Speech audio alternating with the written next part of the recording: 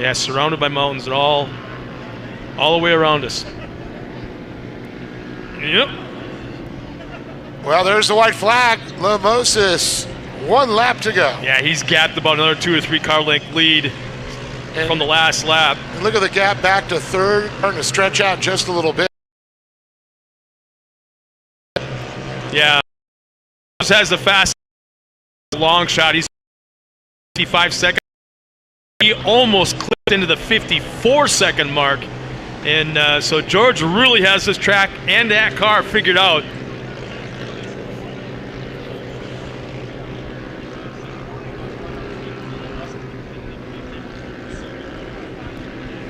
Our next race coming up will be the RTL Traffic Junior 2 Karts. Our first actual kart race of the afternoon. Final time down the front stretch, checkered flags in hand. How about this? George Lamosis will take the win. Declan Shields will be second. Aiden rounding out the podium.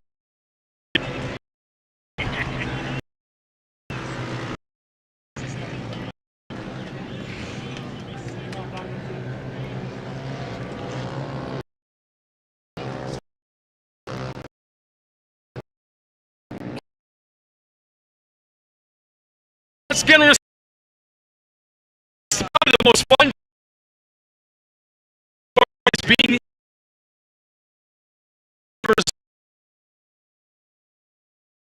as a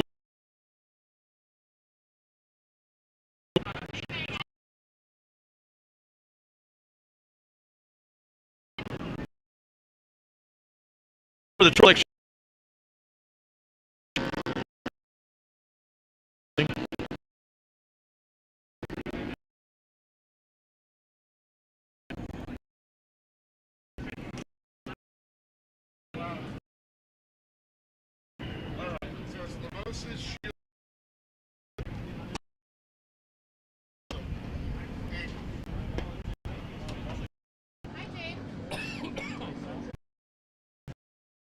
Well, we got Dave Arnold, Hollywood Arnold, working his way down the grandstands. Pressing the flesh, shaking the hands with all his fans, working his way down to the podium. And we've got our top 3 finishers. How about that? The one. Yeah, that's how you celebrate. That was one heck of a race, George. Let's see if we can get Dave up onto the stage here. You got a cool trophy coming, brother.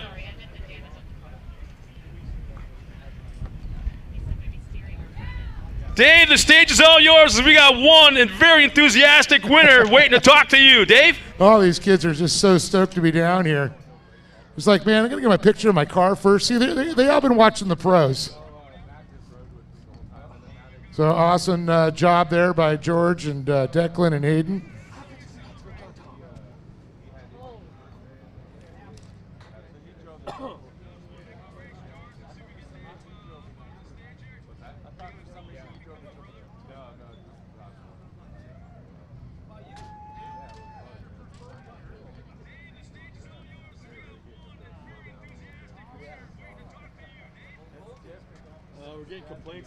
All right, let's go get George and Declan and Aiden up here. Gotta say live feed, not so good. Get a picture of all 3 of them real quick. Okay. That's the future of off-road right there, these little kids. I remember when all these pro drivers were this small racing in the trophy carts. The RJs, the Maddox Baileys, the Doug Matags. All right, guys, you want some hardware? Who wants some cool trophies? Of course, I want to thank again Louis Tozier Design and Patent Steel and these awesome trophies here.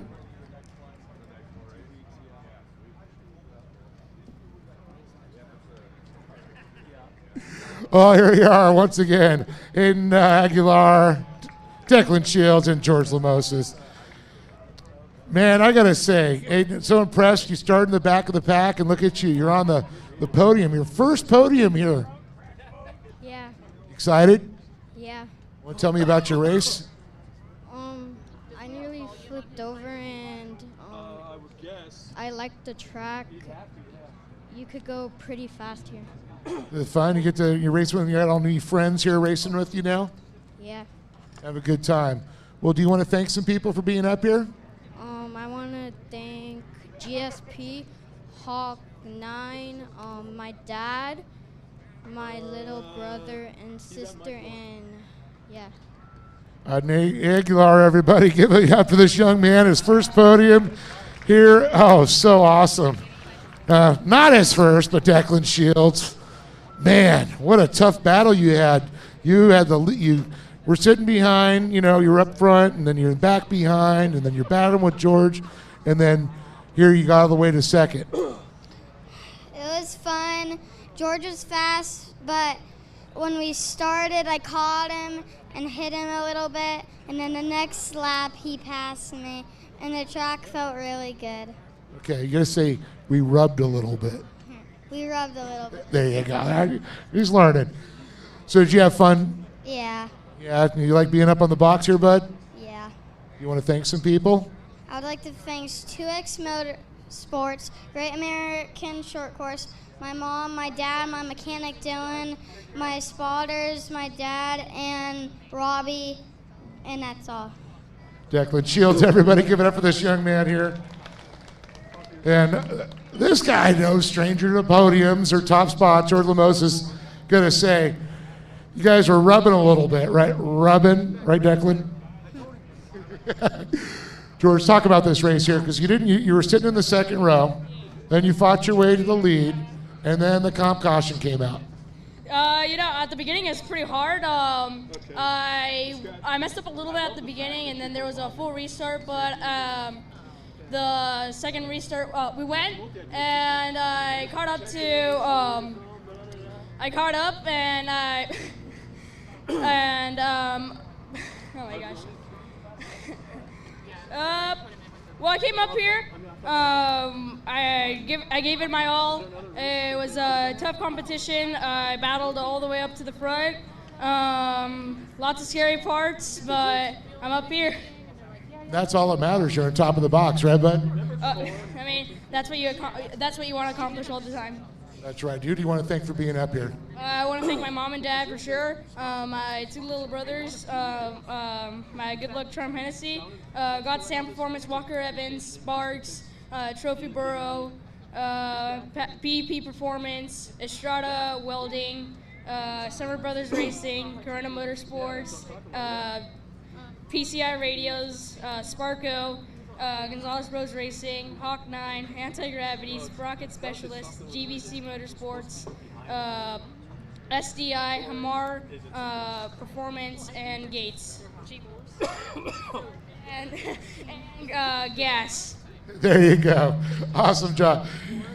Yeah, give it up here one more time for Hayden Aguilar, everybody. Declan Shields and George Lamoses with that long sponsorship. Something, he's smart. He's reading off his card. Some kids are like, I'm trying to read it on my arm here. So, Scott, back to you. Are you done, Dave? Nah, not yet. Once again, congratulations. I got to tell you guys up there on the podium, that was one fun race to watch. And I'm not going to lie to you, if you can hear me, which I hope you can. The fans were into it. They were cheering you guys that last 2-3 laps. So one hell of a race by you guys, and what a great job. And the people at home, the fans who are watching us at home, were actually blogging or leaving messages on here as well. They had a great time watching you guys. So nice job. In fact, there's a lady on the internet right now that says you guys are all so cute. So getting ready for our next race, it's going to be the RTL Traffic Junior 2 cars. Here they come, and we have got a full lineup as they're coming out trackside.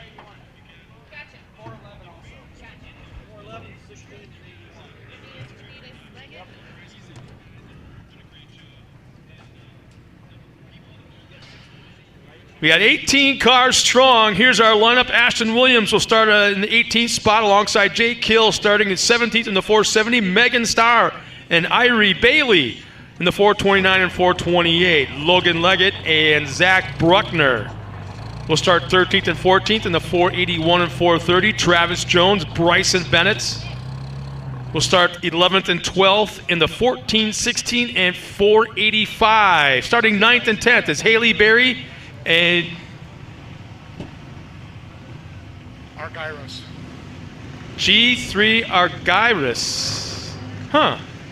Starts 9th and 10th. Let's see, 7th and 8th will be Chaden Zane Minders out there again, along with Olive Hoover in the 7th and 8th spot. See, Jesse Owens is out there again, starting 6th in the 497, along with Mikey Childress. Know that name somehow? Do you know that name at all? Does that ring a bell? Mikey Childress? Yeah. Isn't he a little big for this class? they have to fold him in 4 and put him into the car. No, Yeah, but little Mikey's out there in the 484. We got Lake Adler's out there as well in the 499. Brody Martin starts 3rd in the 413. Truly Adams. He's not faking it. He's Truly Adams. Yes, he is. He's out there in the 49, starting 2nd. And Dominic Benitez starts on the pole in the 411. And, yeah, this is going to be fun. First, we'll call it the first truck class of the afternoon. How about that? And I think he is about a 4'11" tall. Not Mikey Childress. No, Yeah. Oh, there he is. Good thing we're saying good things. I didn't realize he was so close. You know, I hear they have internet up in the mountains nowadays. What mountain's he living up on? Is it? I don't know. Big Bear? No, he's not Big Bear. He's, Arrowhead? I thought he's back. I don't know. He's probably still making snow. I'm surprised he came down here to the desert to hang out. I think it's all melted up there Hey, your now. kid's got a race. Quiet, Dad. Wow, their green flag is out already as they're coming into turn number 1.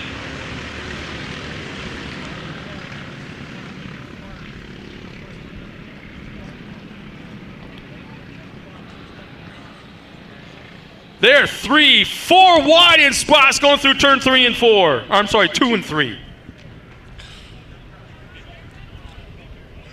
And of course, they're going to run the abbreviated course here, cut right through the center, cutting out turn number 4 and 5. As we had 2 carts that were actually locked together and pulled off the course, one gets back on. They're both moving, and it looks like they'll both be able to continue on.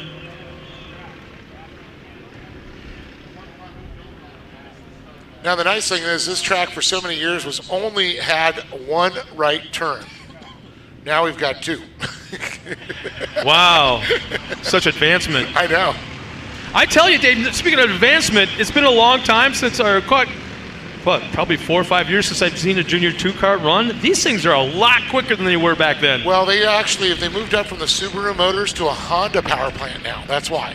Okay. A little bit quicker, a little bit more horsepower. So you can't go down to Harbor Freight and buy a spare race motor? Yeah, the Subaru 265s were there? Yeah. The Robins. The Robins, that's right. I think at one point I had 4 spares sitting in the garage. Looks like one of the carts off into the hot pits there. Our leader comes out of the final corner, completing lap number 2. Brody Martin, probably about a 6-7 car length lead over the rest of the field. Dominic Benitez, Lake Adler. How about that? Lake Adler's really moved up. I told you. That Wow. Kid, that's one of the kids that I've watched that have progressed so much. And how about Dominic Benitez too? I mean, right up in the 2nd place. Martin boys, they've been real competitive up through last season for sure too. This is a super competitive class right now as I'm looking at lap times. They're so close. Wow. 51.82, 51.88. I know. It's like they're high-fiving each other. They're so damn close coming down the front straightaway. Some are tenths of a second, some are hundredths of a second apart.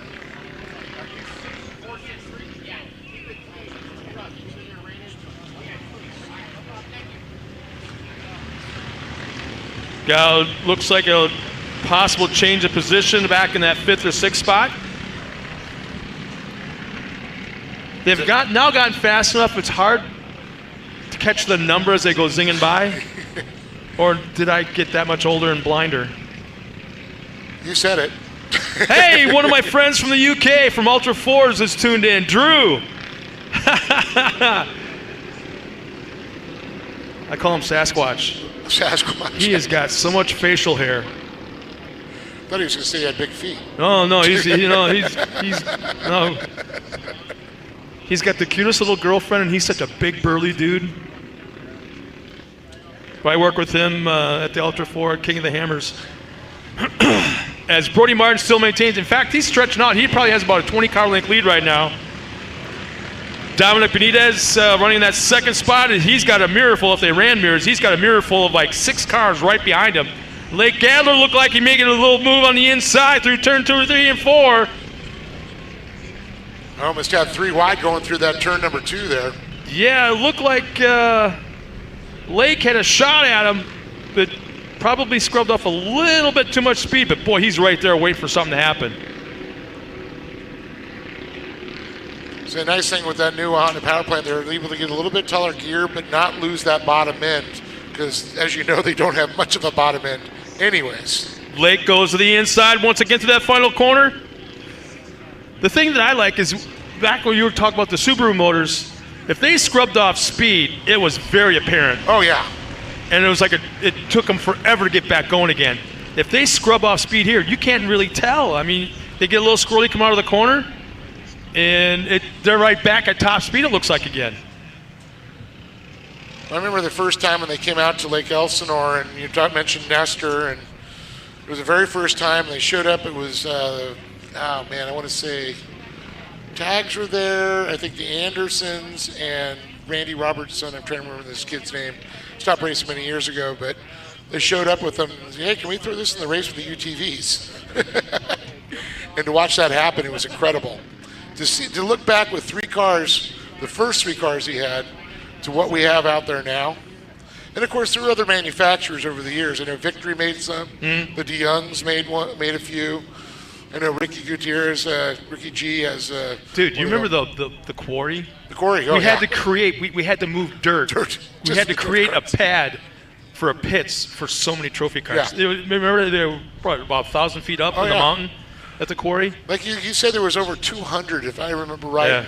I mean, they only qualified enough for a race, and we had like A, B, and C mains. And the kids were such crazy drivers that, remember one race, every single one crashed into each other. There was like this big mosh pit pile of trophy carts, and not one was moving. They're all or we smashed put together. our good friend Brad Liffick on the track, and they'd run him over back in the day. Coming to the green flag, Brody Martin's got the pace. He will take the green. We're back underway for the second half. Oh, look at this. We got a battle for second with Adler and Benitez. That's just, 4 wide. 4 wide. And it looks like Adler has the spot.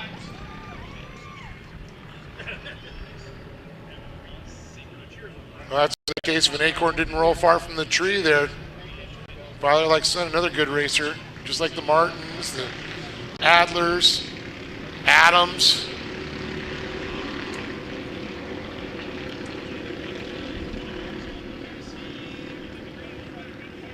Once again, Brody Martin's pulled away. Probably about a 6-car length lead over second, which I believe is Lake Adler. And he's probably got about 4-car length lead over the rest of the field.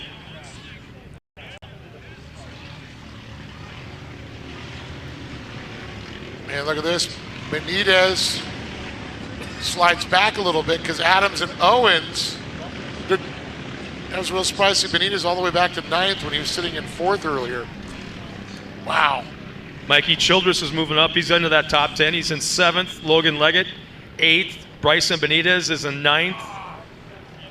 Uh-oh. Got a couple cars tied up over there. You know what? I'm never, ever, ever going to mention Mikey Childress' name again. Scott said it. Announcer's jinx. I'm sorry. His dad is like within arm's length of me right now, so I'm like... Here, I'll move out of the way, Mike, for you. Just kidding. All right, down the front straightaway, it's Martin once again with Adler in tow. Adams, Owens.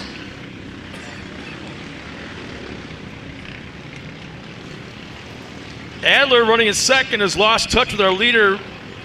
Probably a 5-car length separation unless there's a little bit of a mistake. And as soon as I say that, Adler's now about 3 car lengths back. Look at this top four have really separated from the rest of the pack there, Scott. Big battle going on for that 5th and 6th spot right now between Minder and Hoover.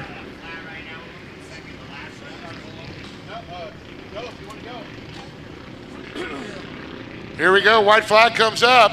Brody Martin. Now, in a situation like this with the dusty conditions, and obviously it's getting a little bit slick right now, and the kids are going to be taking little chances. And here comes Adler. Adler made up a ton of ground on this last lap. He's right on the back bumper. First, second, and third. Brody Martin, he has got to stay tight to the inside. These things just aren't quite fast enough or powerful enough to pass on the outside. Really scrub a lot with that friction on the outside there, scrubbing the speed off there as Martin leads him through the center of the field. Adler, Adams, Owens. One final turn as they come out of the corner, down the front straightaway. Martin still has the lead. Adler right there, about 2 car lengths back. And it looks like here comes for third and fourth.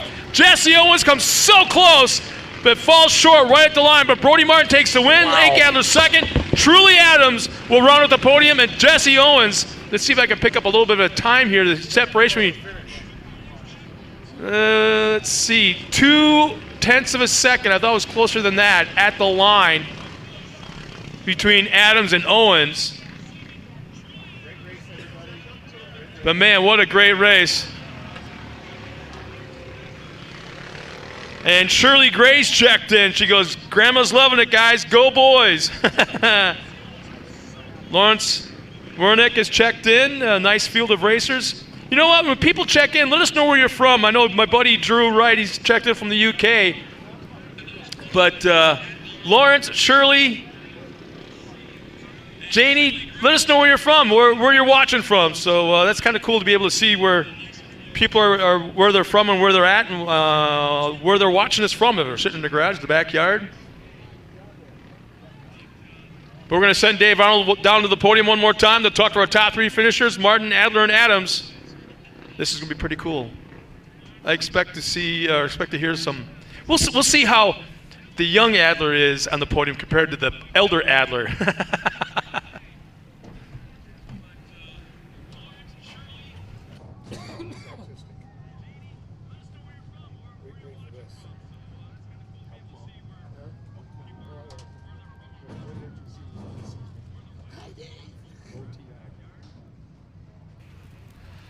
Well, that's what we're talking about. Shirley's checked in from Sonora, and Janie's checked in from Texas. OTR. What's OTR? Off the radar? So she's out in the middle of nowhere? I don't know what that means, OTR. OTR. Oh, over the road. Oh, over the road? Off the radar. I thought she was a seclusionist. Right? Is she a trucker?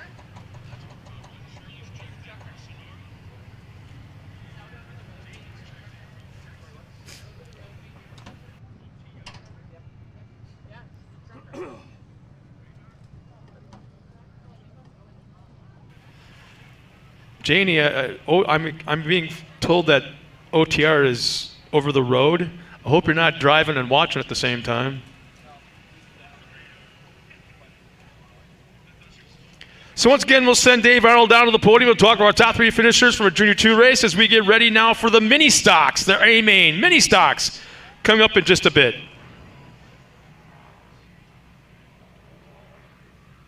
Junior 1 first.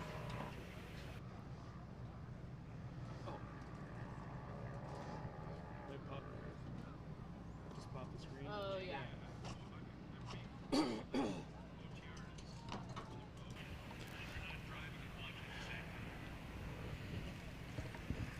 But we didn't have anything like this technology when we first started racing off-road. She's parked somewhere. Maybe she's parked in Texas, I don't know. But yeah, Janie Owens is parked watching the race. How about that?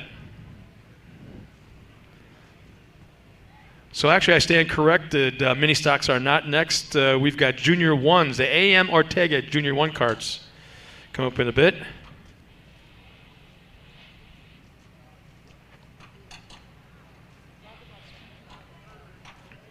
Head up to the podium, boys. Time to collect some of that hardware and get ready to have some fun this weekend. Celebrate your podium finishes. Dave, we'll turn it over to you as our top 3 finishers heading up top. All right, here they are. I know we're going to get Truly Adams. We're off to it, so we're going to do it. So Truly Adams, of course, again, 3rd place. Man, what a race. It was crazy. The first couple laps, not so exciting. The last lap after the competition caution, that's when all the craziness started. Yeah, the only thing I could see was dust and my dad telling me that Jesse Owens is like 2 tenths behind me. Well, with the white flag coming out, she was really starting to press you, and you couldn't see anything, so all you did was communication. Yes, it was kind of scary. It was scary. Well, you know what? Talk about a photo finish right at the flag. Yeah. Well, I'm going to let you thank your sponsor so you can get on and go get in your next race. Yep. Thank you, my dad, my mom, Peters and Keats, Piston Bones, Hoosier Tires, and everybody else that I forgot. Truly Adams, everybody, 3rd place. Awesome. Moving on over to my little buddy, Lake Adler. And, man, watching this young man, you've done so well, Lake. Looks like you're having fun racing. You're up around the box here in 2nd place. Yeah, it feels good. I know. But I want to thank my sponsors, Great American Shortcourse, ORW, and Mike and Mark for being out here, and Dylan, and my mother and my sister and my mom and dad. Give it up for this young man here, Lake Adler. Lake, pound it, buddy. There you go. We're going to move it on here to Brody Martin. And, man, you guys, the second half of the race came real tight. I saw the top 4 you really start to separate out there. And then, you know, Lake was really coming up on you. And then you had Truly, too. Yeah, it was kind of sketchy, not going to lie. But you know what? It came down to that white flag, and it looks like you went in protection mode. Yeah. Well, do you want to thank some of your sponsors? I want to thank M&M Cutamatic, Sunset Sign Designs, Rebel Gears, Parker Pumper, Hoosier, my family, and everybody who came out. Brody Martin, give it up for him. But one more time, give it up for Truly Adams, Lake Adler, and Brody Martin standing tall on top of the box. Up next, the AM Ortega Junior 1s. Truly, go get in your car, you guys. Well, once again, congratulations, guys. That was another one of those fun races to watch without a doubt as we get ready, like Dave said, for the AM Ortega Junior 1 carts. And kind of in a related story to the AM Ortega, Dave, you kind of touched on it about an hour and a half ago, where right now as we speak, there is another driver with a very, very, very strong background now racing on a road course someplace in Texas in the NASCAR Truck Series. Yeah, Sheldon Creed. In fact, related to the AM Ortega, that's Maurice Ortega, that's his grandpa. So I know he's pretty happy about that. I'm sure Maurice is there rooting on Sheldon. Well, ladies and gentlemen, before the next race comes out, let's step aside real quick for a little word from our sponsors. We'll be right back after this.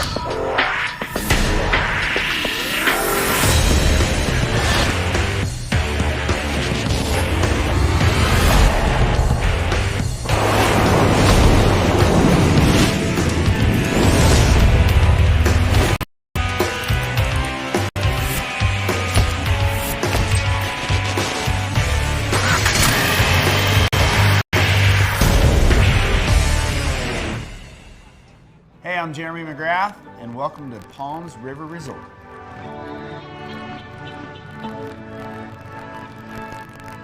Palms is a 5-star lifestyle community where you'll make lifelong friends. I mean, some of my favorite things to do are obviously building memories with the family. We get out in the side-by-sides. Of course, I like riding my dirt bike in the hills and taking off in the desert. But I mean, family time in the boat, man, you can't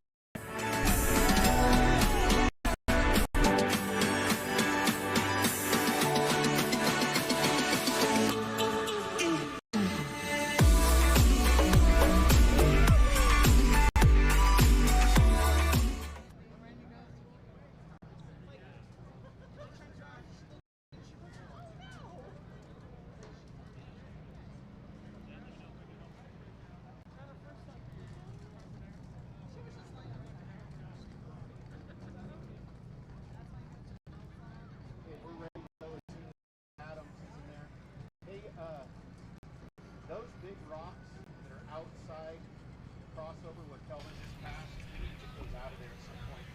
One of these little carts goes over these giant boulders. And we're back, everyone. Welcome once again to Glen Helen Raceway in beautiful Southern California with fantastic weather, a little bit on the cool side, which I think personally is perfect. A little bit of a wind to blow the dust off the track.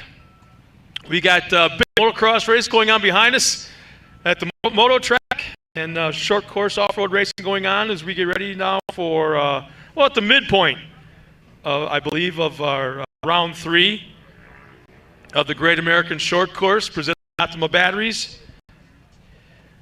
Dave Arnold, the old man, struggling to get his butt up the grandstands. It's rather enjoyable to be able to watch it instead of do it for a change.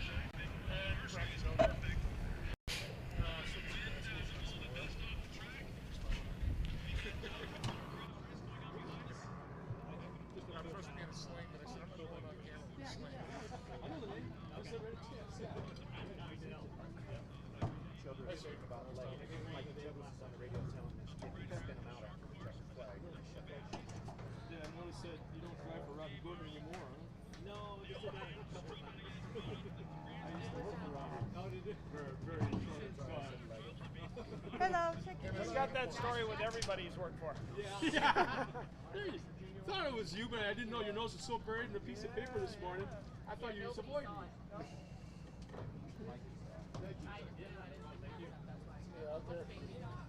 Hey, why is that trophy card still in the infield, guys?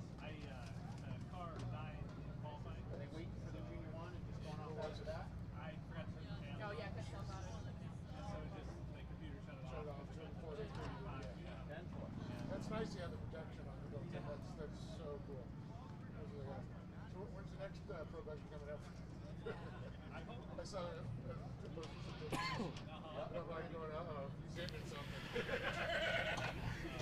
Well, we touched on it a little bit ago, both Dave and I, talking about drivers that used to be in the short course world that are now on a racetrack at Circuit of the Americas in the NASCAR Truck Series event.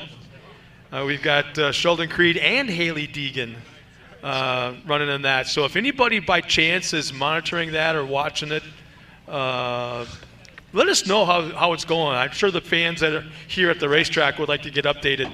So if by chance, Mark Trottier. I think I'll go with Trottier. He's watching from Minnesota, so thanks for tuned in, Mark. Is Trottier, don't you know? Hey, don't go there.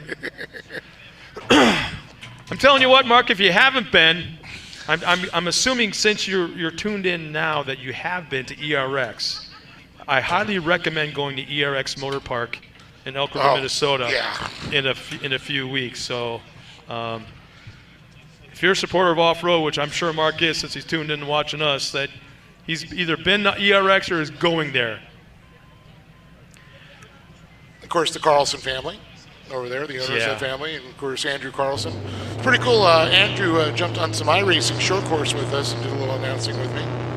Pretty cool. Good to see Andrew talking about the season, getting ready. Is Maurice here by chance? Now that I looked down at the Ortega. I'm pretty sure that he's at Coda. He's at Coda. Yeah. So here's our lineup for the AM Ortega Junior 1 kart race, starting in the 8th and 9th spot, the back row, Brixton Wirt and Samuel Gibbs. Row 3, Drew Salgado and Jacob Hanger, starting the 290 and 295. Starting 4th and 5th is Travis Jones and Truly Adams. Wait, what? Yeah, Truly's back out there. Okay. All right. I've seen that in the 285 and 289. And then in row, let's see, Chase Berry, Travis Jones, the 224, 285. And the front row, Luke Berry at 236 and Stone Hall, the 229. Stone Hall. I like that. I always say it sounds like a weatherman. No, Channel 7. That's Stone race car Hall. driver all the way. Stone Hall. That's a good one too. I think Get the hell out of my way, or I'll stone you. You're getting stoned. Yeah. So here comes. Get out of my way, or you get stoned. Yeah. The AM Ortega Junior 1 card should be going green this time by. Really? John Stevens checked in. He's watching from Menifee. Me and the family will be there tomorrow. Thank you guys for keeping Short Course alive in California. Thanks a lot, John. And, check in tomorrow when you get here, man. Yeah, I like that. How about St. Louis, Missouri? Yeah, Sue. Missouri. I got a story about St. Louis probably shouldn't tell you about. Green flag is out. We're underway as they all head into, man, they're 3-4 wide going into turn number 2. And turn 1 could always be a little sketchy with these drivers. They go into 2. Sometimes they'll bunch up. Get a little contact there in 2. We see, looks like one of the drivers possibly stalled. Wait, do you hear that? Is that the ice cream truck?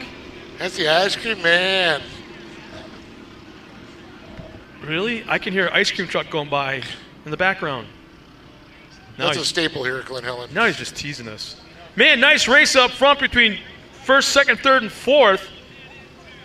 Coming out of the final corner. Whoa, somebody just pulled off to the side. At the time was running second, but made a quick turn to the right and is just outside the wall as they come across scoring lap number 1. It's Chase Berry, Stone Hall, Travis Jones in our top 3.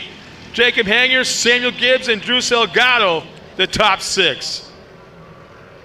Was that Truly Adams that pulled over the side, I think? I'm thinking that's what it was because Berry and Adams didn't get a lap in there. Berry just did. He's a lap down. And, yeah, that's Truly. That's a bummer. He's going to get sent into the pits there, it sounds like. And he's going to join another car into the pits. Wow, look at the car. First, second, and third. Wow.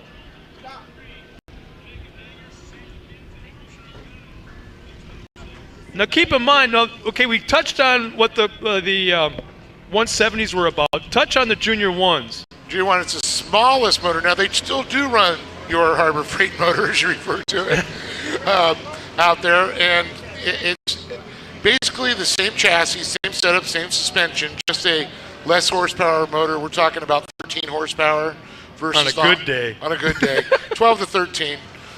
They blow in with a tailwind, but where the Hondas are up around the 18 to 19 horsepower. So it's a big jump there. But this age group, we've had them in the regionals run as young as 5 years old, but average 8 to 12. Wow, there's safety as all the other trucks. Crazy racing going on. Well, the battle for second's really heating up there, I've noticed, between Stone Hall and Travis Jones. Jacob Hanger's a little bit farther back there in fourth, but it's Chase Berry up front. Nice battle for second between Stone Hall and Travis. Actually, Stone Hall and Chase Berry as Travis Jones jumped up front. Chase, the younger brothers, I believe, of Haley Berry. Yeah, okay. No, there's a driver named Haley, not Hallie. Oh, wasn't making a joke. So she actually was pretty cool because the brothers were racing. She was scraping the mud off the cars for the brothers, where usually they used to scrape the mud off of her, off the her cars. I'm sure a little bit off her driving suit too.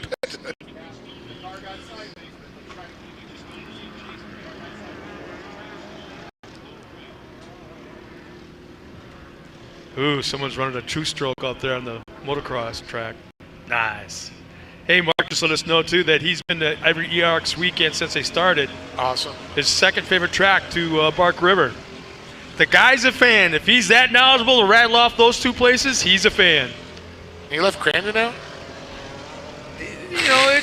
It's I'm not going. Sometimes you don't take the family to Crandon if you don't. Or you don't want to talk about Crandon, then you may tell you stories that you're what not happens supposed to in Jurassic say. Park stays in Jurassic Park. And for you folks out there that know what that means, you'll understand. Poppy does. She's been there. As she turns as red as her coat. Man, the race still going on between first and second. Nice battle. There's our NASCAR running order right now. Oh. So we just got a latest report. Where's Haley? Sheldon Creek currently Haley fifth. is, I think, running in ARCA. Right? Zane Smith is 8th. Zane Smith is 8th. Sheldon Creed 5th. 14th. Hey, top 15. All right. That's awesome. Yeah. And they all came. They used to drive in these exact same cars right here. I got a story about Zane Smith and Haley Deegan when we got time. So nice job. As the competition yellow comes out, collect the field, get them back bumper to bumper, get ready to go for the second half. So what again was that? Sheldon was 6th. 5th. Haley was 14th. And Zane Smith was 8th. All former trophy card kids. And Haley was a champion, and Sheldon Creed was a multi-class champion. And you can blame or credit Zane Smith with the creation of modified cards. That's right, I remember those. Oh man, when Zane's dad showed up, as they were at the time part of the Herbst team, when they had like 80 trophy cards and Pro 2s and Pro 4s out at Lancaster, and all of a sudden this little trophy card shows up looking just like the Pro 4, and with a chainsaw motor in it, and it ripped. Oh yeah. Actually, no, it wasn't. It was an actual shifter card motor. Two-stroke shifter card motor. It was a 125 shifter card. And it screamed. No, I'm sorry, and 256. Yeah, it was 256. And it made all the dads go, well, son of a gun. Yep. And then Nestor went, Green flag is out for the second half. They're already 3 wide into turn 1. Then they went to the 250s, then the 450s. 250s just weren't enough. Yeah, they lost me at 250. I actually got my hands on a brand new Suzuki RM race motor back in the day from Roger DeCoster. My stepson used to race a mod car. Wow. Yeah. I do remember him racing that, yep. Yeah, Mark just checked in again. Sheldon Creed 5th, Haley Deegan 14th. And every once in a while, Mark, I'd appreciate it. Thank you so much for this. But check in and let us know.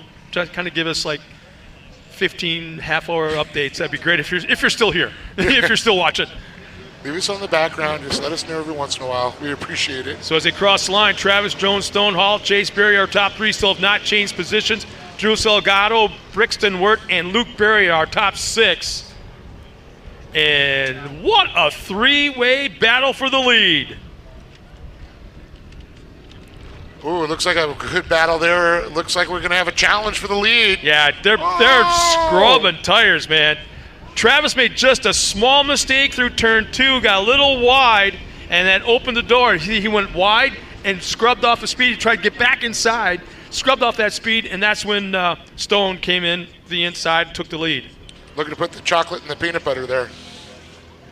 Make some Reese's peanut butter cups. As the ice cream truck's still out there singing tunes. Makes me think of that Eddie Murphy ice cream man. Now you are dating yourself.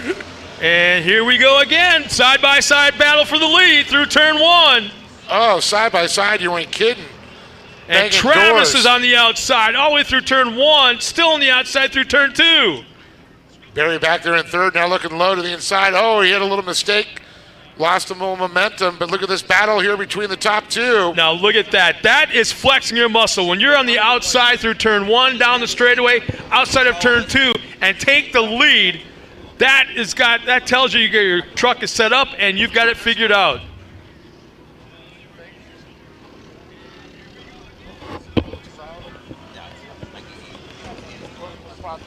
It looks like the white flag is about to come out this time by, as there's now a 3-truck battle for the top spot.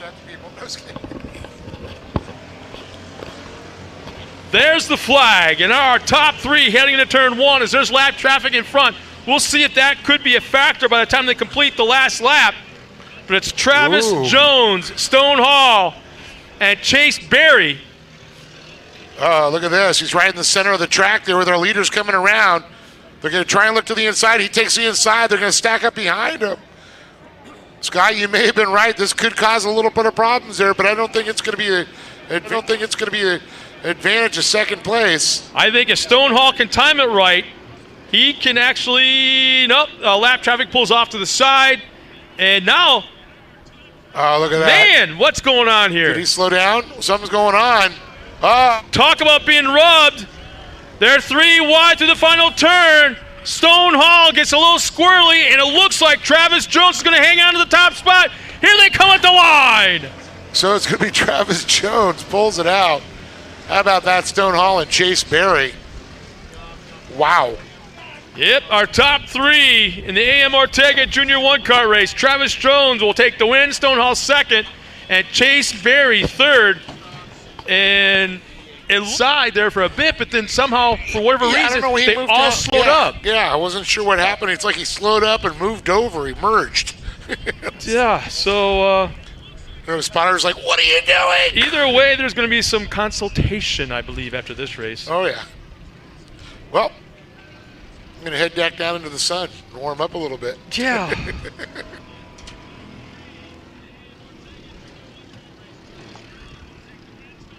Dave Arnold's headed down to the podium, hand out a little bit of hardware to our littlest racers here this weekend.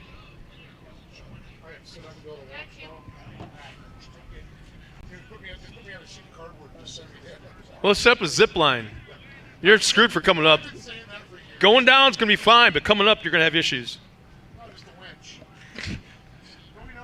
Hey, we can hold that Warren winches. Maybe Warren will set us up.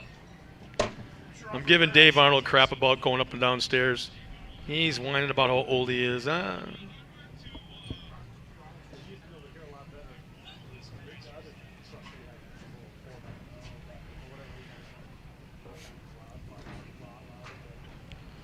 We got to thank Optima Batteries for being the presenting sponsor for the Great American Short Course. Off-Road Warehouse, PCI Radios, A.M. Ortega. Weller Racing.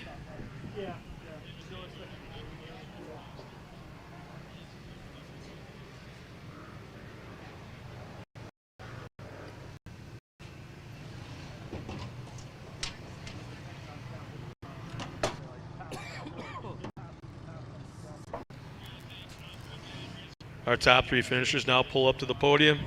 Unbuckle, unstrap, unhook, as they are in there just buttoned up tight, just like the big boys in the Pro 2s and Pro Lights.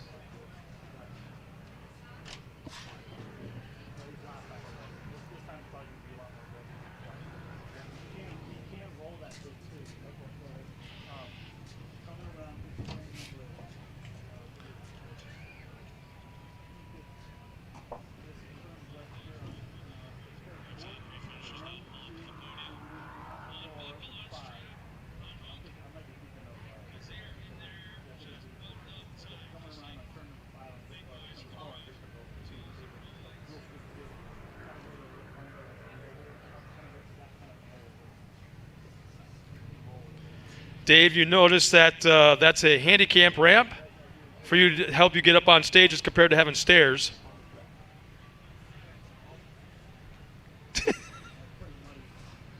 Yeah. Just need my wheelchair. Has anybody got a lark for me I could like go around on?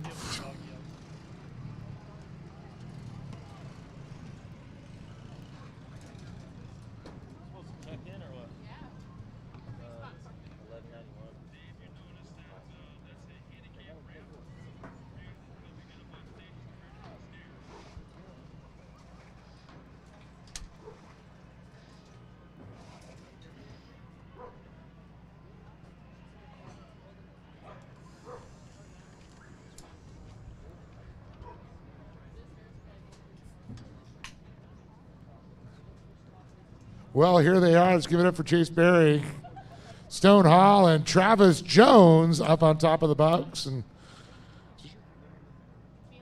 second, okay. Third, is it? All right. I know you've been up here once before, at least. Okay. Well, here we are with Chase Berry. Chase, you know, man, that was a crazy race, I got to say. Watching it, you guys were like 3 wide through turn 1 and 2. A couple times you guys were bumping a little bit. And what you tell me about that? Well, I was just doing everything that my spotter said, and on that last lap, I thought I gave it all away. Well, I know you saw that white flag, and then you really had to turn it up, right? Yeah. Well, I know you got some great sponsors and a great family here. Yeah. Want to tell me about them? My dad's great. He always sponsors me. My mom's always out there cheering me on. My sister's doing the same thing. She's scraping the mud off your car now? Yeah. Thank your sponsors, too. Straight Edge, Hoosier, the Boat Guy, and that Sparko.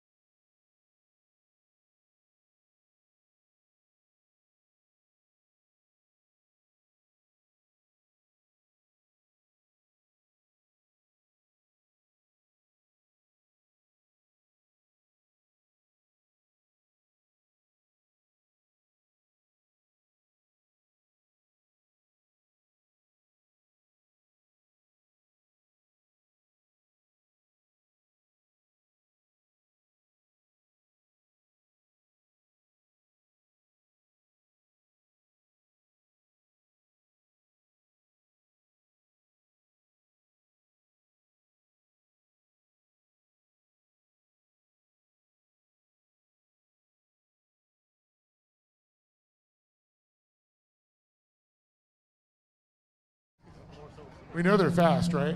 Yeah. Let's give it up for Stone Hall, everybody. We're going to move it on here to Travis. And did you hear the little strategy he was planning on you there? A little secret going on? I know you did you have a little strategy yourself? Yes, in the front straight, going down into turn one, I found this one place that would give you such a speed boost. Well, you saw I got past third place and stud. Well, I know you guys were like 3-4 wide there going out of turn 1 and 2, and then of course that was the white flag, and then you had a lap traffic in front of you. What was going through your mind? I was just hoping that no one would get in front of me and take me out. But That car as wide as you could. yeah. Who would you like to thank your sponsors? I'd like to thank CarTech, G1 Signs and Banners, Concept Power Coating, G&J, and Jones Fabrication, and my mom and my dad and everyone that supports me. Travis Jones standing tall on top of the box. He's got the chocolate milk. He's the man of the hour, but let's give it up again for Chase Berry, Stone Hall, and Travis Jones standing tall on top of the box.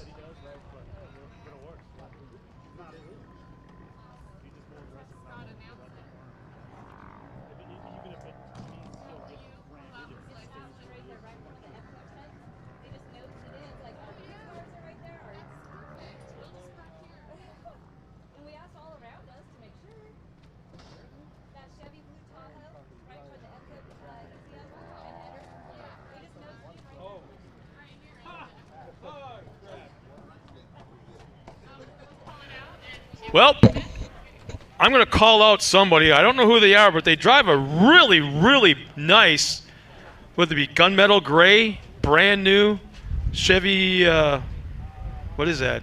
What are they called? Tahoes. You've got a race team completely blocked in, and you parked kind of in a goofy corner. I don't know if we've got a tow vehicle on call, but we'll definitely find one because these people need to race. It looks like you bought it from Oakdale, Steve's Chevy Buick in Oakdale. Your license plate number is 8VHM490. You're lucky I don't know your name. But please move the vehicle as soon as you can because this family needs to come out with a couple of cool race cars. So it's a gunmetal gray Chevy Tahoe, brand spanking new. In fact, it's being moved as we speak.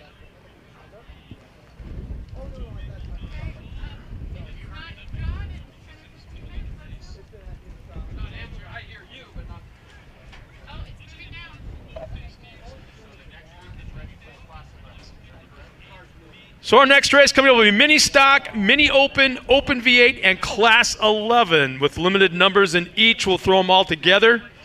So this is going to be a fun one to call as we've got different classes all running together. 4 different classes coming out here. And we'll get Dave Arnold up here. Take it easy, Dave. We're not racing up and down grandstands.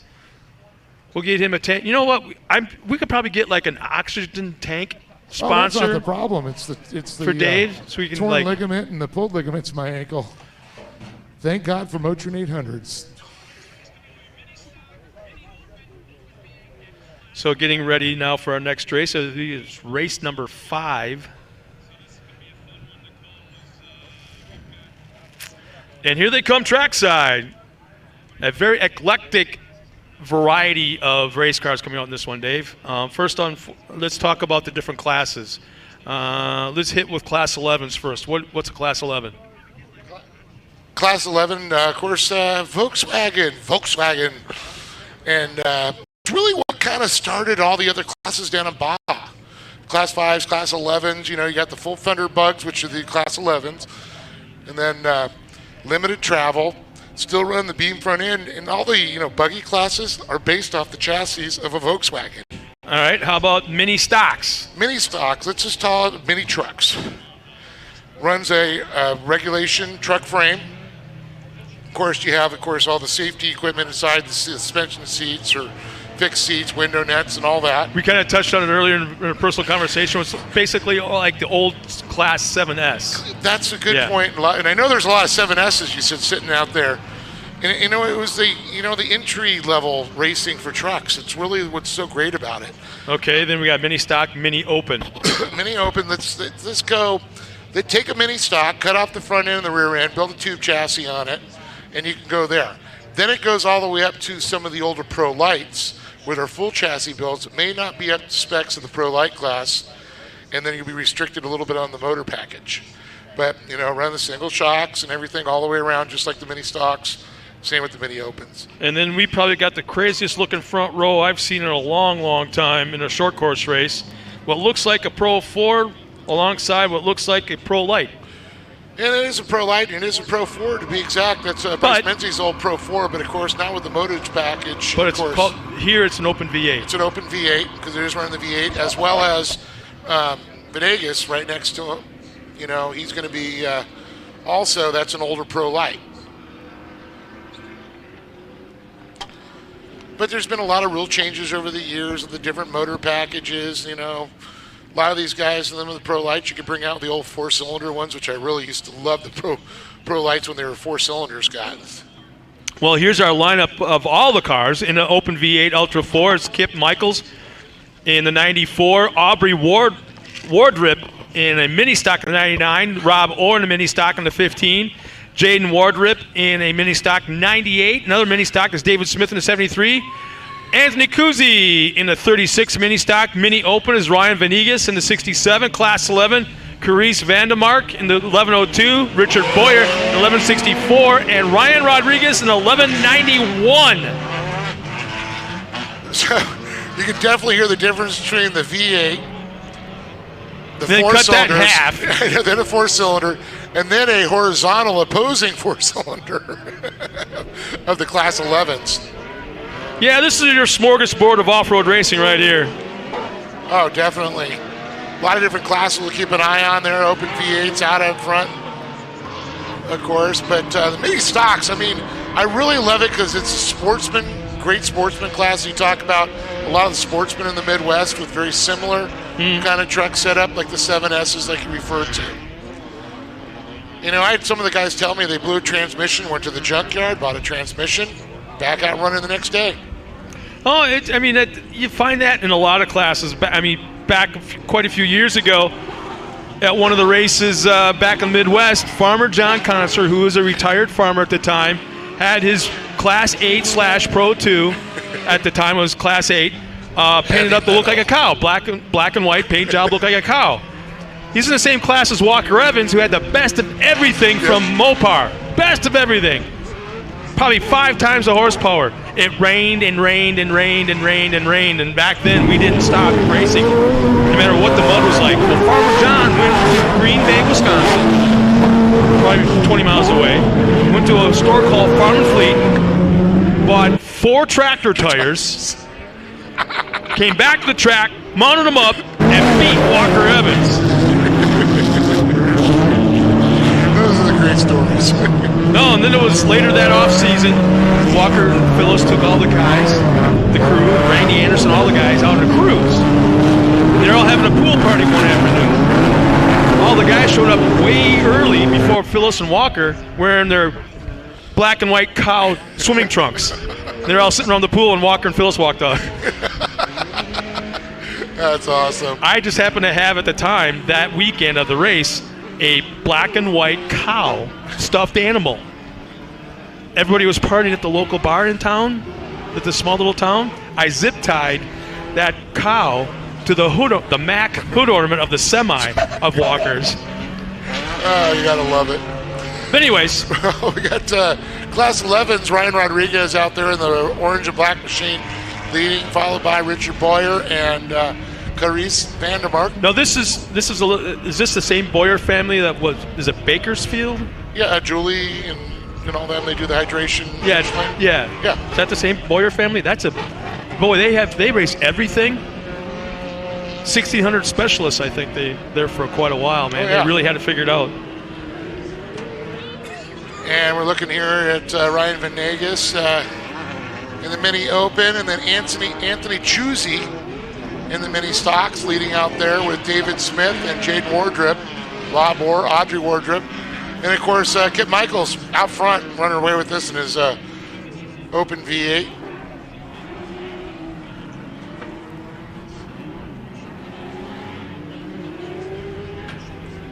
Boy, watching these mini stocks really takes me back. This was Johnny Greaves' first truck class. I kid you not. Mini stock / 7S. Yeah. Jeff Kincaid, for that matter, too. And it's funny how a lot of those classes they came from desert, like Class 8, like you referred to. Heavy metal used to be the desert class with Walker and all them, and then of course the 7S. Still to this day, they run 7S in the desert. Mm-hmm. But they make great short course cars, and that's what's showing the Mini Open. And I know there's a lot more of them out there. You know, in the days of going to the junkyard at last minute freak out mode, you know, oh my God, what am I going to do? Oh my God. Let's go to the junkyard and see what they got. My sister fell in line with that. She was running a Pro 2 / Class 8, blew the motor, and she was Ford factory back to the time. They couldn't do nothing to help her out, last minute kind of thing. They went to the junkyard, found what they needed that would fit the transmission that they had. There was zero compression. You could spin that flywheel by hand. It was just going around. Hooked it up, it started. It sounded like a John Deere tractor blowing smoke out the breathers. Turned out and won the race the next day. Whatever that stuff you used to pour into your motor and it would like reseat your sink. Yeah, we called it mother's milk or something. Yeah, I remember guys doing that with old motors. I think it was mother's milk, actually. Yeah. So Ryan Rodriguez still hangs on the top spot in Class 11 with Boyer and Vandermark. Running second and third in that class. Mini Open, Ryan Venegas has still got the top spot. And Anthony Chusey.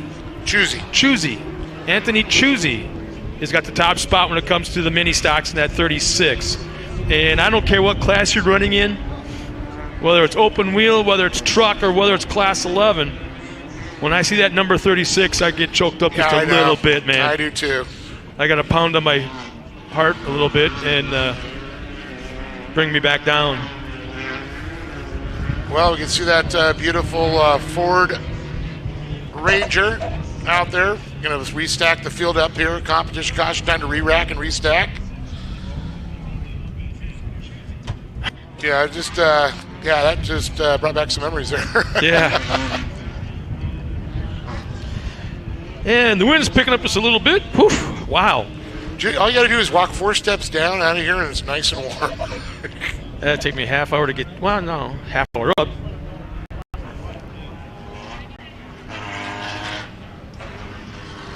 Tell you, these Class 11s aren't just your typical normal little Volkswagen Bug, I can tell you right now. Oh, no, these things are full-on race machines.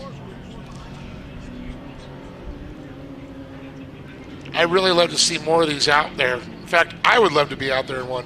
I'm kind of surprised there isn't more, because I know there's a couple of sponsors, one in particular that's all excited about getting involved, getting some more of these cars out there. Well, I know Ampy's been, supplying some cars, and, we had Blake Wilkie out here last time, a.k.a. Spicoli, Shreddy. I can see probably another large group like we had up at King of the Hammers. Had, 30-plus cars up there? Yeah, I think that's what kind of sparked the interest big time was King of the Hammers, and I don't remember how many were out there, but I want to say it was like 22, 24, something like that, I think. It was insane. And it was run at night. Yeah. On the short course set up there, King of the Hammers out in the middle of the lake bed, and Baja Jerky was behind it. I think they gave, was it 10,000 to the winner? Winner. 10,000 to the winner. And the fans there went nuts. I was getting crazy responses on the internet, off the website, the live stream.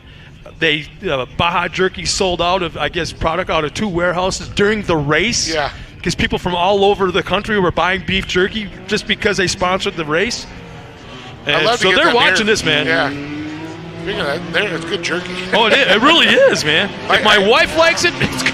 I must have had like 40 packs they gave me. Lots of different flavors. In fact, next year, what Chris really wants to do, I think he said they had 8 different flavors at the time, and they want to put a different flavor for each car. Ooh. Paint it up to look like the package.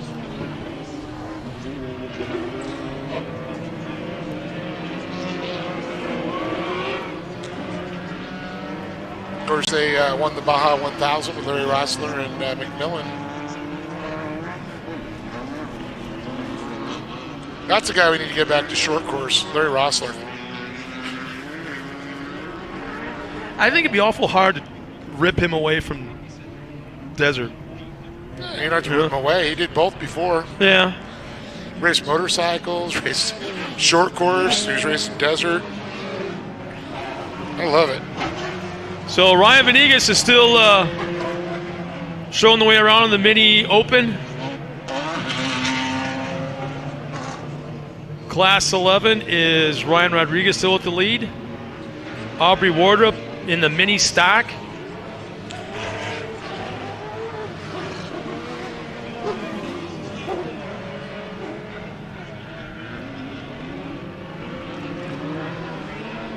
Yeah, 'cause it was Chris Voorhees, was it? Yeah. Yeah, that's what I thought. Used to be with the DA back in the day. With the DA, man.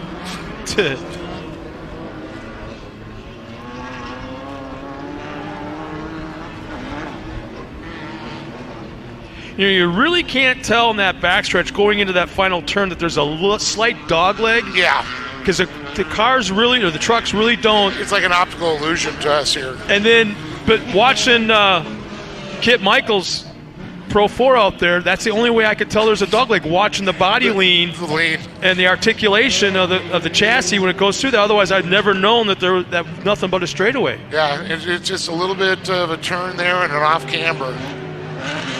Well, many stocks coming by there. You can see them getting mixed up with the Class 11s. But look at this sick coverage that we're getting from the drones. Yeah. You think it's depressing to get passed by a drone when you're on the racetrack? Well, the drone does. And then it goes backwards, following. Yeah. You're following it.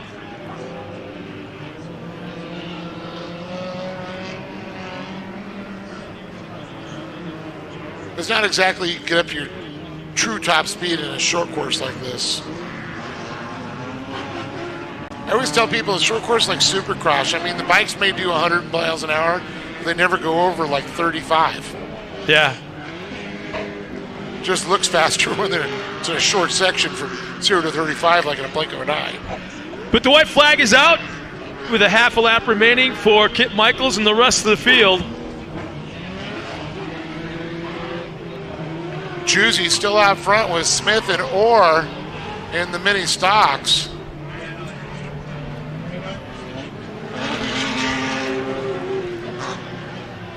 See the 99 there. Aubrey Wardrop there fighting with one of the Class 11s in her mini stock. Kit Michaels putting the hammer down. He's going to see the checkered flag. We're going to rotate that thing around. He just woke up, didn't he? He just got faster on that last lap. It's like, all right, time to push the throttle all the way to the floor. And Kip Michaels crosses the line in his Pro 4, showing the way around. And John Stevens just checks in. New class, short course drone racing.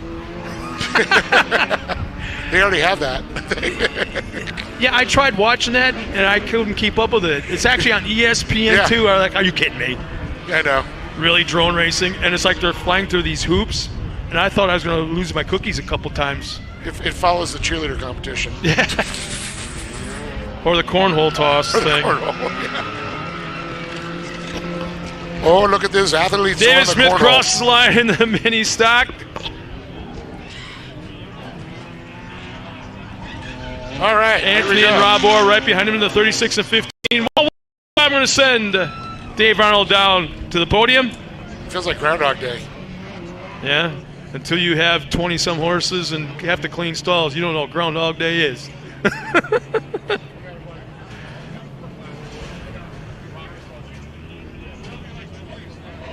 So as our last car crosses the line, Carice Vandermark.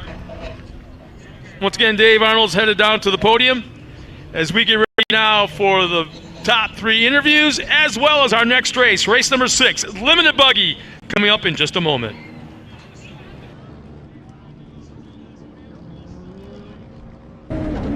We are built on our core values, quality work that comes from the safety on our job sites, the teamwork that makes it happen from employees that are guided by integrity, and making the commitment that we are proud of at Stronghold Engineering. Our values have been instrumental in our success and ability to build or facilitate anything imaginable. Stronghold Engineering, building construction excellence since 1991.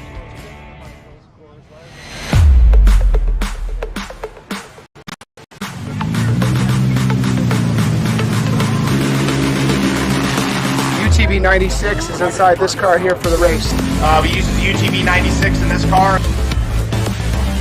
I'm using the VP UTV 96 fuel. Thank you, VP Racing Fuels, for keeping me powered and getting me on top of the box.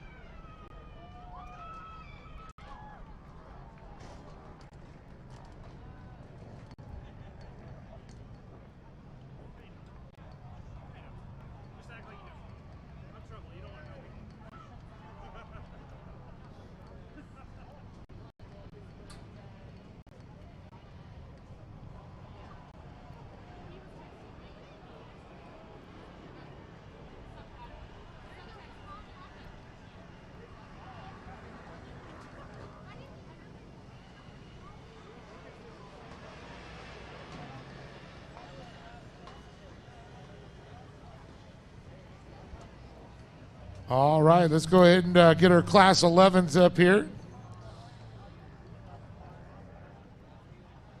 Paris Vandermark, let's see, Richard Boyer and Ryan Rodriguez.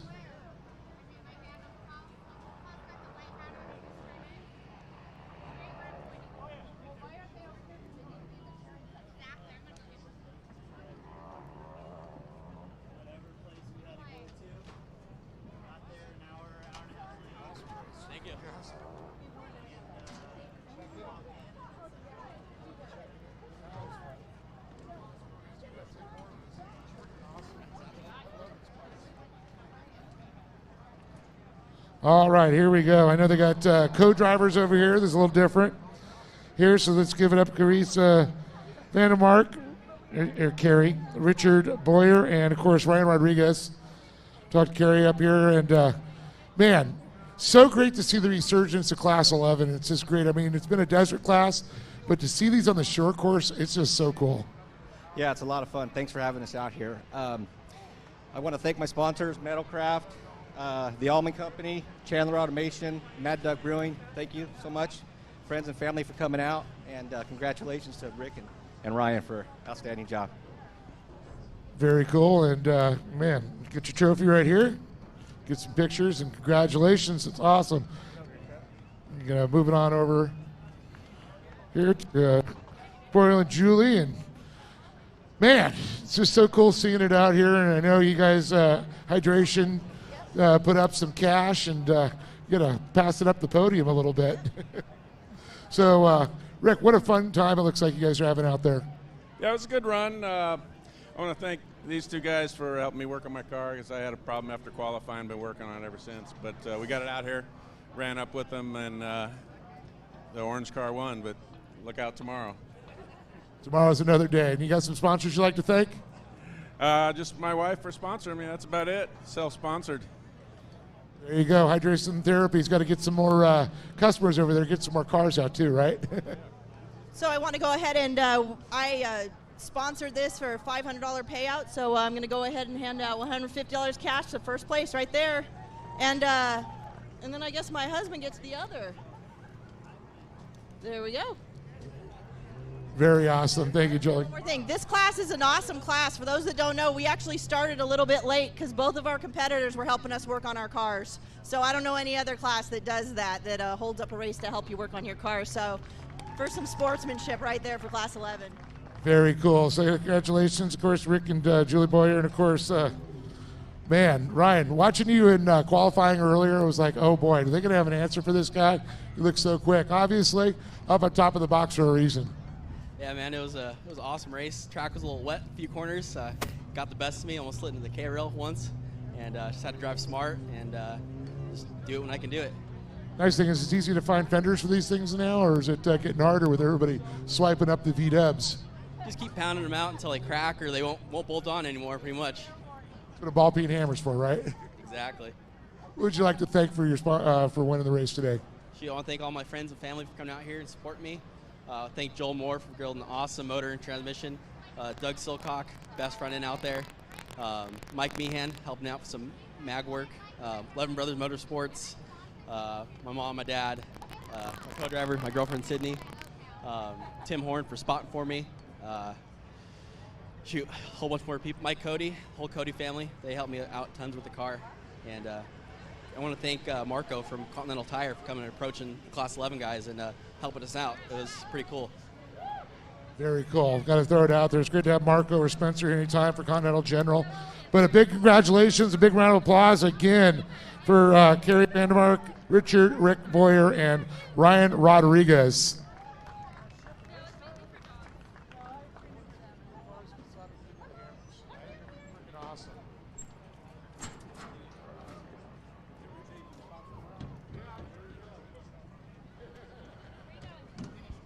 Mini stock. Let's go ahead and get our mini stocks up here. Anthony Chusey, Jaden Wardrop, and David Smith.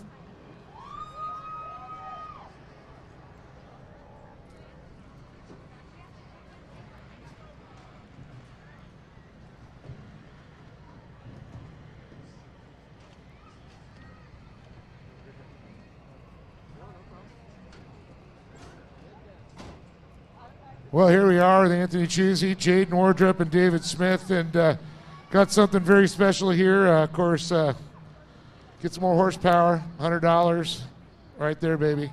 Anthony Chusey, third place. Man, what a fun race out there. These mini stocks always are just so awesome to watch. I mean, this is truly like the workman, I call it the working man's class out there for sure. Amen. I mean, this class, you know, it's not the easiest to handle out there. I know from the stands, you're like, man, those things are moving kind of at their own pace, but trust me, you get in there, it's probably the most fun you'll have with clothes on. And then, it's a lot faster when you're in the car. When you're in the car, you're getting your ass kicked, that's for sure. I just got to give my hats off to these two for giving me a run, man. Tomorrow, my ball joint won't break on me, so things will be a little different, but I'm glad I was able to hold on to the third there, man. Rob came, where's Rob Orr? He came right up on me after that spin out, and I was like, I just saw red. I couldn't give it to him. So hats off to him for putting up a good battle with me. That's the most fun I've had on track in a long time. So, yeah. Like to thank the sponsors? I mean, I wrench all of it by myself at home. I got General Tire over here. They're helping us out with contingency. And thanks for everyone for letting us race out here, the whole gas series, continuing what we all love to do. There he is. Good over Anthony Chusey there for third place. Moving on to Jaden Wardrop. And Jade, man, what a fun race watching you guys out there. I just love this because it's like you guys could just thrash these things in one day and just literally fix them, go to a junkyard, pick a part up, and then be back on the track the next day. Yeah, that's the best thing about these things. They're cheap. They're fun to drive. I definitely wish we had more people in it. And I'd like to thank all the mini stock drivers because they're such a great group of people. They're there for you if you need help. You can go to any racer, ask for advice, and they'll give you the advice. Well, that's very cool. Do you like to thank any sponsors that help you out? I'd like to thank my dad for always working on the truck, and I'd also like to thank ADS Shocks. Jaden Wardrop, everybody give him a round of applause. And here's Smith, awesome, man. Standing tall on top of the box. Your first win? First win. Really rough start to last year. We broke 2 out of 3 races that we made it to, and didn't think we'd make it here yet, but we're really glad to be here. See, the perseverance pays off, right? Yeah, especially running a smaller motor than most of these guys. It's just a battle for us out there. Well, you got some people to thank for being here? Yeah, I'd like to thank Alan Ed's Ontario. They've been a big help with our program and our nonprofit. General Tires really stepped up and helped us out a lot this year. My crew, my spotters, everyone that's been in part of the team welcomed us to it, and it's been a blast. Is the stereo bumping that thing or what? Oh, yeah. Right on. David Smith, congratulations again to Anthony Chusey, Jaden Wardrop, and of course David Smith pulling out that first win again here. Man, how awesome it is. I just noticed General Tire helping out Class 11s, helping out now on the mini stocks. They helped me get to the race. I always love it. All right, well, let's bring out Ryan and Kip.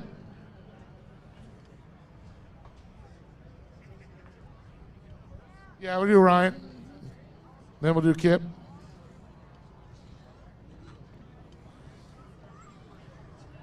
All right, we got the mini open here, and Ryan, it's so cool seeing you out there and trying to chase down Kip there.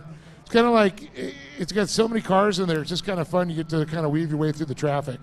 Oh yeah, it's a lot of fun. I mean, I miss racing the mini stocks with these guys, banging doors, but it's fun to kind of move around a little bit and race the mini open. So a lot of fun for sure.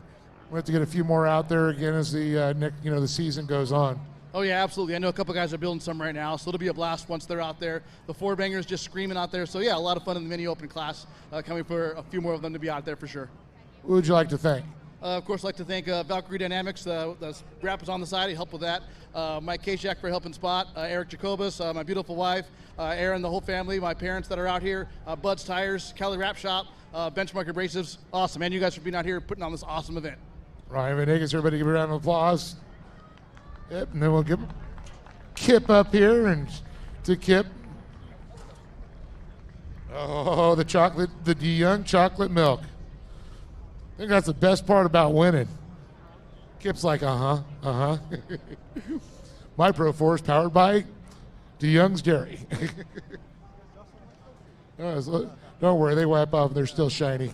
Michaels, man, it's so great to see you coming out here always. You've helped out with the season, with the series over the years, and it's a new series, new start here. And man, you get to play with your Pro 4 still. Yeah, the Pro 4, we went to fuel injection, still having a few issues out there. Love it though, big difference. And so Pro 2 is going to be a handful today, it's a big class. Anyways, yeah, I need to see some more Pro 4s out here so we can break this class up. But with that said, I got to thank Maximum Transmission, Raceline Wheels, and all the sponsors, Sunoco, Great American Shortcourse for making this happen and having a race to go to. Right on. We appreciate you having you here, Kip, always. All right. Thanks, guys. Well, Kip Michaels, everybody, again on top of the box here in his open V8 and that awesome Pro 4. And we're going to go ahead and see you. He's one more thing. I wanted to say hi to my sister, Sue, back east watching. Thank you. Hi, Sue. Great to have you watching. We love it. You get a lot of input from a lot of our people around the country.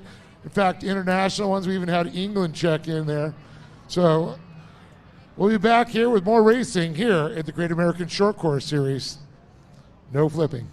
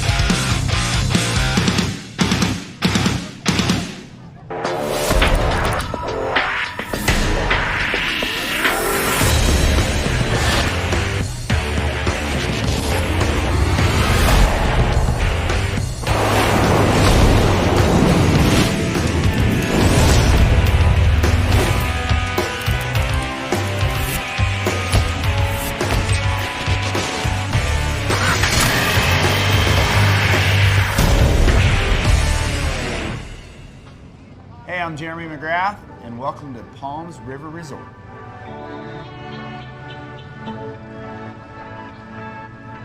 Palms is a 5-star lifestyle community where you'll make lifelong friends. I mean, some of my favorite things to do are obviously building memories with the family. We get out in the side-by-sides. Of course, I like riding my dirt bike in the hills and taking off in the desert. But I mean, family time in the boat, man, you can't beat it.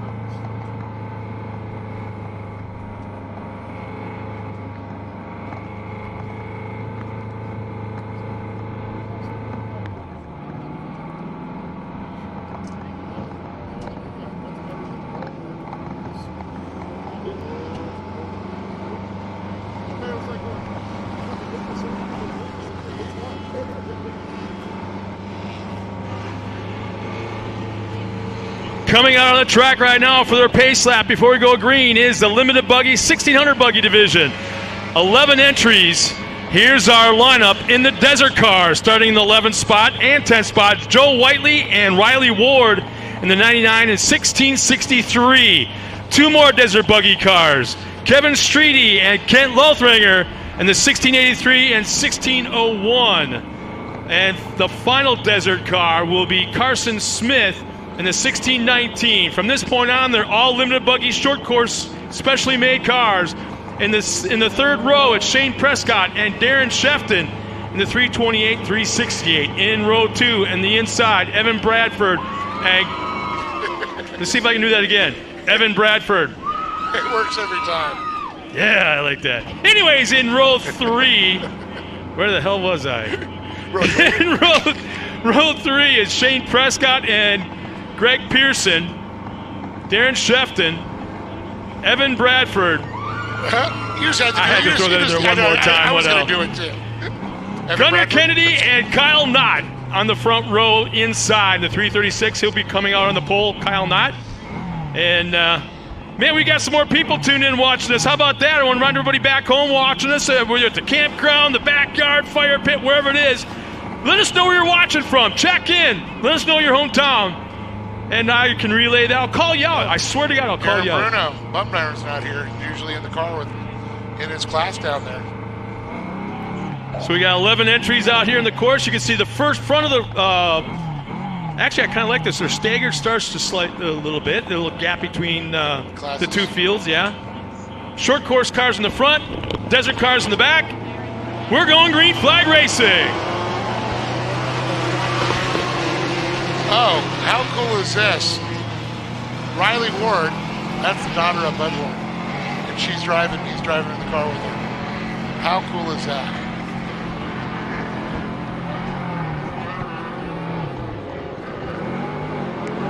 Halfway through lap number 1, things getting sorted out as we've got Justin Knight sitting in the stands from Barron, California. How about that? Very cool. Is that Moron? Moron, California? B-O-R-O-N? Barron? Barn? Moron. Moron? Oh. Maybe you forgot the A and it's Barona. One of those. Like we said earlier this morning, Dave, as we work our way through the field, through the day, we're on race number 6. The cars are going to get a little bit more exotic, a little bit more faster, a little bit more travel, horsepower, and we've really seen a big jump right now up into the single buggies as they're really ripping around this racetrack. Now these are what I was talking about earlier, that all the other classes that originally came from like the Volkswagen, these are Volkswagen front ends, neat front ends. Tube chassis. Now the difference between the Desert car and the limited buggy a little bit shorter, wheelbase and track. Versus the Desert buggy tends to be a little bit longer.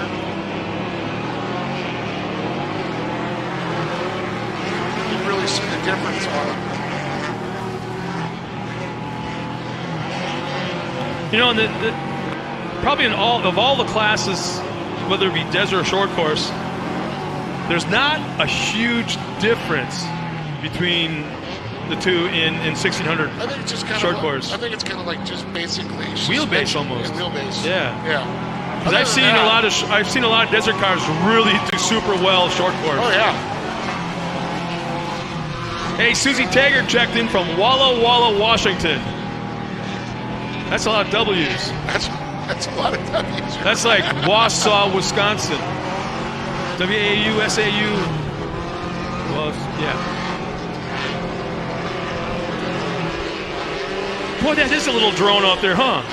Yep, it is a little drone. The pilots are incredible that fly these things. Yeah, speaking of which, that picture right now.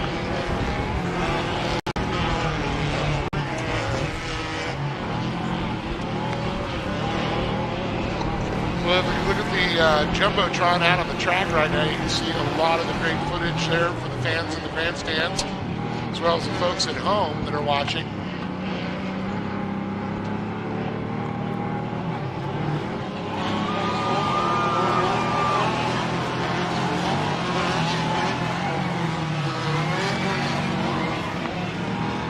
I see that Susie was talking about Mark Zimmerman. We'll see him later in the pro buggy class. 88 pro buggy, Zimmerman. Think he gets much pressure for the mother-by-law? Probably. Oh, you don't need us calling the race. I'll just hand the microphone to Bradford over this group of women in front of us. Well, I can see the green machine is out front, or they can definitely tell that they're leading at that point. Yeah, Bradford made the pass about half a lap ago, I believe. Yeah. And Kennedy is in second, not having issues.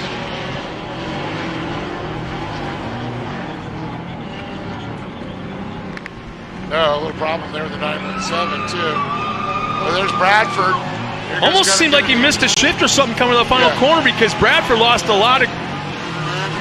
big gap he had. Now it's less than a car length. In fact, they made contact in the air off the tabletop just outside of turn 1.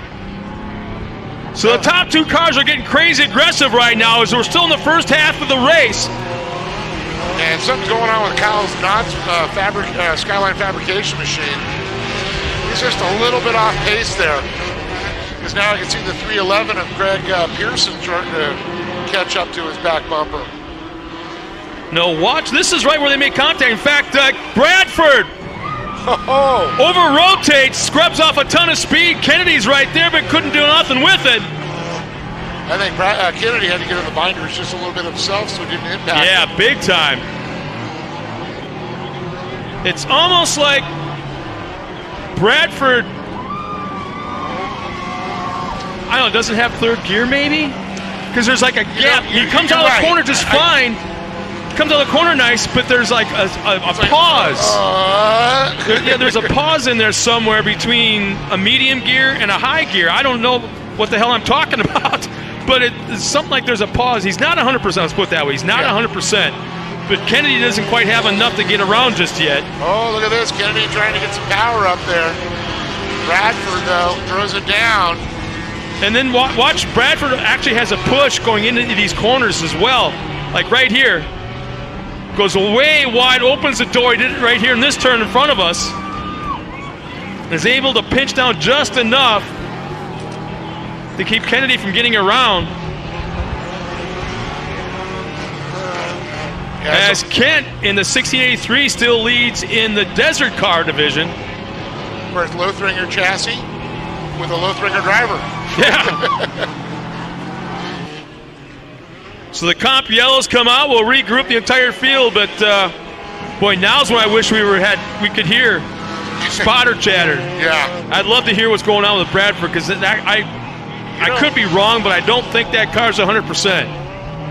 I could possibly make that happen. What? What? You got a scanner? I got a radio. Somewhere in here. Well, I mean, you can scan.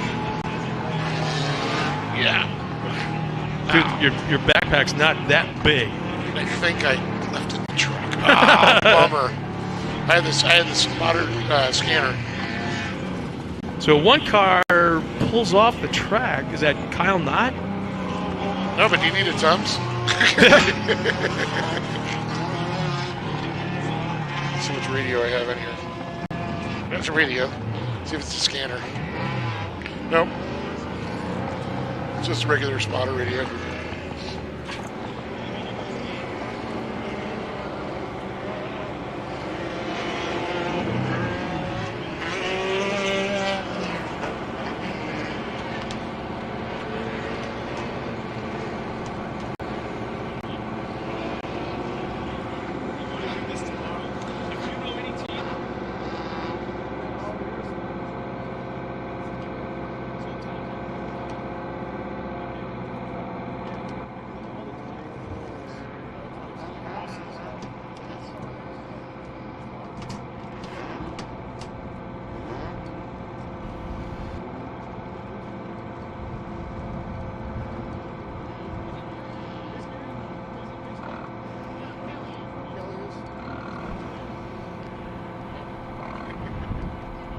So we've got the pace truck out on the course, trying to collect the entire field, get them all back bumper to bumper, as we've got one car not able to pick up the number, being pushed off the course, come to a stop in the infield area.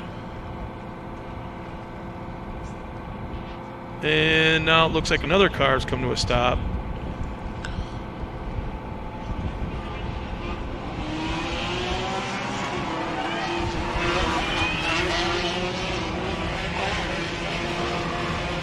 So it looks like, I'm looking there, it looks like a Class 9 car that Riley's in, Riley Ward.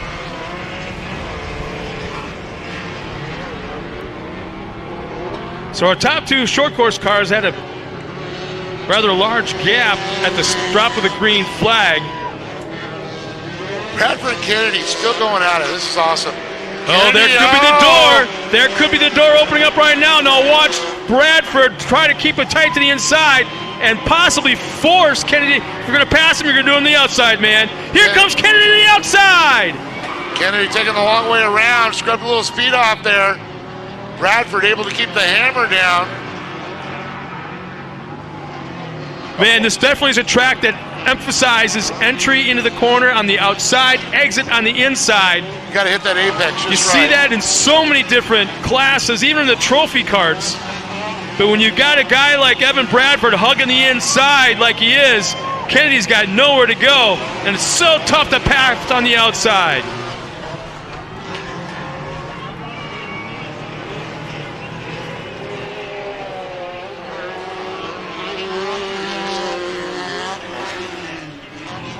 He's looking to the inside again. Now Bradford's got him a little bit more.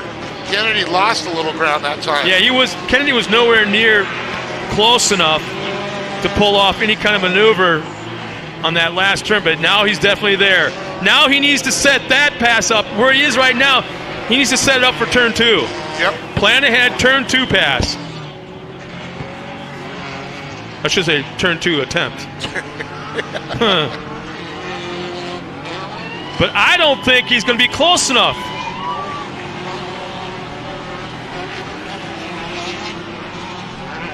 No, Kennedy's not going to be close enough to attempt anything. 2 more laps in still turn to go 2. here. And Kennedy pulls off gets squirreling off the track. Loses about 3-4 car lengths, maybe even more. Oh yeah, that's he got squirrely going into turn 2 and lost a big gap from our leader. I'm going to say that's 4 semi-lengths now. Wow! And now our leader gets up on 2 wheels. Bradford bikes it up, and that right-hand infield turn. But again, he's got such a huge lead right now that he only lost maybe 3-4 car lengths. Oh, look at, I don't know now. There's only about 3 or 4 car lengths now between them. I'm going to go down to 1 semi, maybe 2. Let's see if this is the white flag in hand. Right now, I can't quite tell from our vantage point. 12 laps, 10 laps in. Nope, not yet. Not yet. So there's still time, but not a whole hell of a lot. He's just going to run him until he feels like it. I can see the flag stand communicating now with race control. Through turn 2, into turn 3. The gap is shrinking from first to second. Now it's 1 car length. The hell with that semi.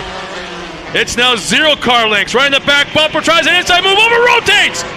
That could seal the deal. Kennedy over rotates. And I think he stalled it out and had to get it refired again. And now he may be on the verge of losing second place to Pearson. But that all but sealed the deal. He went for it, but I think he went for it a little bit too early.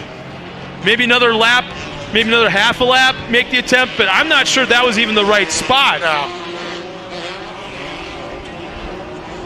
And there's the white flag for our leader, Evan Bradley. I just think BDR is surrendering. I don't care what you're going to try to do, but there's no way. You can zoom in all you want with your cell phone. But she is shaking so much right now, there ain't going to be a damn thing focused.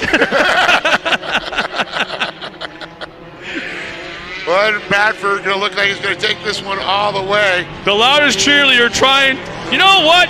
You can always go back to YouTube to watch this. Put that cell phone down and enjoy the last lap. We got a great screenshot for you. She ain't. Yeah, maybe.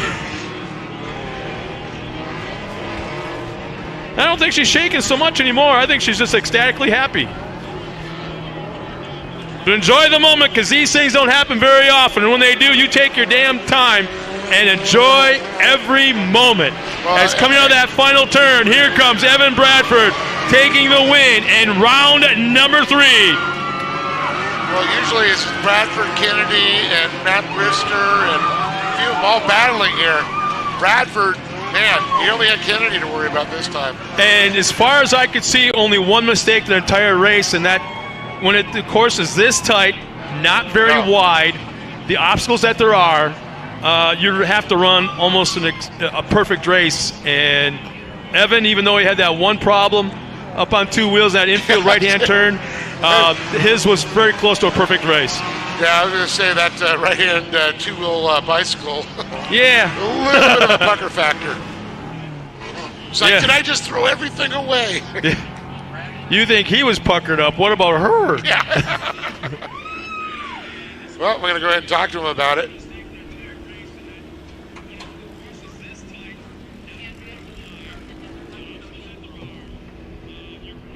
Well, things are going to get wild and woolly as soon as we're done with these interviews with Dave Arnold and the rest of the gang down at the podium, because in race number 7, coming up in a moment, will be Weller's Racing SR1 UTV race. Oftentimes, the fastest cars on the track. Yes, even quicker sometimes in Pro 4.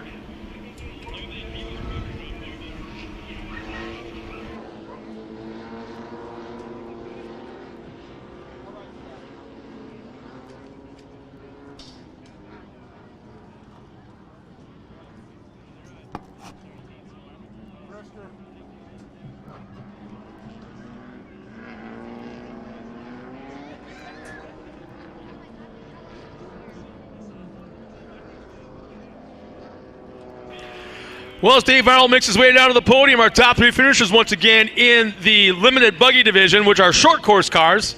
3rd spot, Greg Pearson. 2nd, Gunnar Kennedy. And Evan Bradford will take the win. You know, you guys are making this job way too easy. I'm supposed to get the crowd excited. You guys are doing it on your own. Top 3 in the desert car division. In that 3rd spot, Joe Whiteley. 2nd, Kevin Streety. And taking the win, Carson Smith in the 1619.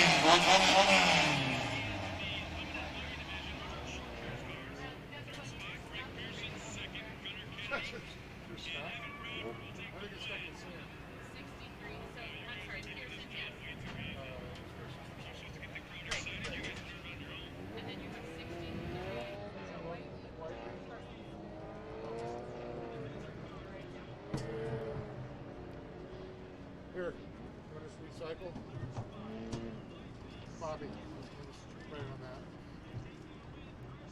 Let's save a tree. That's right. Yeah, you're actually saving probably $2.50 right there. With the way the cost of lumber nowadays. That's what I'm all about, buddy. Went to go buy a sheet of plywood. It's literally double the price, not triple. There's a single sheet of, was it $140? Well, the problem is, I have royalty-free music you can put on. Yeah. Because if we put like anything Well, with That's fine. Just something for background. Will that mess up though the internet, the live feed? Not if we use royalty-free. How do you turn that off then? Regionals.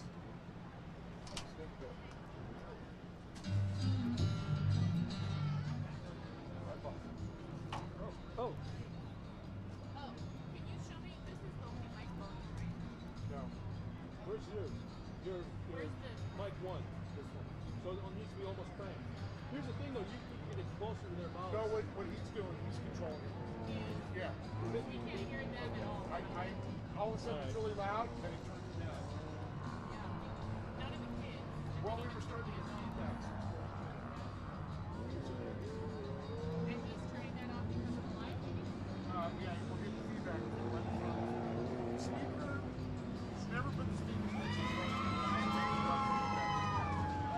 I'm going to go to the restroom right Scott, right after I do the podium. Take pictures. Here, take it my phone. Mr. Hankey says hi.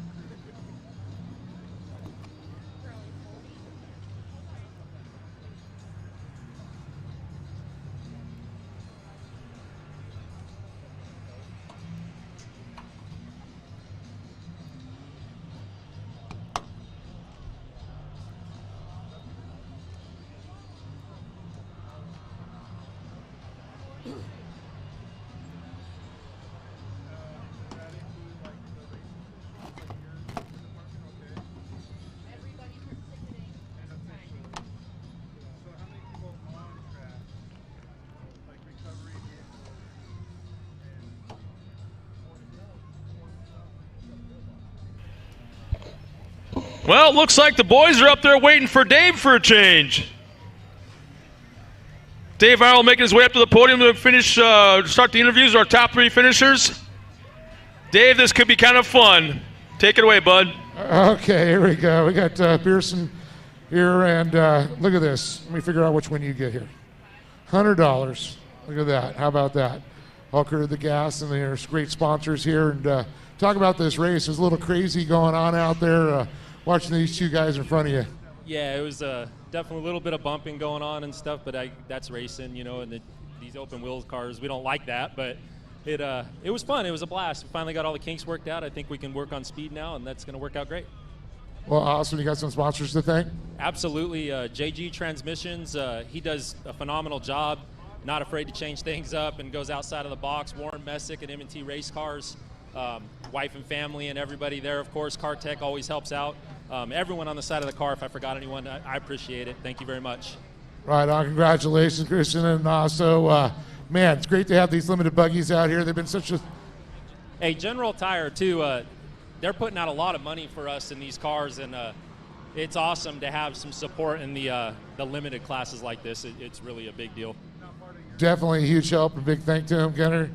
We're going to get your car. Let's see, 150. How about that, K&N? And, man, so awesome to see you guys out there watching the battle between the 2 of them. It was like, all right, he's going to get him, he's going to get him. Then you had a little mistake in turn number 2, little issue, and then all of a sudden we see Evan. He gets on the bike, you get back up into him, and then you looks like, well, you stalled or something. Yeah, it was a fun race, but I had some issues with my car. It kept popping out of gear, so off the start it popped out of gear. I kind of dropped back a little bit, then I pretty much drove the rest of the race, one hand on the wheel, one hand on the shifter. So going back and forth from shifter, cutting brake, it was a lot of work, but I mean, I can't. Evan did an amazing job out there. He held me off even when I didn't have it pop out of gears. So yeah, great job to Evan. He killed it out there today. I know you got a lot of great sponsors make this possible. Yeah, I want to thank my mom, my dad, Daniel Fultz Trans, Jared at Competitive Edge. He makes a killer motor. It's crazy fast out there. General Tire keeps us hooked up on the track like crazy. Like every corner, everywhere you go, it just pulls and has traction no matter what. Dirt Bags makes us awesome bags and gear and everything that we need. Thank you to everyone else that helps us out. Gunner Kennedy, everybody, give him a big round of applause. And how about $250 there? Evan Bradford. Wait for it. Evan Bradford. There we go. You got a built-in crew there. Hey, what was going on out there? You just started pulling away. You got by him. It's like, I'm not looking back. And then all of a sudden, you ended up on 2 wheels. Yeah, I was just trying to run away, and then I hit a rut, and it just went up. But luckily, I could save it and just keep the lead going. Well, you did save it out there, and I know Gunner gave you a run for your money out there. It made for a great race out there, so you got to be proud of yourself being on top of the box. Yeah, I can't thank Gunner. He ran me a clean race this time. Everybody ran clean. It was great. I can't thank Lucas Oil. Great American Shortcourse, Lee, Poppy putting all this together. My friends, family coming out. Mike Meehan for building me a badass motor, allowing me to run up front. OMF Wheels, Beanie at Car Tech for setting me up with everything, and all the staff here. Evan Bradford, everybody give him a round of applause there, and let's get the pictures there. Pearson, Gunner, and Bradford on top of the box. Then we'll go ahead and get our Desert Buggy guys up here.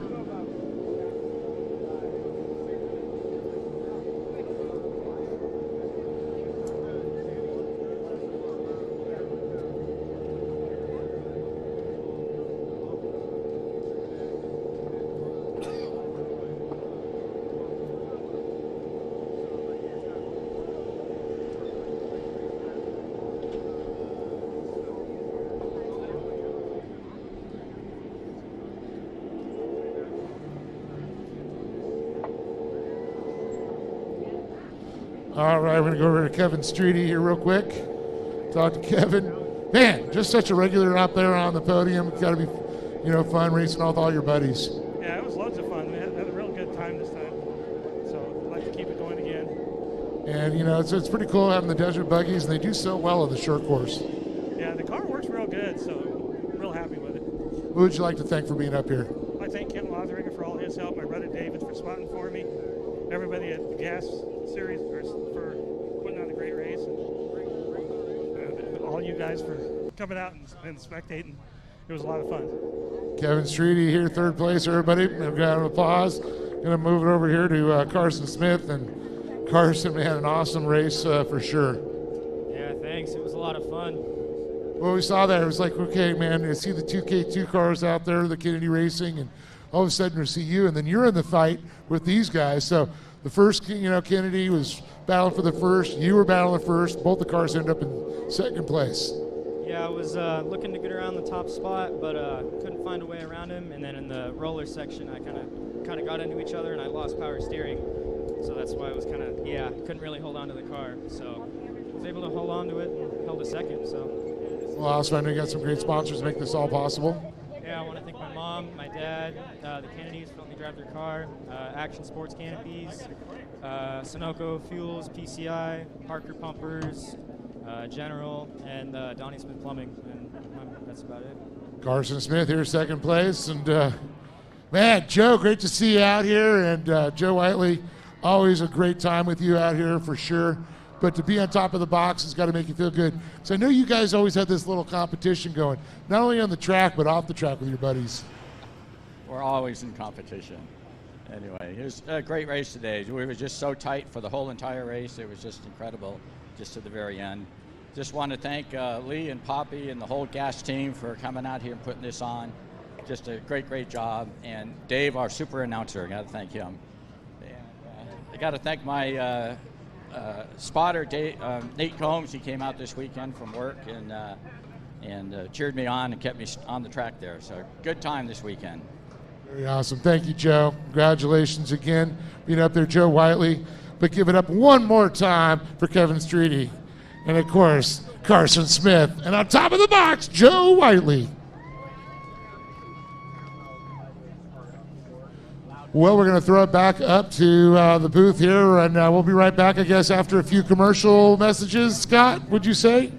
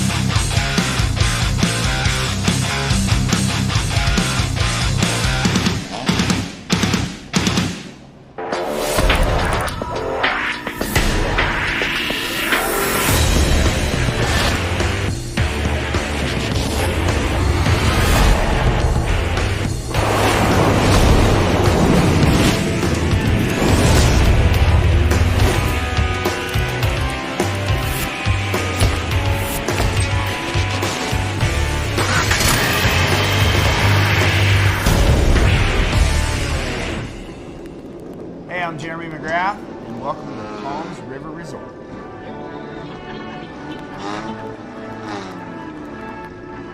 Palms is a 5-star lifestyle community where you'll make lifelong friends. I mean, some of my favorite things to do are obviously building memories with the family. We get out in the side-by-sides. Of course, I like riding my dirt bike in the hills and taking off in the desert. But I mean, family time in the boat, man, you can't beat it.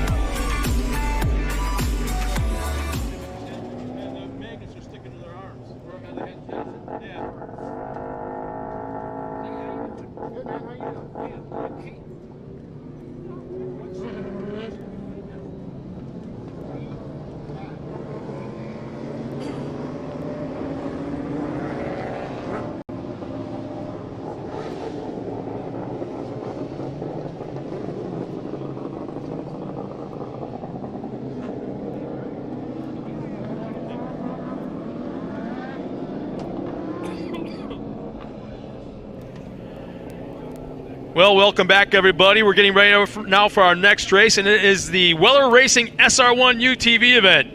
And as I said earlier, that oftentimes the SR1s are quicker around the racetrack than a Pro 4 or Pro 2, and are probably going to find out in just a moment why.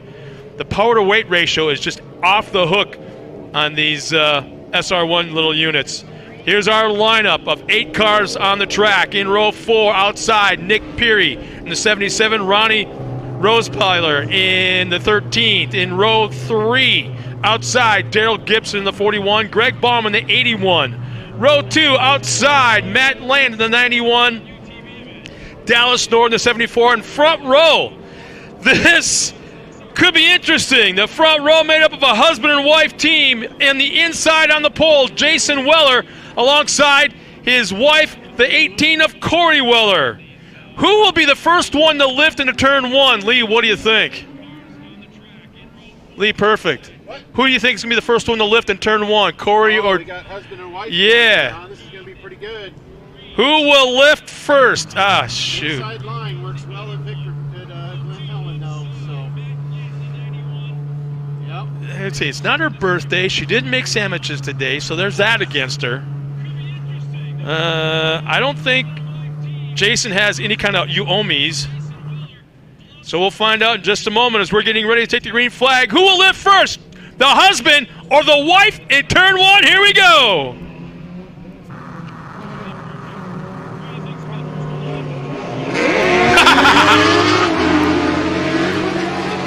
Well, we know it's not going to be the husband as he got to jump on the green flag as Jason Weller will take the whole shot into turn 2.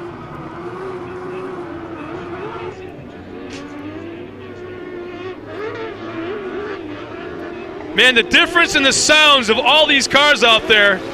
Jason Weller on point with the 10. Corey Weller second in the 18.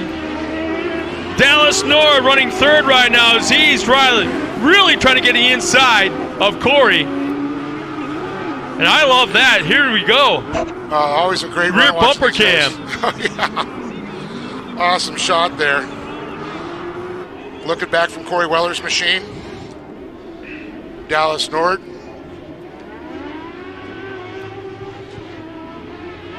Corey's the kind of driver where she's going to play the first half and second half game.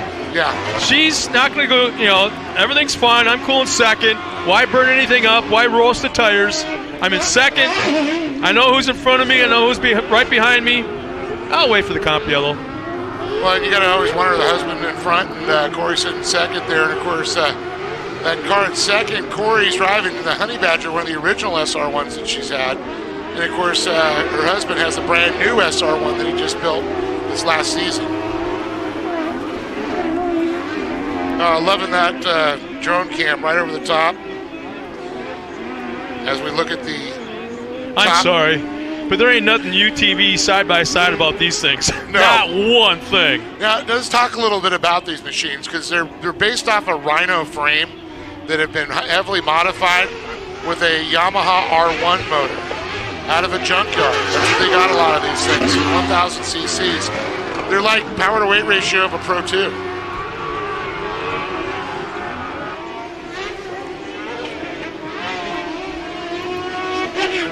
Yeah, right now, Jason Weller, our leader, has the fastest lap time of everybody out there. He's the only driver in the 54-second mark. Next closest is actually Corey at 55.35. So he's a good, almost a full half second quicker than Corey at this point. Yeah, but again, I gotta say, Corey's the second half of the game. Yeah. I agree with you on that one. She'll wait till they bunch back up, and then she'll bring the claws out. You got to wonder, is there always some kind of bet or rivalry going on there, husband and wife? You got to wonder if one wins with the other, how long is that drive home?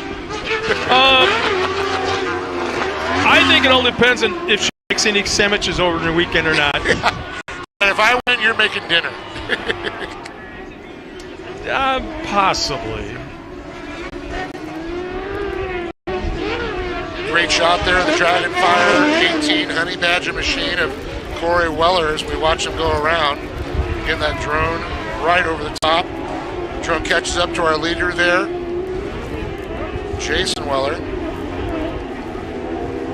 Dallas Nord still currently sixth in that third spot. Matt Land up into fourth, and Nick Peary is in the top 5 in that number 77.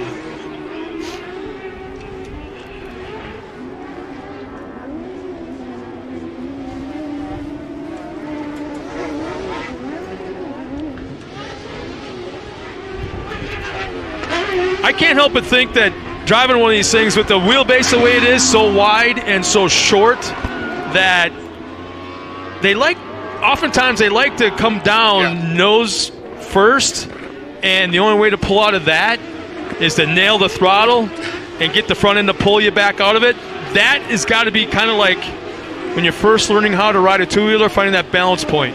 It's like your mind is telling you, no, Exactly. break, when everything else about it is telling you, hit the throttle. Front end comes up, brake, the front end is going to drop. Yeah. The same thing happens to any of these vehicles out here. It's called gyroscopic rotation. When the hell did you go all scientist on me? I got some kind of degree. Tomfoolery.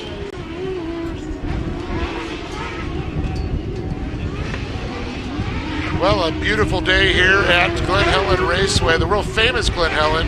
SR1's currently on the track. Yeah, in fact, as I look down at our live stream, James Rios checks in from Arizona.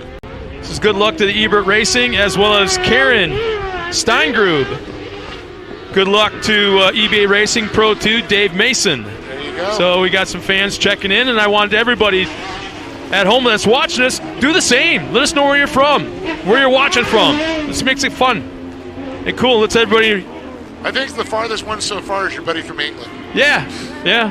I'm not even sure if he's still on there or not. What time of night is it there? Drew?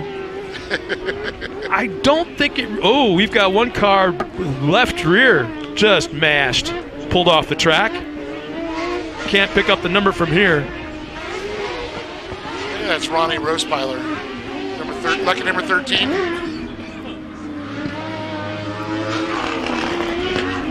And the competition yellow is now out as the field is beginning to slow as they come across the line. Our top 5 once again is Nick Peary, Matt Land, Dallas Nord, Corey Weller, and Jason Weller. And if you and I are as smart as we think we are, that could be dangerous. We're going to see, we are, like I say, that's a big if, capital I, capital F. If we are as smart as we think we are, this is where we see, like you said, Corey Weller pull the nails out. And let's see if she's going to have a little fun during the pace lap. Maybe tap the bumper over the husband. You know, that kind of like in the back bumper. Nerf. Yeah.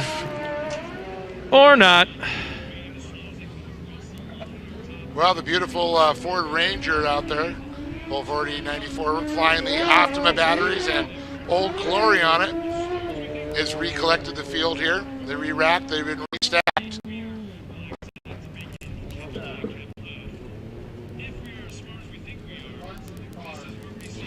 Looks like we got Karen checked in from Las Vegas, Nevada there. Hey, a buddy of mine from Canada, Tom Benevenuti. My favorite Canadian, eh? I was going to say, what's cool about Tom is he an Italian Canadian? He races light buggies. Oh, okay. The really stock buggy class. Well, he shows up at every single race, no matter where it's at, with a pocket full of little Canadian pin flags. Or Canadian flag pins, I should say, kind of the ones that go on your lapel. And he hands them out to everybody. Everybody. I don't know where you got that idea from, but yeah, he's out of Canada. They haven't been able to cross the border. They haven't been able to leave the country in well over a year, and they're going out of their minds up there. Oh, I can imagine. And there's a lot of Canadian race teams that like to come down to the Midwest to race short course there. And now we got from the YouTube viewers, we got a friend watching from Denmark. Nice. And we got Adam checking in from Mole Lake, Wisconsin, just south of Crandon. Beautiful area. And Rhinelander, which is usually where I end up. Down the road. About a half-hour drive from Crandon. Yeah. That's neat. That's it. Kind of makes it fun. The Rhinelander Airport, right there. It makes the world so much smaller. So thank you to Tom Moffitt And Drew Wright's back. My buddy from UK. We were just talking about you. Green flag is out. We're underway. Now the nails come on of Corey Weller right now running in second. For the fans at home that are just tuning in right now, husband is running first, wife is running second, and the rest of the field are chasing him down. As Corey Weller running in second is a multi-time class champion. But I think that maybe Jason wants dinner made for him tonight. So I'm sure there was some sort of side bet. Cody's checking in from Wausau. Remember I mentioned Wausau earlier today? W-A-S-U-A-U. A lot of A's. Yes.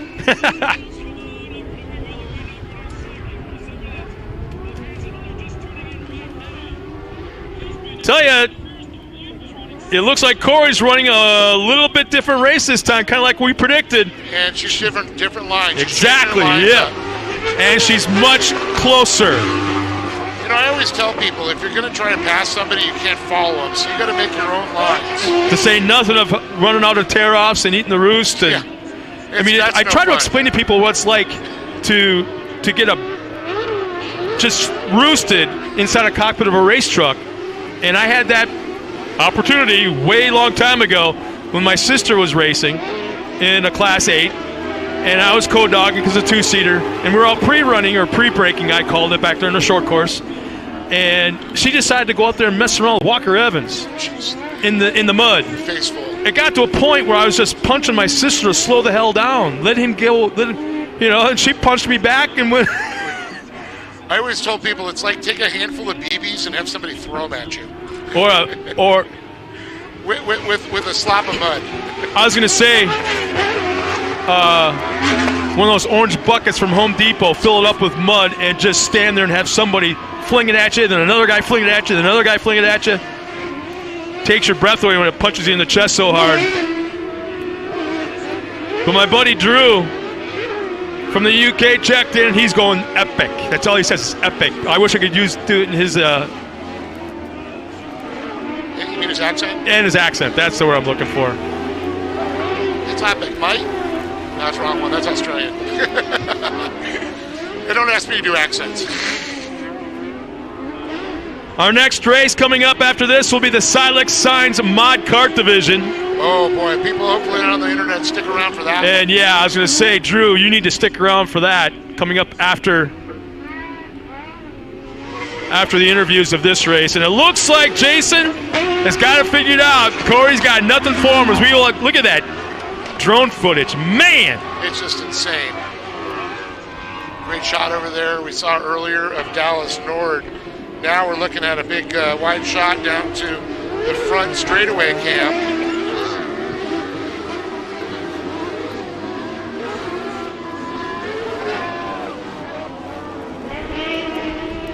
I love the fact that we got one of our guys monitoring everything off of the Great American Short Course Facebook page, and he's checking the YouTube channel. And we got somebody checked in from Jackson, California. So thanks a lot, Wes, for tuning in. Well, Jason Weller comes across the stripe one more time with a white flag out. Corey Weller running out a little bit of time here. Matt Land still in tow in the 91 with Peary. Do you think Jason's got enough kahunas up on the podium to go do a little Johnny dance in front of his wife? I beat you, I beat you. Oh, that would be great. Current time, you had a question what the current time is in the UK? 11:15 p.m. Oh, that's a late one. Got a couple of my friends over in the UK racing UTVs nowadays over there, and they said they're just starting to get back to racing in the water, watercraft, and on the dirt side. For the husband and wife team, here comes Jason Weller getting ready to take the checkered flag. And Corey's still not giving up. Now 1 inch, she'll come across the line in second. And Matt Land will come across the line in third. I'm sorry, Dallas Nord. Dallas Nord, that's a little weird. Matt Land will cross in fourth, I think. No, Nick Peary. Something's going on. My time of scoring is getting all Is Nord down a lap? crazy on me. I'm not sure. I'm confused. Yeah, he must be down. He must have broke. I'll make sure we get a official report from timing and scoring on that one. I know what the first two are for sure. Yeah.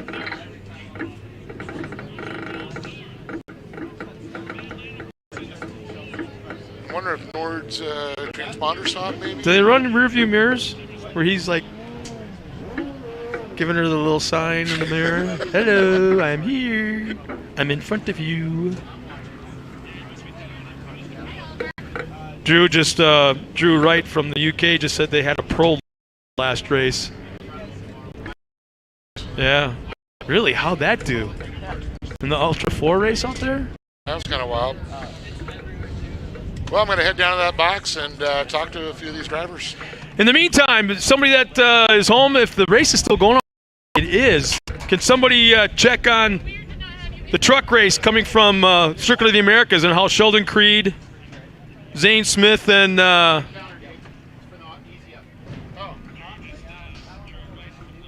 Haley Deegan did? That'd be great.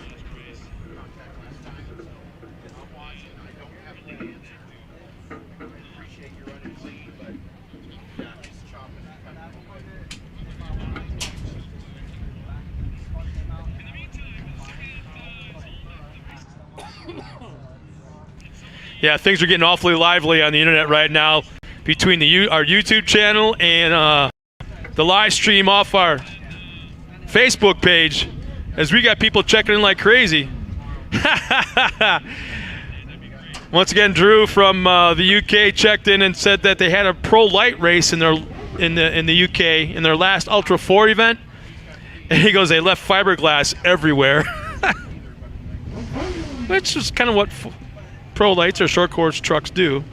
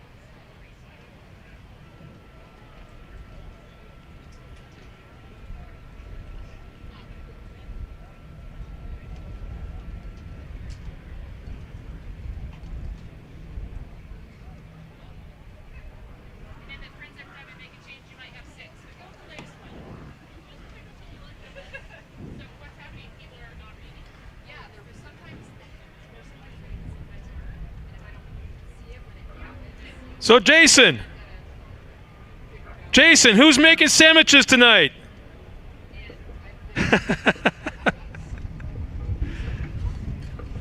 Let's turn over to the stage. And our top three finishers are worked their way up there. We're kicking over to Dave Arnold.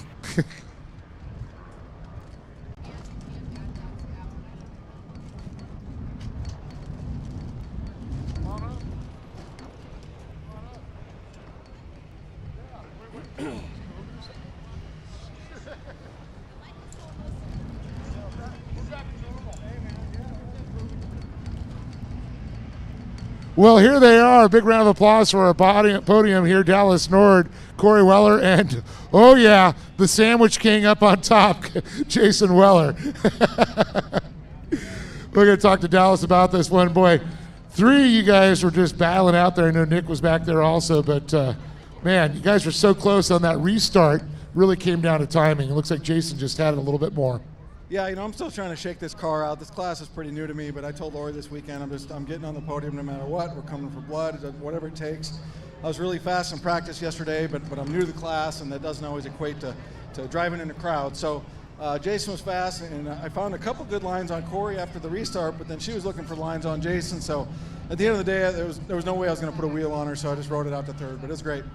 Definitely great watching you guys out there for sure. And how is it adjusting from production 1000 later on what you can do with the 4-wheel drive versus the 2-wheel drive of the Weller machines. It's kind of backwards. I am more accustomed to this car now, and I've been struggling all weekend with my YXE. So we're going to do that here in a little bit and just hopefully fall back on what we learned from last year and the years prior. So I love this car, and what's great about these, it's like the harder you drive them, the more forgiving they are. And it's kind of scary because you push them, and they just say take more and take more. So they're really fun. Well, you got some great sponsors make this all possible. Absolutely. First of all, I want to thank Lori for coming out, my spotter. She's my right hand at the track here. Weller Racing, they always have my back. They got this car. We had it on the dyno this week. All 3 of these cars are on the dyno this week. So they're supporting the class. That's fantastic. SmudgepotDirect.com. Thanks for covering my entry fees. I appreciate that. And all the fans for coming out. Kelvin for doing the track work. It's really great. Thanks a lot. Dallas Nord here, everybody, 3rd place. All right, Corey. The Honey Badger, is it getting time to maybe retire and have Jason build you a new one? I don't know, Honey Badger qualified first today, so I think that was more me than the car. So it was really fun. Jason's been fast. I mean, that car is wicked, the new one he's got there, and we've been so close in times, all 3 of us actually, so kind of knew it was just going to be a battle, how the track laid out and traffic and messing up, which I did a few times. So found some good lines. I'm going to try some stuff tomorrow, I think. But overall, it was a ton of fun. Everything I've raced, and I've raced a lot of stuff now. This is still, honestly, probably the most fun, the most busy, the most challenging machine I've ever driven. So huge shout out to Can-Am. They sponsor me in all things. So Dragonfire Racing, full throttle battery. Jason actually put my car in the dyno for me. It was running so bad at Victorville and found me a bunch of power, so thank you so much. So now he gets to go out and play with that extra power. So huge thanks to him. Weller Racing, sorry. There's a lot of roost in the air from those. All my guys at the shop, all the guys at the shop I know that helped get the car ready.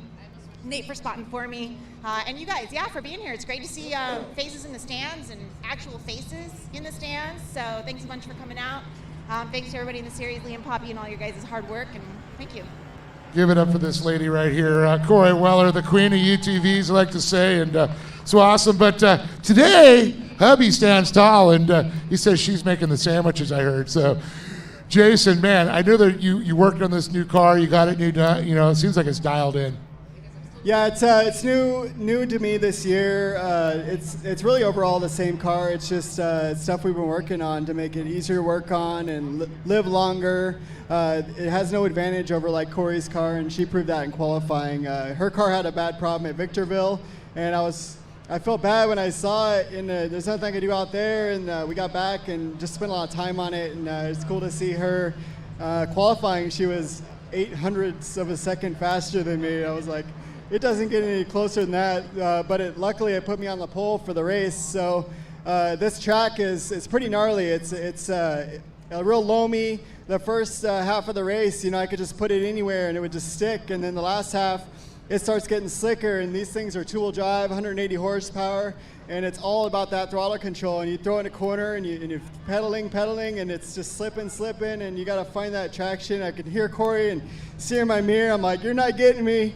And, luckily I kind of gathered it together, and at the end I was starting to pull away, and I'm like starting to breathe better, and I'm like, okay, all this led up to all this, and I think I'm going to get it, because I didn't know, she could have got it. So Corey is definitely making the sandwiches tonight, and we do it all again tomorrow. So we'll see how we qualify, we'll see how we race. Huge thanks to my spotter, Nick. It's his birthday. Drove out here. Blood, sweat, and tears getting out here, and all the guys in the shop, Can-Am, Dragonfire Racing, Full Throttle Battery, all our fans on all our social medias, Great American Shortcourse, and thanks. Jason Weller up on top. We're going to call him the Sandwich King from now on. But Dallas Nord, Corey Weller, and of course Jason Weller stand on top of the box here. SR1s, I got to say, one of my favorite classes. Just love the way these things sound out here. Congratulations to you guys. Scott, back to you in the box. Thanks a lot, Dave. And once again, congratulations to our top 3 finishers in the Weller Racing SR1 division. And if Corey's making sandwiches tonight, I want to know, do you have ham and Swiss? No? Wow. You get Brunchwager. But congratulations to those three competitors. And as we get ready for our next race, it's a Silex Signs Mod Kart division, and this is what a lot of people have been waiting for, these kids. As I quickly glance over to our website, Patrick Kais says hello from South Africa, and Alan, I don't know if you're still listening or not, but Alan, you're my hero. Wish you were here, man. This is too cool for you not to be. But yeah, we got a lot of things getting ready right now. The track is just about prepped and ready to go. Is probably what oftentimes has been called the best race of the day, the Mod Kart kids. If there was a pro mod division, they would definitely fit into that. And I guess, Dave, this is where we start talking about what we kind of touched on earlier, the cradle to grave kind of mentality. We want to start them racing early in their lives and racing all the way through their entire lives and keep growing themselves. They don't necessarily have to stay in course off-road racing. It'd be cool if they did, but keep bettering yourself and use that experience you gained from basically short course and take it other places. And I'm trying to find someone that can give us an update on the NASCAR truck race that's going on at Coda, or may have ended already, I'm not sure. But we're talking about Sheldon Creed, Zane Smith, Haley Deegan, Riley Herbst. There's a few others, but this is basically the next class you're going to see where all those drivers, every single one of them I just mentioned in NASCAR, came from. The mod karts, the junior ones, the junior twos. That's what's going to be cool. So as they come out on the course, keep that in mind that we could be watching a future superstar in NASCAR, in kart. Who knows? Coming out on the track at that time. So let's see how many. I want to say, do we have 13 mod karts coming out? It's a stacked field for sure. So Sheldon Creed, they're still running? Final. But it says running. He was running at the finish. Okay. So it looks like Sheldon Creed finished 5th this afternoon at Coda. Because I knew Haley was running like 14. Yep. Haley Deegan finished 14th. She's in the top 15 finish. And Zane Smith 8th. That was the last report we got. So where they report that we got, they stayed the same. They stayed the same, yeah. So let's see. I do believe it looks like. How cool is that? And they all came from here. Yeah, exactly.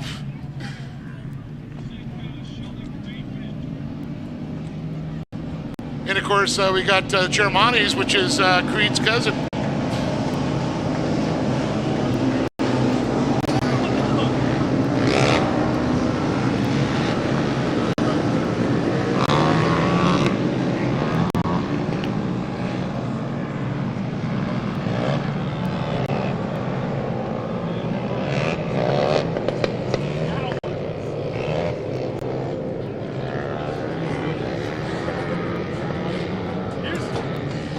Here's our lineup real quick of the Silex Signs mod card, starting at 13th spot. Trenton Shelton. Alongside Trenton is Drake Teddy. Row 5 will be John Walls and Ryder Palmer in the 595, 567. Dane Culver and Ryan Denny in the 560 and 501. Row 3 is Connor Berry, who's very active in the iRacing world, along with Cade Martin in the 507 and 528. Holden Heidredder and Braden Sharamani, who you just mentioned a second ago, in the 512 and the 573. We've also got Trey Eggleston and Taylon Martin starting 2nd and 3rd, and on the pole, Ethan Ebert in the 577. This is going to be a wild start. I can't help but think. Now, keep in mind, Dave, these things at one time did a side-by-side land rush start, turn 1 at Crandon. It was the most awesome thing I'd ever seen, as it was just as loud as Pro 4s through turn 1. It was nuts! Oh, yeah. Here you go. Get ready for them. Lights are off. The Ranger's off the truck. And we are green, green, green.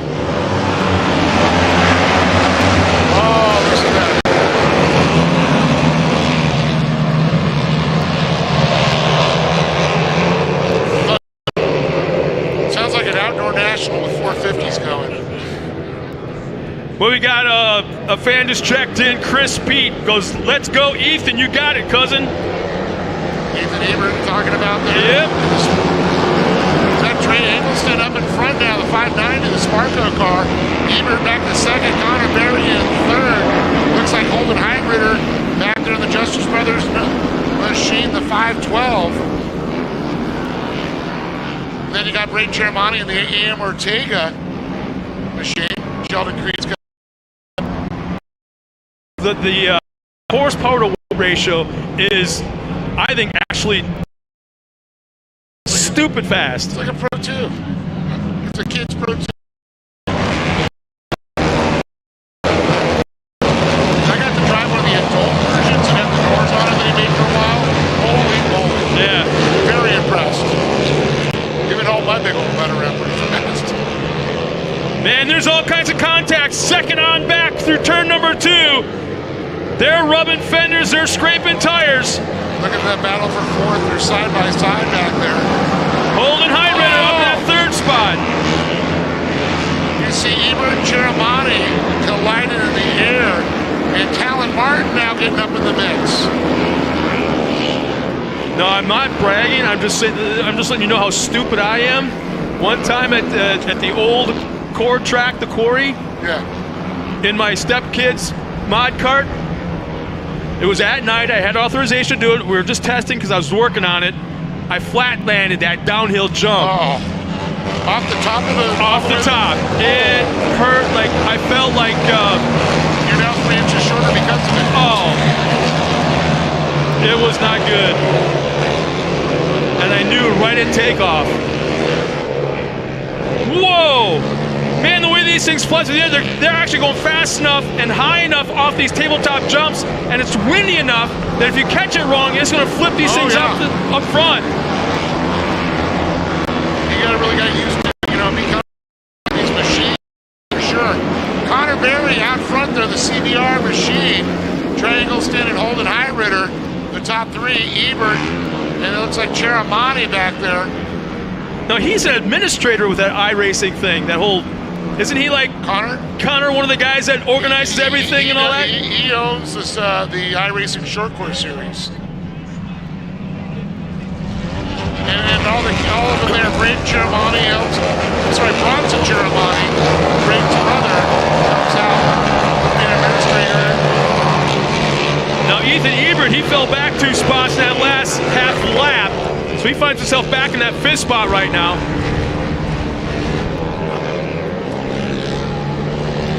This is one of those classes or one of the races where it's like you don't know what to watch because there's just so much going on everywhere. There's action all over the track. It's starting to spread out a little bit right now. From 2nd back to 6th, it looks like they're fairly tight. I mean, it looks like there's a gap there, but think about it. The speeds are going. One small mistake, they're right there on top of each other. It's a blink of an eye. You're exactly right.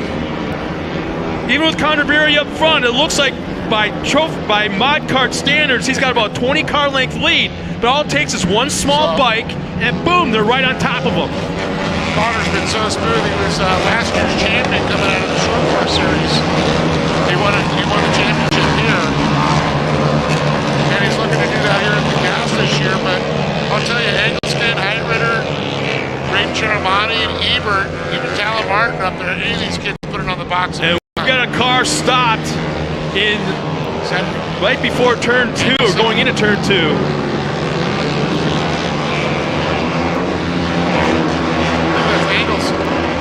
That's Eggleston. Oh my goodness. Did he lose like a rear wheel or something?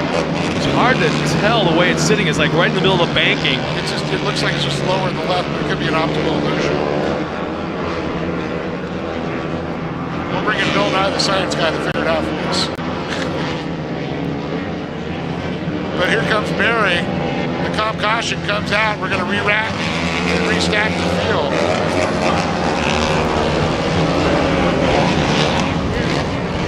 I gotta say this though about the guys, the kids that are racing mod carts. I'm not gonna take anything away from way they were 6, 7, 8, 9, 10 years ago. But the talent level, I think, is at least a half a step little bit better than they were 10 years ago. I'm not talking about the trucks themselves, No, but no, the drivers. The drivers. And I got to tell you, one thing that's helping a lot is the iRacing, the short course stuff. These kids, I've talked to them, they said it's taught them throttle control. Because if you've driven one of those things in a simulator, it really takes into account your throttle control. Being smooth on the throttle, braking, getting your braking points. Just like in a real track, you pick your points that you're going to brake, set up the turns. You know, and I've had so many of these kids said, man, it's done wonders for my driving. Connor, one of them.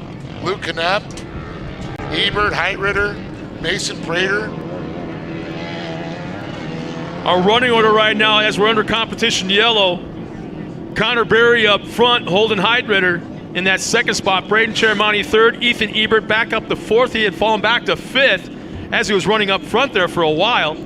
Talon Martin in that, sixth spot, Cade Martin, Dane Culver, Ryder Palmer, Drake Belletti, Ryan Denny, Trey Eggleston, you called it, who's had mechanical issues on there in turn number 2. Another one of the drivers that was running up front early on in this race, John Walls and Trenton Shelton. And also, hey, Gary from Ontario, Canada checked in. Looks like everybody's on the YouTube channel watching us. That's awesome. Yeah. And he says it looks like it's a beautiful day in Southern California. Actually, it is. It's gorgeous. If you're in the shade, it might be a little bit nippy, maybe. Maybe a little wind. But you take 2 steps back and you're in the sun and it's like 75. You come on down to the podium. It's nice and warm.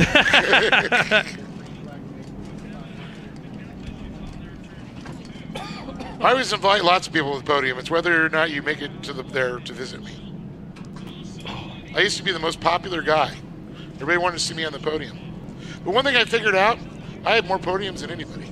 Oh, jeez, really? Did you turn the power off again? I don't know what I did. No, you did. No, I did that time. Now what?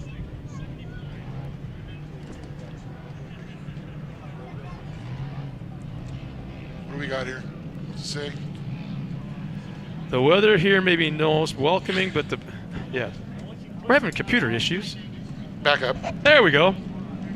What were you saying here? Oh! All right. Optimal Battery says we are green.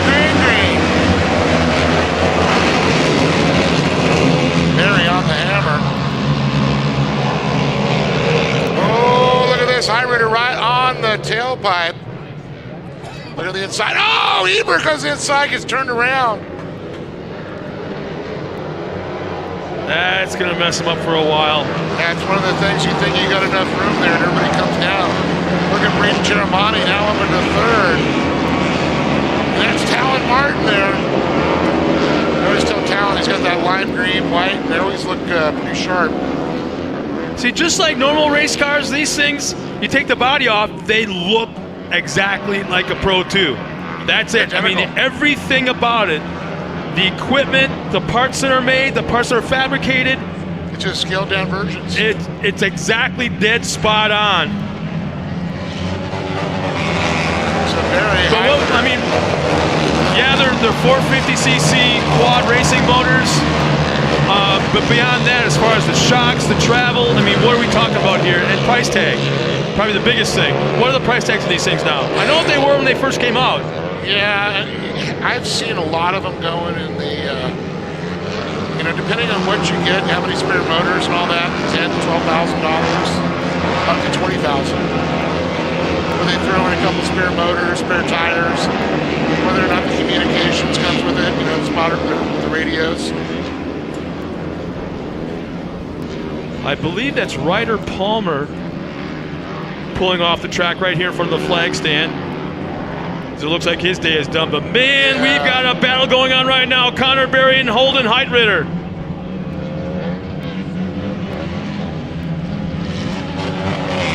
Maybe 3 truck separation. Maybe. A battle for first and a battle for third going on. Talon Martin trying to check down right now. Braden Chermani, Heitritter, all over Connor Berry.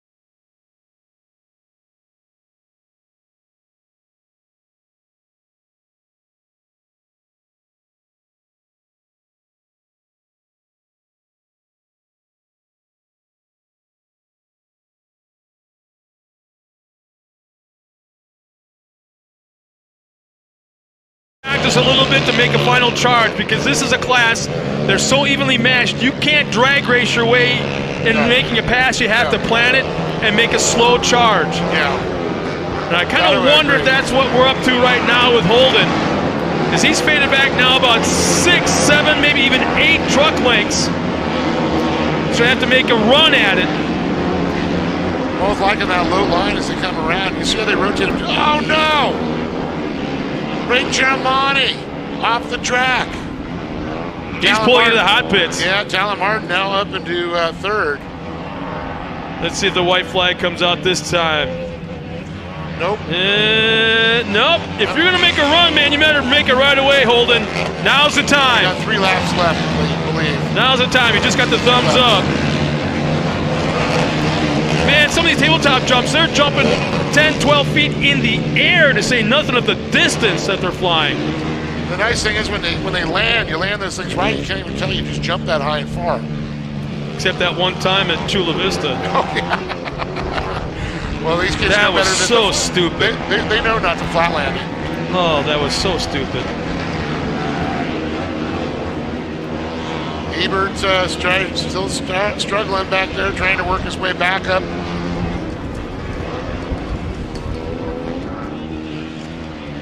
Drake Patetti, see him go by there. Where did Holden go? We lost just Holden. lost Holden Heitritter. Where'd he go? Oh, no. That means. And there's the white flag. Talon Martin's like, hey, I'm fine with that. I'm into second. And look at this. Kane Martin. That changes thing up drastically. So the Martin boys sitting 2 and 3. How about that? Martin's out of San Diego. Ooh, that wind just switched directions. Yeah, I'm putting my coat back on. Connor Berry looking so strong. You know, you can talk about iRacing all you want, but I can't help but think that doing the iRacing thing in a Pro 2 cannot help you in a mod kart. If you were racing a Pro 2, yes, I can see that, but I don't know about the mod kart thing. I'm looking at that kid right now, and I'm just seeing nothing but talent. No, I know. He's talented. He puts the time in. Don't get us wrong, but the kids have all said that it's taught him a lot of throttle control and how to be smooth, because the win goes to Connor Berry. Talon Martin's going to be second, and it looks like Kane Martin's going to wrap out third. But back to that thought, it's one of those things where it's less forgiving in iRacing, so they have to be even more careful. So when they get in the real car, it taught them a lot. And as they come across the line, our top 10. Ryder Palmer in that 10 spot, Holden Heitritter dropped out in a lap and a half before the checkered flag. Tough break for him as he's running up front. Braden Cheramani, 8th. Drake Patetti in that 7th spot. Ryan Denny, 6th. Dane Culver, 5th. Ethan Ebert worked his way back up to 4th. Cade Martin, Taylor Martin, 3rd and 2nd. And Connor Berry will take the win.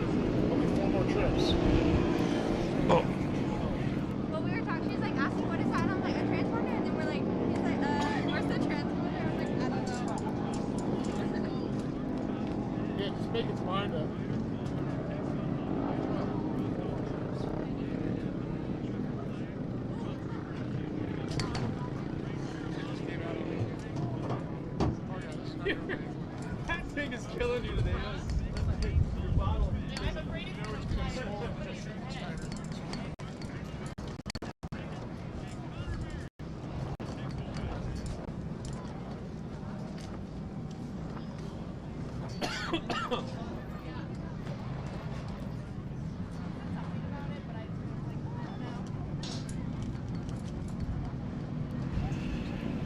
As Dave Arnold makes his way down towards the podium for what I know is going to be a very cool interviews. Our next race coming will be the Production 1000 UTV, as we got 8 cars coming out. Guys like Keith Brooks, Chad Boshaw, Kevin Walsh, Anthony Ochoa, Kyle Walker, Lance Root, Chance Hagen, Dan Kelly. They'll be coming out in a moment. Meanwhile, as the mod carts pull up to the podium,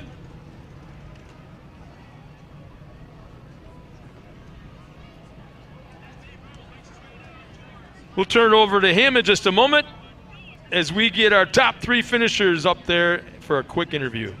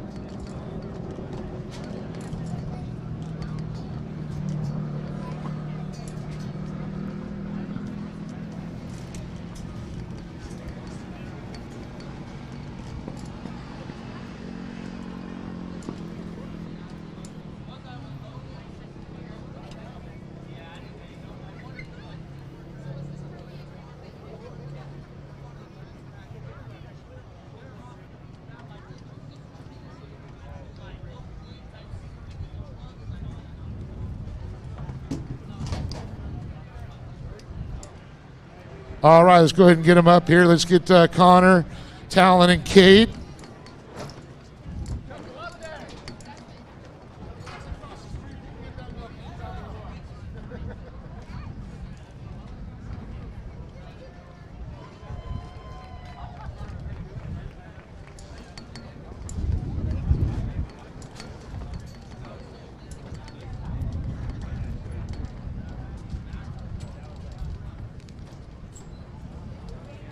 Well, here they are, Cade Martin, Talon Martin, and Connor Berry sitting tall on the box here. Well, Cade, I got to talk to you. What a crazy race there. And you were sitting a little bit middle of the pack, and all of a sudden, there goes another one. There goes another one. Then you find yourself in a podium position. What was going through your mind? Yeah, it's pretty cool to get third, but just sitting back there in 6th, and 2 people broke, and ended up working my way to third, and now I'm here. Well, it's got to feel good, though, attrition is such a big thing in this class, too. Yeah, it is. Cars are just dropping left and right, and you were staying smooth. I think that was probably one of the keys for you. Yeah, you got to stay on it the whole time. Well, I know you got some great sponsors and people to thank. Yeah, I'd like to thank everyone that helps me, M&M Cutomatic, Sunset Signs, Jim Yoakum, all my family and friends that support me, my mom and dad, my grandma and grandpa, my uncle, everyone that supports me. Give it up for Cade Martin right there. 3rd place. Awesome job. Moving over here to Talon Martin now. Keeping it in the family. One day you guys will all own the box, all 3. But let's talk about this race, because you were sitting there making 5th, and then you're up to 4th, and then you're up to 3rd, and then they just start dropping like flies around you, and you're in 2nd. I started 3rd, and then off the start I dropped back to, I think, 5th. And then Trey, he pulled off, so then moved up another spot, then Holden pulled off, and then got up to 3rd, and then just ran my race, and then got up to 2nd, and then came up to the box. Well, I think that was a pretty good run, don't you?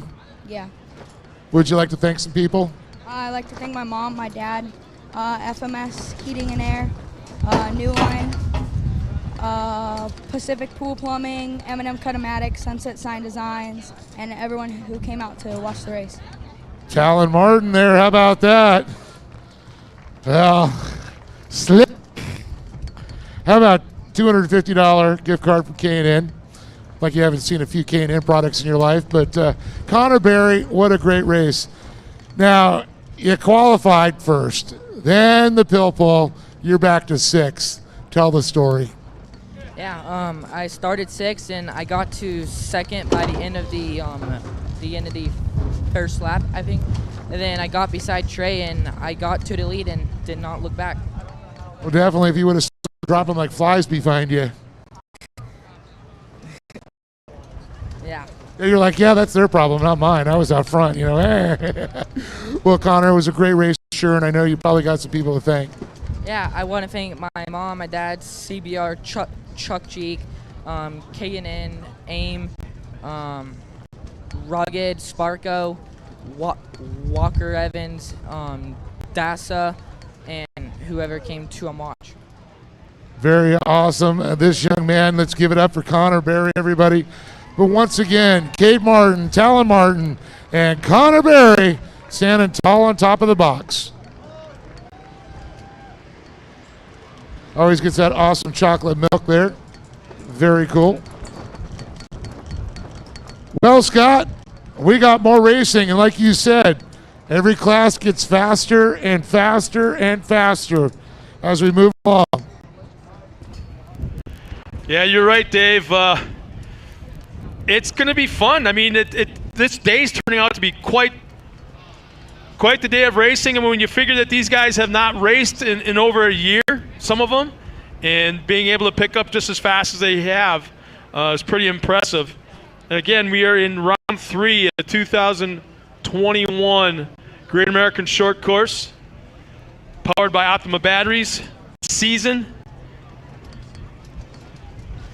And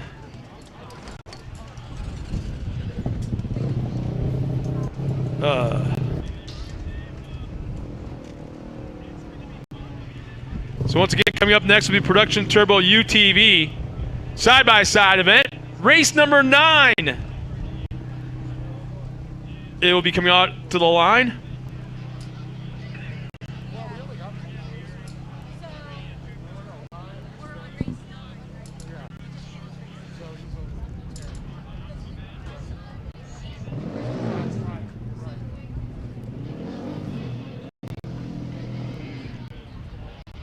So Jason, you like your sandwich to be made with white bread, wheat?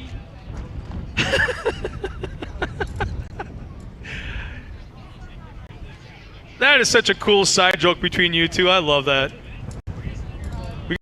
Dave's right, though. We got to come up with a nickname for him now, though. Should we call him, oh, I got it, Freaky Fast? What's Jimmy John's? Freaky Fast?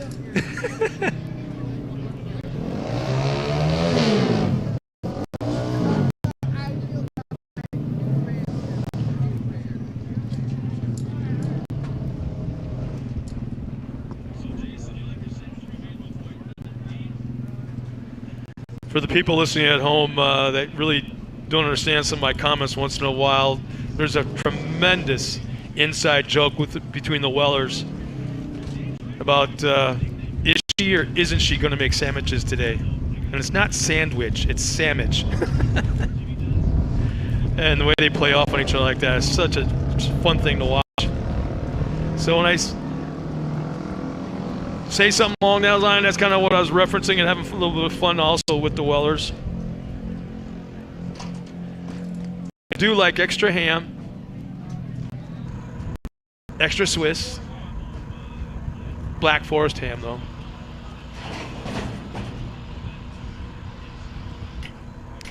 It's a big old gust of wind up here, man.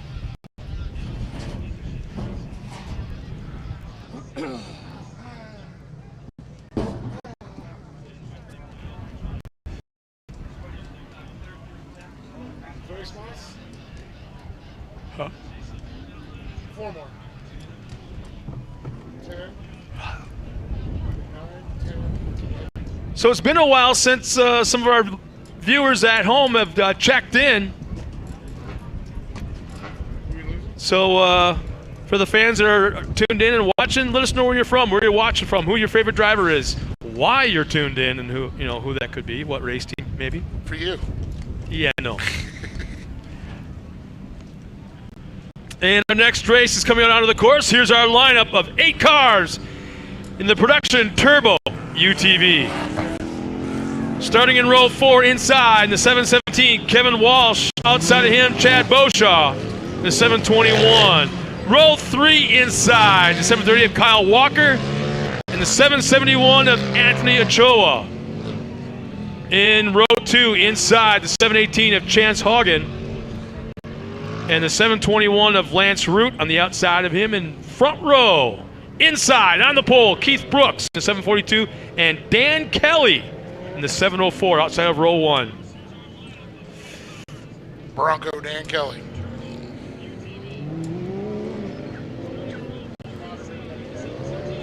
So we got multiple manufacturers out there. Can-Ams in the front row. Polaris is in the second row. The Polari. That's plural.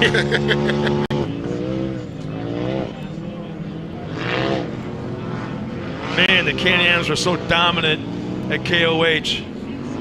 The fact that they raced at King of the Hammers on the 4400 course. Yep.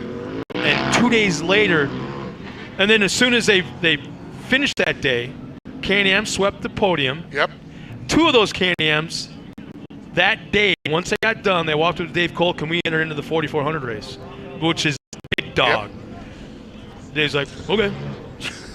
And they both finished the 4400 race. Yeah, I want to say one in the top 15, if I remember right. Yeah, that's impressive. Because I know a lot of the other machines were dropping like flies in the UTV race. Pace trucks off the course. We're going green this time by. Here they come. First jump, green flag's out. Here we go into turn 1. Verdi. That's for our bilingual friends.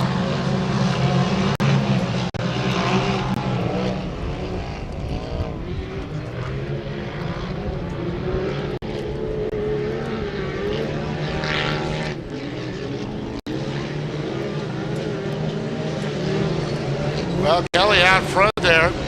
Looks like Lance Root. Yeah. Right behind him.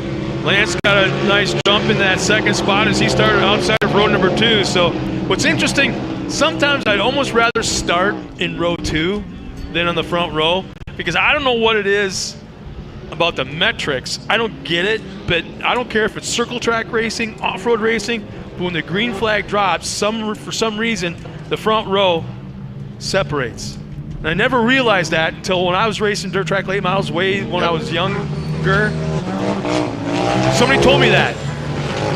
I started on the outside of row 2. I went, oh, how the hell is this going to work? And sure as hell, just like the guy said.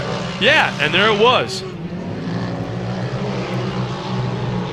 So Dan Kelly running up front. Lance Root still in that second spot, but he's getting a whole lot of heat from a whole nother car. Right behind him, another Polaris. Chance Haugen, yep. Haugen's been running a lot, doing real well at Terraplex out in Texas. See, there's a Texas race going on, or was. And then right now, as we speak, there's the Johnny Greaves series. Yes. What the heck's that called? I forget. Something about, I don't know, ice, cold. Arctic? Yeah, whatever, yeah. Something's going on there. At Dirt City, just north of Green Bay. Lots of UTVs are there.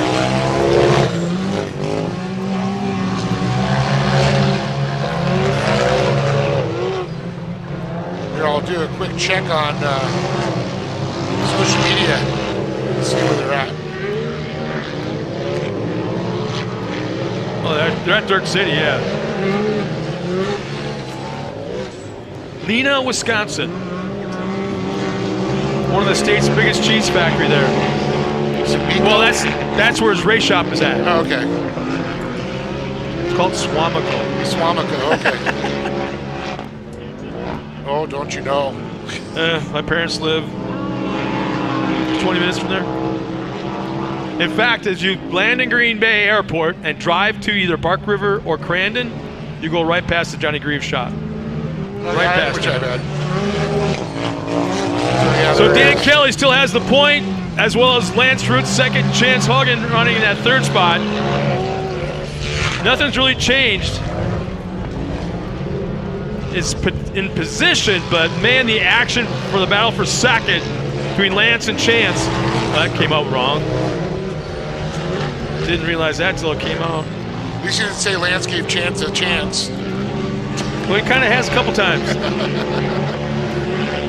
I think Chance will find his own luck out there.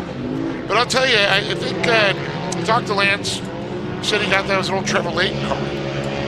So you know it's set up pretty good.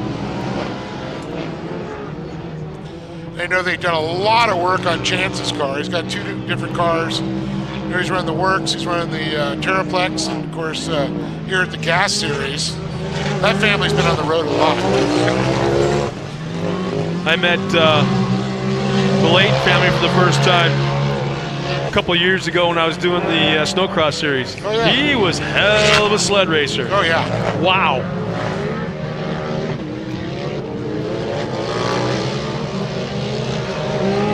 don't know. Does it appear that our second and third are reeling in our leader at this point? I think so. Those Can-Ams are just so dominant in the turbo class. Well, it's so funny when you watch them though in a naturally aspirated class. Everybody's racing Yamahas and the Polaris. Yeah, they're 3 of the top 5 right now, Can-Ams. So hats off to Chance Haugen, representing Lance Root. Root, of course, in second right now. See Canada checking in again there.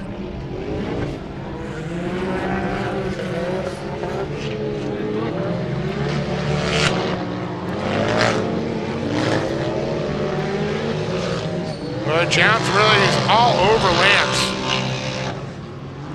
You're right, that is a little tough to say, Lance and Chance.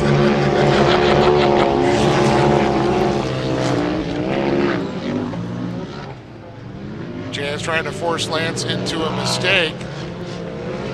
He may have to take a chance. I'm going to punt all over the place. Didn't even mean to. Kelly, though, can they find an answer for Kelly? Is the competition caution coming out? And it is. Comp caution this time. Time to re-rack, restack. So it's Dan Kelly, Lance Root, Chance Haugen. You look for Keith Brooks, 742. Kyle Walker. There's Anthony. Kevin Walsh, 717, and looking for Chad Boucher.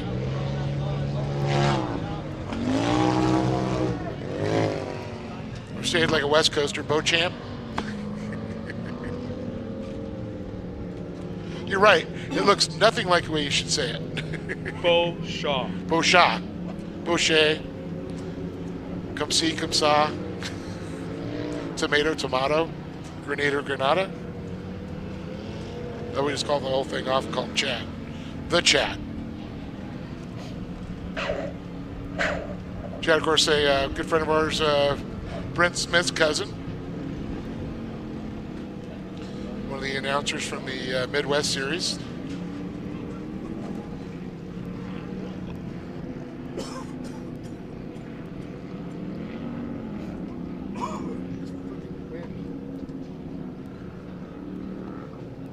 Excuse me. Does the driver start the race, 704, or the flag? The driver.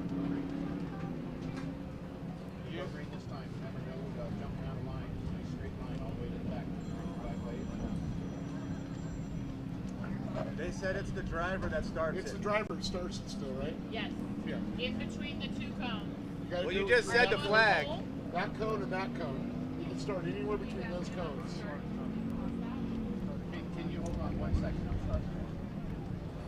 It's the Firehawk. We are going green. The driver starts the race in between the green cones. Whenever he wants to go, the green flag waves. There you go. The big pizzas open my ride home.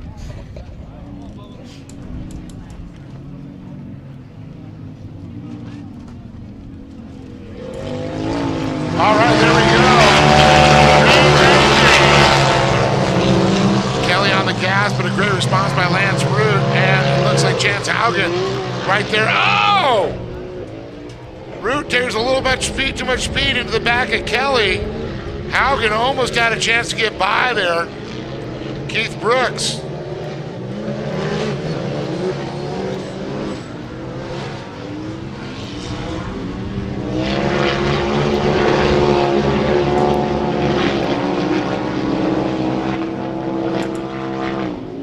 Oh, Root goes low on Kelly.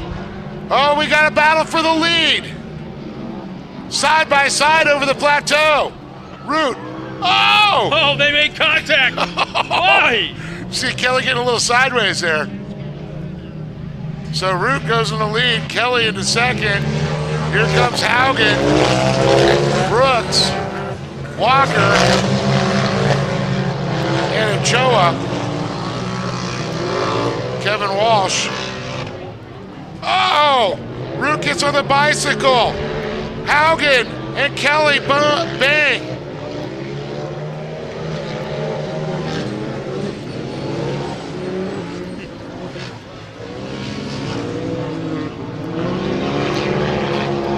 Oh, it wasn't this close before, but look at this now. Kelly trying to reel back in Root, but he's got a lot of pressure back there from Chance Haugen, the Super ATV, new off-road driver.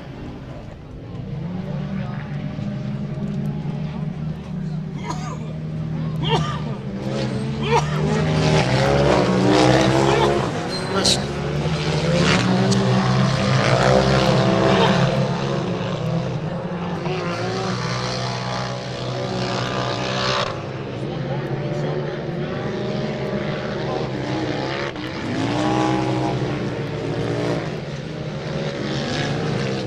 And look at this. Haugen getting released. Kelly having issues. Oh, something's going wrong with Kelly's machine. Because Brooks and Walker both got by.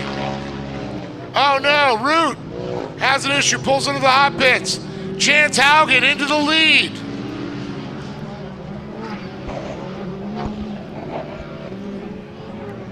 Yeah, so much for that Can-Am dominance. Holy smokes.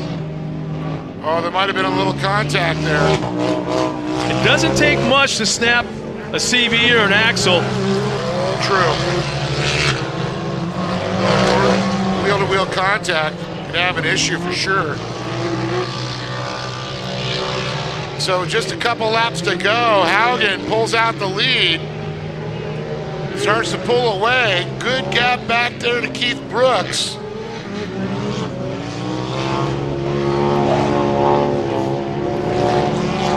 I know Chance has quite the chocolate milk bottle collection going, and he wants to keep that run rolling. He writes the date on each one of the empty bottles and saves them. It's quite it's like our Indy thing. Man, back and forth, the battle between Brooks and Walker right now. So it looks like the white flag's in hand, and it is waving one more time around for Chance. And Brooks and Walker, and can Kelly get into the mix now?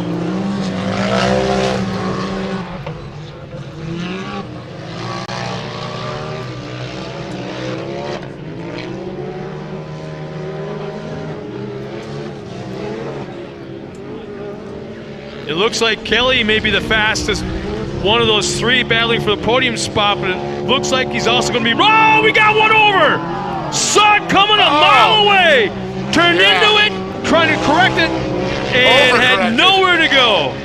Until the catch fence caught him. And that was an awkward spot. And that will basically end the race, as it will end under yellow and checkered. So Chance Haugen will be your winner. Haugen's going to be one happy young man right there. Chance will take the win. Second will go to the 738 of Kyle Walker. And third will be the 704 of Dan Kelly. And Brooks just biked it up on two wheels midway through the turn, turned into it to try to correct it, and sent him over onto his other side. So back and forth, back and forth.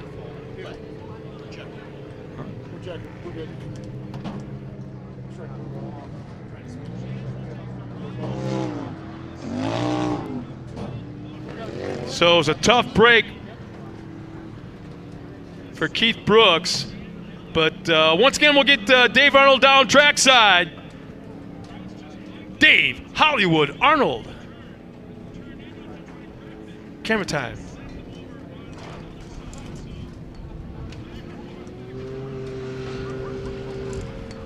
Race number 10 will be coming up next. Production 1000 A-Main.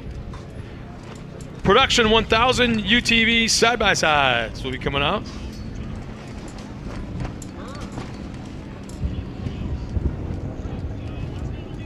So there's a shot of the recovery. All on the last lap. The car's back on all four. The driver's crawling back in. How about that?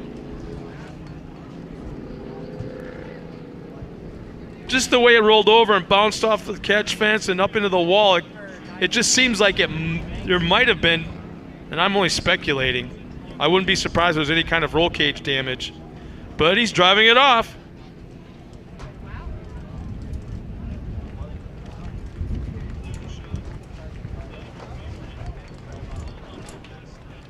So it's been a little while since somebody on our internet, on the live feed has checked in.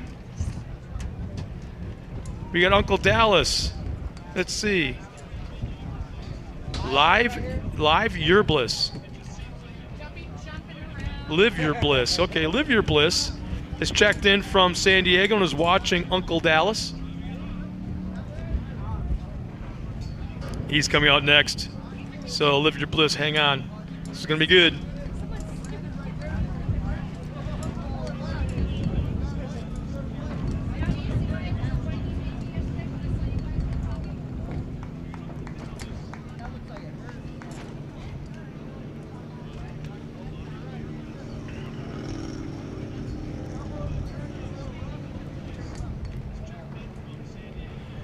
Wow, we've got somebody from Denmark watching us right now, and it's 1 a.m. on Sunday morning, and they're still tuned in. So, Thomas, kudos to you, man. Thank you so very, very much. We'll be doing this again tomorrow. Same bat channel, same bat time. And tell your friends, check in tomorrow, too. I'll be sure and call you out.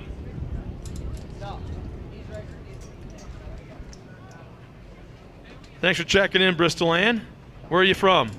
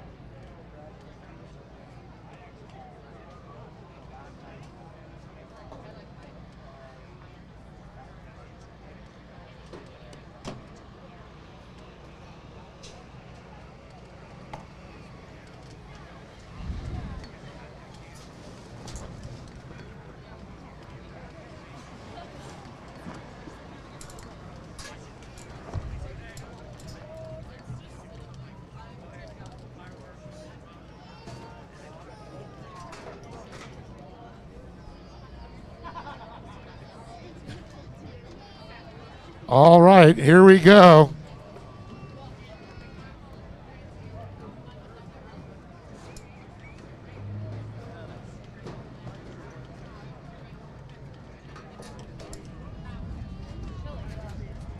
All right, we're going to go over here with Dan Kelly. And Dan, what a crazy one. You're out front, and then all of a sudden, just chaos. Well, just before the yellow, I lost all brakes. So I was using the cushion to try to slow down. A couple cars, too. Sorry about that. Car was running good. We're happy. We're strong. Kelly KMS built it for us. We're doing clutching on it, and it's paying off. So we're doing real good with it. Thanks. Well, awesome job. You want to thank anybody? Yeah, Lone Star built my arms in the back. I thank Lone Star. KMS for doing my work and clutching it. And there you go. We're good. Dan Kelly right there. A Bronco Dan Kelly, I like to say. And move on over here. Kyle Walker, second place. And Kyle, man, you were sitting a couple spots off the podium, and things just started going nuts out there. Yeah, that was pretty much my game plan. I knew I was not as fast as these guys, so I was just waiting for him to start crashing so I could be potentially in a good spot, which ended up working out for me, so it's pretty awesome. What do they say? It's better to be lucky than good sometimes? absolutely. Who would you like to thank for being up here today? I think my dad, my girlfriend, my Brody, Tegan, Ultimate Off-Road, B3 Motorsports, and God for keeping me safe. So. Kyle Walker, everybody, a big round of applause for this young man. And Chance Haugen here. And just heard you're going to be graduating high school, Chance. Pretty cool. I remember when he was a little trophy cart kid, now all grown up. And he's got quite the collection of those milk containers there. Talk about this race because you were battling back there with Lance and trying to catch up to Dan. Oh, yeah, it was a crazy race. I knew I had to be smart. And as soon as I saw Lance pass Dan, I'm like, oh, it's on.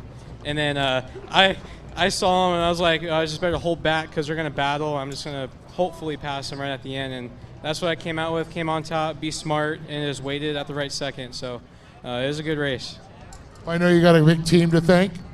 Oh, yeah, I'd like to thank my mom. Special thanks to my dad and Sean. We've been battling this car for all Friday, and they helped, and they got the car ready to go. I can't thank them enough. I thank Polaris, Super ATV, Hoosier, Method Tire, HCR Racing, everyone who else helped me, thank you. Chance Haugen standing on top of the box, but a big applause again to Bronco Dan Kelly. Kyle Walker and Chance Haugen standing tall on top of the box. Back to you for the next class, and boy, they're getting faster and faster.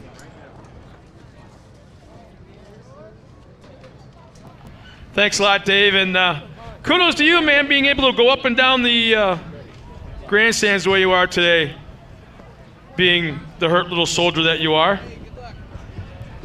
Getting ready next for the SoCal Fleet Service. Wait a minute, I'm sorry. No, the Production 1000 UTV race number 10 this afternoon. Coming up next will be SoCal Fleet Services Pro Buggy. Let's see, as I'm looking at there, got some fans checking in, and let's see. Yeah, Karen's correct. Pro Lifeswell race will be the second to the last race of the day. And we've got somebody from Sweden, Craft Shaft. Says hi from Sweden. Very cool, Sweden. Wow. I wonder if it's like 1 o'clock in the morning there too. I don't know what the time zones are.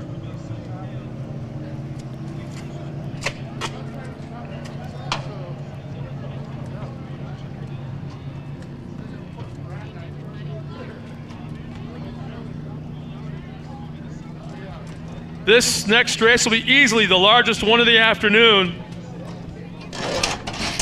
as we have 19 cars signed up to come out onto the track. Here's our lineup starting in row 10. All by himself will be Randy Jelliff in the 958. Row 9 will be made of Haley Perez and Sammy Nino in the 922 and 911. In row 8, Wyatt Schroeder in the 985, Jackson Steele in the 999s. In row 7 will be James Giamillo and Sid Woods in the 939, 951. Row 6, Megan Mitchell and Sienna Price in the 944, 900.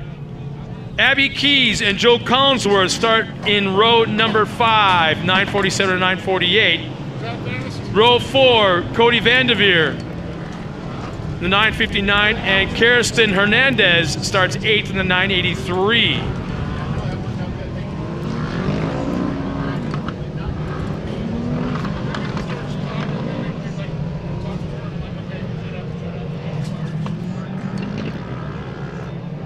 Joe Collinsworth and Abby Keys are in row 5, Kirsten Hernandez and Cody Vanderveer in row 4. Row 3, Cody Hodgson and Chad Williams in 955, 926.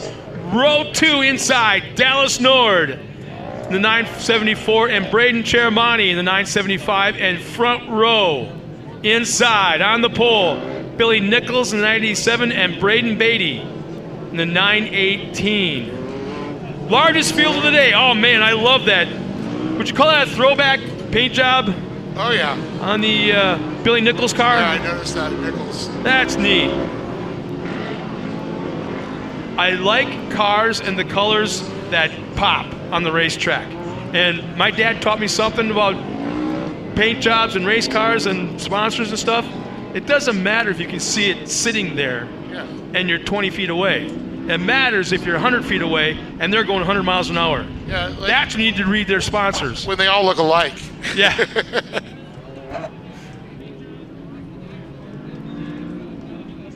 I don't know, but somebody's barbecuing something good. It smells good.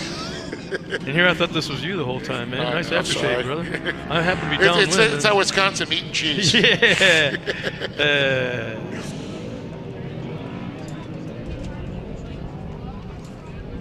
Well, coming up next after this is SoCal Fleet Services Pro Buggy. Right now, as I said, production 1000 on the track. Pace truck is off. The green flag is up. Green, green, green. Wow. That was really interesting because it sounded like, visually it looked like the middle of the field started before the front row did. I know. It's supposed to be the first driver of the pole that starts the race. Yeah, I noticed that too. So I'm not dreaming? No. They were all about that anticipation. Yeah. So Braden Beatty gets the whole shot. He's up front. Billy Nichols in second.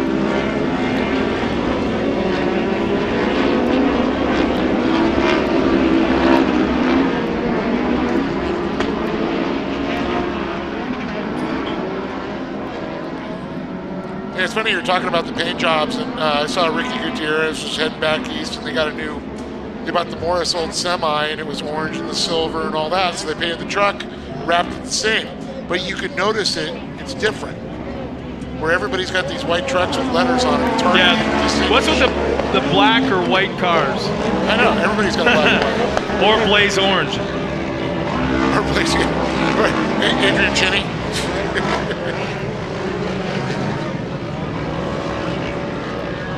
Looks like somebody's off power down the front straightaway. I just noticed that.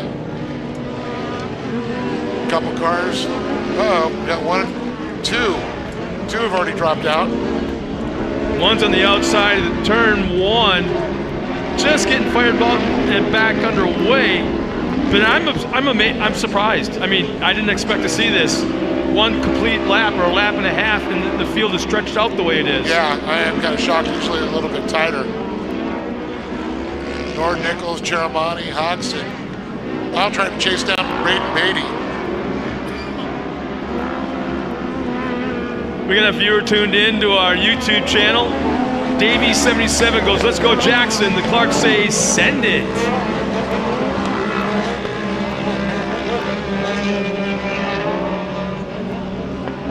There goes Doodle, Kirsten Hernandez.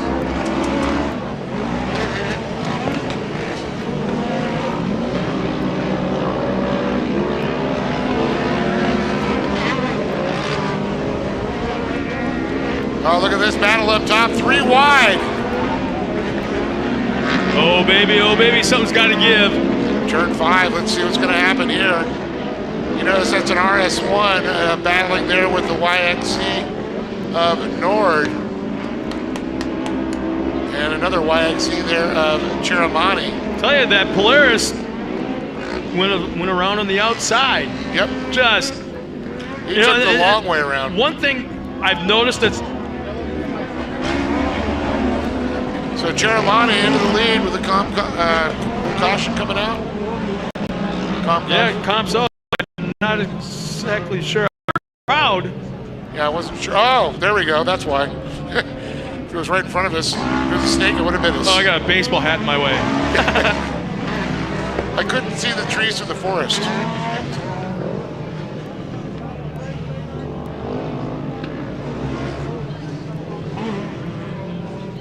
So we got Debbie Booth tuned in watching us. Thanks for watching, Deb. Where are you from? Let us know where you're watching from.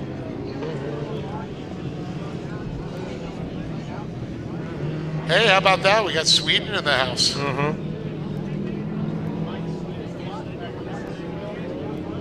Here they got great meatballs. Have what? Great meatballs. You ever had a Swedish meatball? I'm thinking beautiful blondes. Well, okay. Yeah, I know. Okay. I wouldn't want my wife to hear that. I know she's now watching. She's riding her horse. Okay. And with that being said, I'm probably going to get my butt kicked when I get home.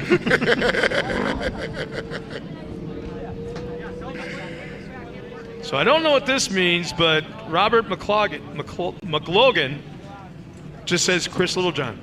That's it. Little John. That Believe Cam drone shot is amazing. Makes you feel like you're racing on the track alongside of them. Yeah, Believe no Cam. kidding, Bristol Ann, huh?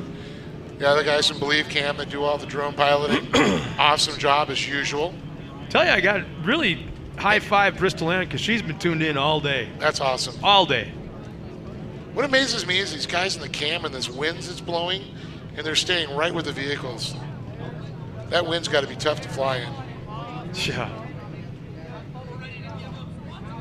I get it. He goes, just tagging a buddy who loves some off-road racing. Okay. I thought maybe it was a bromance or something. Thought it was. Just kidding, Rob.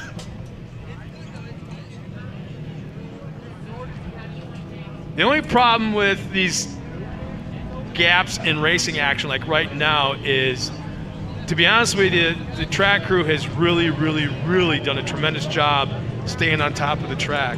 And by that I mean staying ahead of the drying out. They've been able to water it. They're grading it, watering it, grading it. When it's windy, that's tough. And so it's a timing thing. And so as soon as they hit the podium with you, they're out there grading and watering. So by the time you're done, they're done, and we go racing. And this little gap does not help. No. At all. Wind just wicks that moisture right out of the track real quick. So Lori says, go Abby Keys. Abby currently running in 8th place.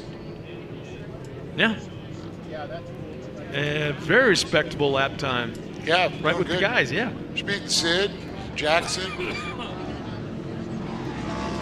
I think there's 6 brand new drivers in this class. I mean, there's certain things that they had to do to make it legal to race, but for all practical purposes, you're looking at a class where you can walk into the showroom, finance it, insure it, and race it. I mean, there's a few things you got to do to get racing, but... Well, yeah, structural cage and seats and window nets, fuel cell. Not too sure how much longer that will be... relocation of the radiator and... Yeah. That's really about it. I mean, you just dial your shocks in. And they're like the Wellers, you can send them your stock Fox shocks from, let's say, Yamaha, and they'll redo them, or the Can-Ams, same thing with the turbos. Davies 77 is checked in from New River, Arizona. There's a river there? It's next to Old River. I didn't see that one coming. Somebody slapped me. Pace trucks on the I'll be field. here all day, Looks folks. like you should be tip your wager. Pace trucks pulled off. We're going back to green flag racing.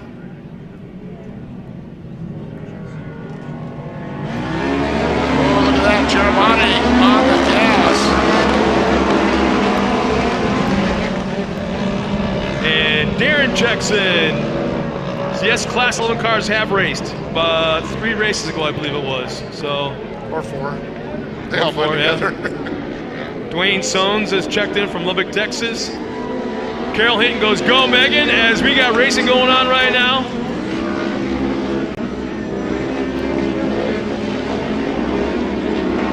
Tell you, nice run off the corner for Dallas Nord. I believe that's Nord on the outside. The left-hand sweeper. Oh, Nord, he's going to get the lead here. Let's see. Oh, it looked like he got run out a little bit. But, you know, that's part of running. That's part of racing.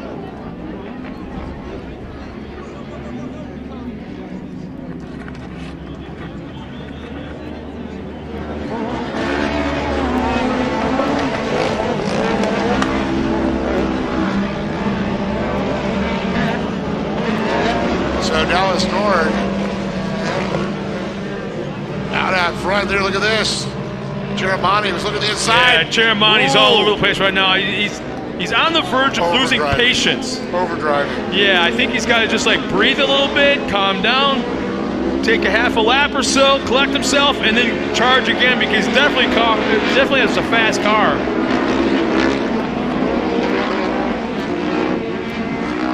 So Dallas Nord from the home of Costco, Kirkland, Washington. Where are you from? Well, same place Costco is. No, but airline pilot by trade, so he's used to flying. It's great. Him and his girlfriend come down, and he does that drive. And that's a heck of a drive to come down. And he's done all the races. Did all the regionals and the nationals back in the day. Mayhem Mario checks in from Mexico. Thanks a lot for watching. We're finding out about a lot of these things that from our Great American Short Course YouTube page, because we've got one of our staff members monitoring there. So thank you, man, for checking in. I talked to a lot of the guys down in Mexico that have Class 11s, and they are just chomping the bit to open the border to come over here and race the Class 11s.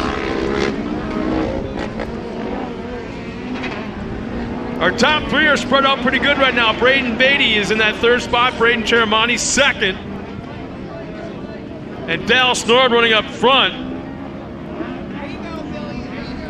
Cody Vanderveer in that fourth spot. Billy Nichols fifth. Cody Hodgson in sixth. Kirsten Hernandez. Doodle. Seventh. Abby Keys eighth. Uh-oh. Abby moved up to seventh. Just at the line, yeah. Up and snuck by Cody.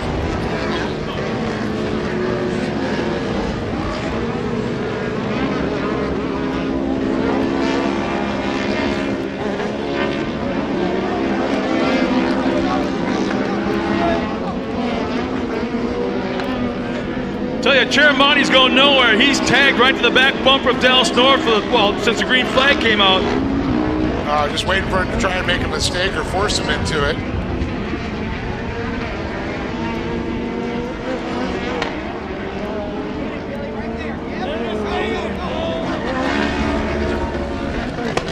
So yellow comes up. Got a car off. Turn 5. So I'm not sure if that's. I think that's just a full course yellow. It's not a comp yellow, I don't believe. I don't see red. We only had 3 laps to go.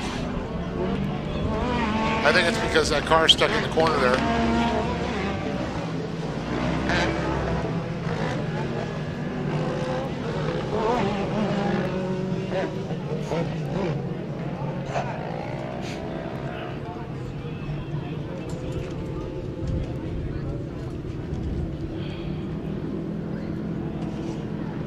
Well, I never thought it'd be a little chilly here in May, but the wind up top here blowing just a little bit, but down in the sunshine. Typical Southern California beautiful day. 65 degrees and sunny. Says who? Just as in from Facebook.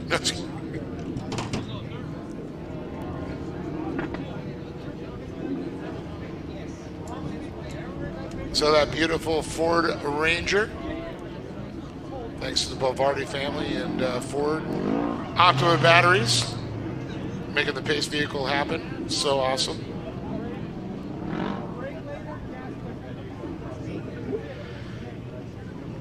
A couple more laps here to go in the production 1000 category. Coming up, we got Pro Buggies, Pro Lights, we've got Pro 2s, lots of great action to come.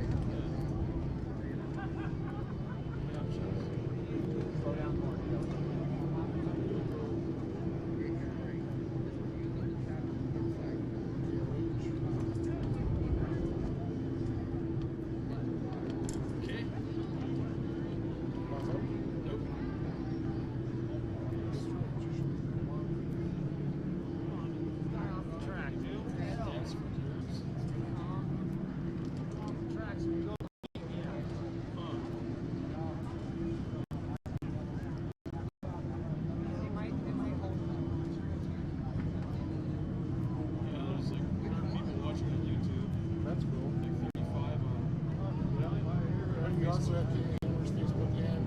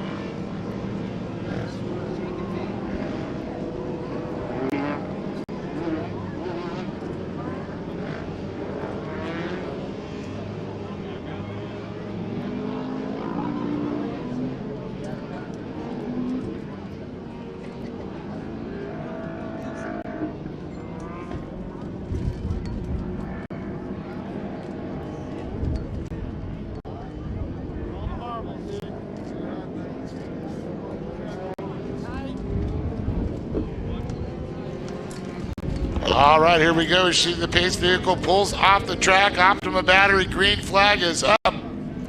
Great American Short Course Series powered by Optima batteries. And we're green, green, green.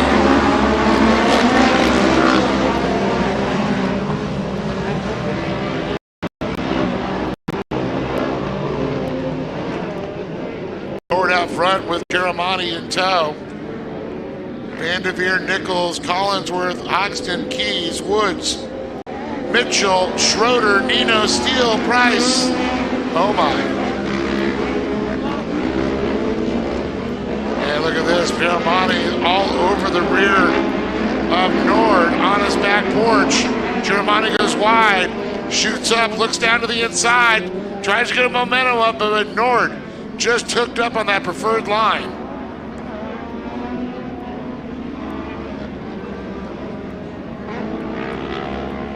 White flag is going to come out here. There it is, 1 lap to go. Nord, Caramani, Vanderveer, Nichols, Collinsworth, Hoxton, Keys, Woods, Mitchell, Schroeder, Hernandez, Steele, Nino, and Price. You know, once again, this class is fast enough that Caramani's close enough at the speeds they're going that if there's a slight mistake by Dallas, so I'm running up front, that there's a shot at making a move.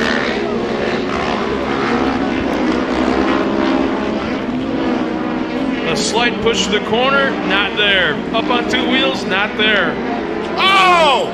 Up and over. A driver. A little further back. Yeah, but oh my goodness, that was a good one. That was a cartwheel. Checkered flag is going to come out though, not going to matter. Nord.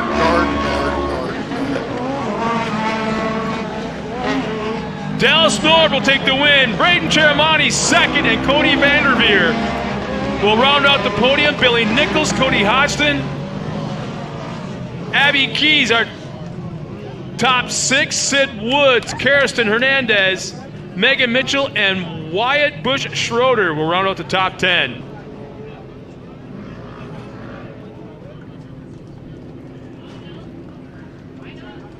And we've got a Matt Carter checked in from Amarillo, Texas. Thanks for tuned in, Matt. Message some of your friends, some will tune in. We're getting quicker and quicker and quicker as we just have a few more races remaining this afternoon. Next race, race 11 for today, will be the SoCal Fleet Services Pro Buggy Division. And if practice and qualifying was any indication of the cars that are coming out here and how they're set up and ready to go, it's going to be a wild, fast race here this afternoon. So once again, we'll take Dave down trackside, jump him up on the podium with a quick word for him from our top 3 finishers.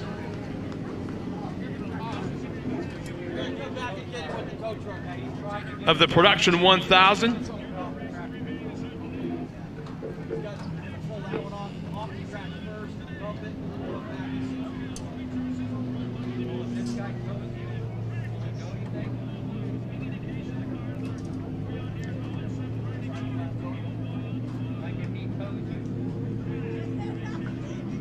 Got Joe Malati checked in. I'm not sure where he's from, but he sure loves what's going on. How about this? Cape Cod, Mass. Thanks for checking in, Carol. Man, we are from somebody from Australia, New Zealand, the UK, Sweden, all over the United States has checked in. It's our top 3 cars pulling up to the podium right now.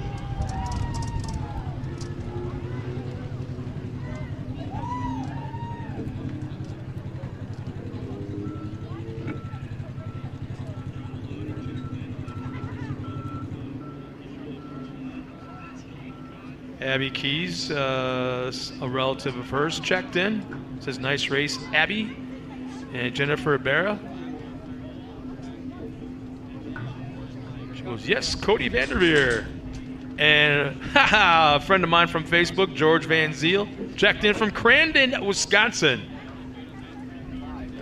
The home of short course off-road racing. Doesn't get any faster than it does there.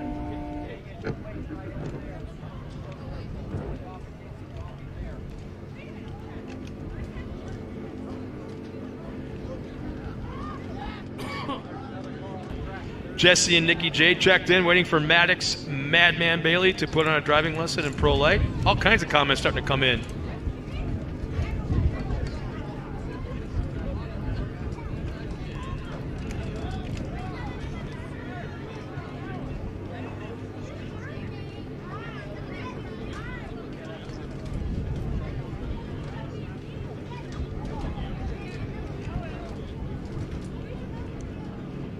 Man, all these people are walking around with, looks like nice, warm, comfortable hoodies.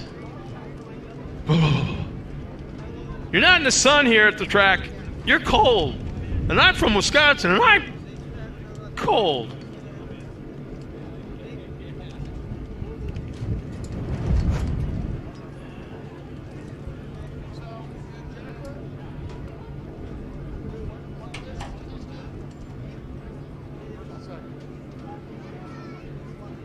All right, here they are coming on up here. And, man, very cool to see a new driver come out here and get on the box for the first time, Cody Vanderveer. So I'm referring to right now. And, Cody, I can see by the look on your face you're just stoked to be here, and you just can't believe you just pulled off the podium of your first race. Unreal. This Plumber's Report Card back by XZ is just on rails. I had horrible tires the first practice and qualifying, but I got some good tires from the Hodgson family. Thank you for hooking me up with those. And I don't know, man. I don't know what to do with my hands right now, to be honest. I feel like a Ricky Bobby move, so I'm on cloud 9. So I got to thank Vanderveer Racing, Plumber's Report Card, DNA Path Changer, Roseville Motorsports, VP Racing, Scrub Hand Cleaner, Demon Axles, Todd's Pool Cleaning Service. Basically my whole family, everyone's sitting right there. They were able to come down. We're from SAC, and we gave them as good of a job as we can get today to get on the box. So I'm pumped. Congratulations, man. Pounded there. Cody Vanderveer, first race here to the podium. That's awesome. And this young man's a stranger to the podium, but boy, did he fight for it. And very cool. I've got a $150 K&N coupon there, or credit card, you want to call it. Dude, what a race that was. You had the lead for a little bit, and then you just battled with Dallas. Yeah, it was a really fun race with Dallas and Braden Beatty. We went 3 wide there for a little bit to get the lead in. I made a little mistake, which Dallas got in front of me, and other than from the rest of the race, me and him were just battling from there. Thank you to him for running me clean and everybody else. Awesome job, I gotta say. You got some great sponsors to make this all possible. Yeah, AIM Ortega RTL, Mom and Dad, CSD for making this car so fast, Polaris, Huser Tire, CarTech, CSD, Walker Evans, SDG Shocks, and everybody else. Thank you. Brandon Cheremani, you give it up to that young man right there. Wow. Dallas, you pulled it off. I know when I was talking to you a little bit on Facebook, and you're like, man, 16 drivers in this class might be a little crazy. And, you know, you had to worry about that SR1. Then you got to go back and drive a totally different car. Well, look at you on top of the box. So how about $250 from K&N Filters? Awesome job. Why don't you tell me about this race? Because, man, this little kid was giving you a hard time. Yeah, you know, all those car kids that come up are super fast, and they're not afraid to, you know, run real close. So it was fun racing with him, and I made a mistake, and he got around me, and he made a mistake, and I got back around him, and we both ran each other pretty clean. But, you know, it's frustrating. I've kind of been fighting with that car a little bit today, and the track was sloppy, so you really couldn't run the car as hard as you wanted or the lines that you wanted, and we just kind of went all back and forth. But he gave me everything I wanted, and that's a fun way to race. It's a frustrating way to race, but it's a fun way to race. Well, an awesome job, and I know you got some great sponsors. Yeah, always Lori for helping me out. She's here this weekend. That's great. Weller Racing, I can't thank them enough. You know, when I come to town, they open the doors for me and do way more than they need to.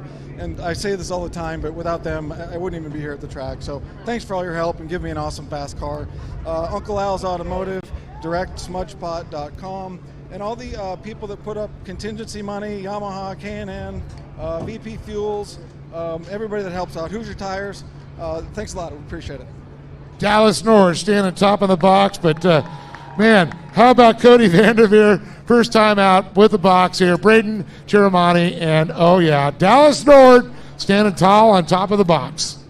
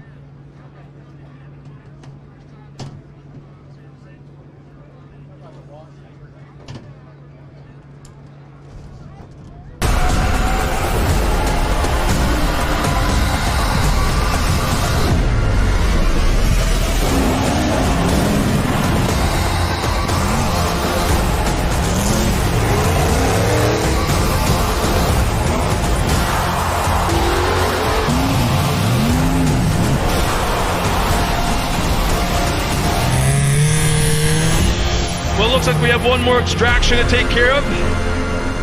I believe that's turn number 5 up on the banking there. We got Jenna Bingham that says hi to Irie in the stand. Irie. We got Jenna saying hi wherever we're at. Our next race coming will be SoCal Fleet Service.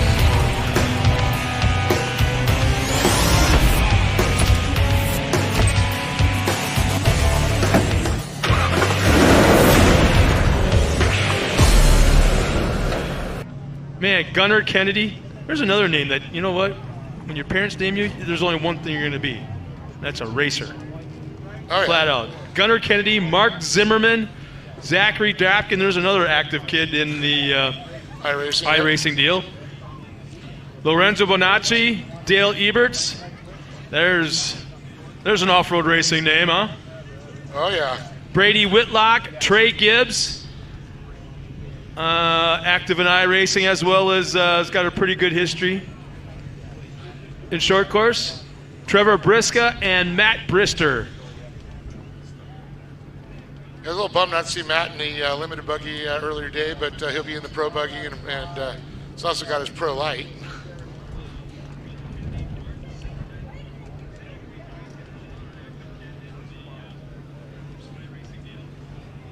Well, it looks like a little track maintenance while they got that car off the track there.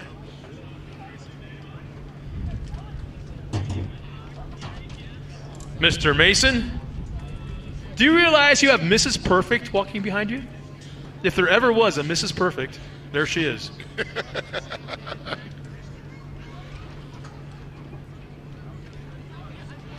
Great article in the new Dirt Sports magazine on the whole Mason family, and of course, you know, this guy's got a few years of legacy in the desert community, and his son Dave Mason Jr. now campaigning in the Pro 2.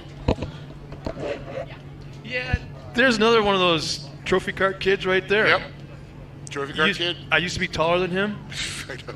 Now he can pick me up with one hand. He can palm up my skull. Well, no, it's like when I see, Ronnie and R.J. Anderson, when they used to do these little grommets, and now there's like 6'4", 6'5". Like, what?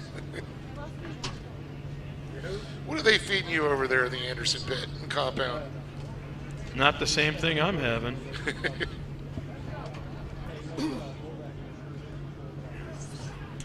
It's like some of these drivers that I knew as trophy car kids, I haven't seen in years, and they got a deeper voice than me. Oh, I know. And I'm looking up to them. Scott, what the hell happened? Is when a trophy car kid came up to me and he handed me a beer. I'm like, "What are you doing with the beer?" And he goes, "I'm 21 now." That freaked me out. And it was like, "Here, Dave." So we got a Tim Roberts checking in. The 933 Production 1000 UTV is not being raced today because I guess his daughter broke her leg, but it was a great race, way to get it. Wish he was there. Yep, Tim, sorry to hear about your daughter. Bummer. Boy, when you break a leg, that just kind of grosses me out a little bit. That's like a major appendage. Been there, done that. And here come our SoCal Fleet Services Pro Buggy Division. Here's our lineup starting from the back. Row number 4 inside is Mark Zimmerman in the 88. Outside of him, Gunnar Kennedy in the 82. Row 3 inside, Lorenzo Bonacci in the 33. Zachary Daffrin outside of him in the 56.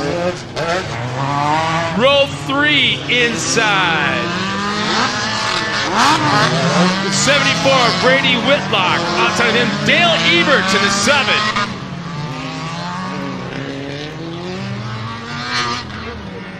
Next row. The 15 of Trey Gibbs. I've quietly been watching him. Trey? Yeah, I mean, he's almost stealth, but fast stealth. He kind of sneaks up on you. Doesn't kind of catch you off guard. He's always been quick. Outside of him is Brady Whitlock in the 74. And front row, on the pole, Matt Brister in the 5 and Trevor Briska in the 59. Maybe the fast monkey on the pole. Fast monkey performance. Reminds me of Chip Chip. Dude. Speed Racer. Oh, I know. I'm not going to admit that I know, but I know. Oh, they still play that I mean, it hasn't been canceled. Lives forever on the internet. Perception of animal abuse. Keeping all eyes right now on the pace truck as he come out of the final turn. Will he pull in and go to green? Now, one thing we haven't mentioned before, for some of the fans that may be tuned in at home or some of the ones that haven't been off-road racing before, the tires that we're seeing on these cars. Same things you can buy off the shelf. GOTs? Same thing, yeah.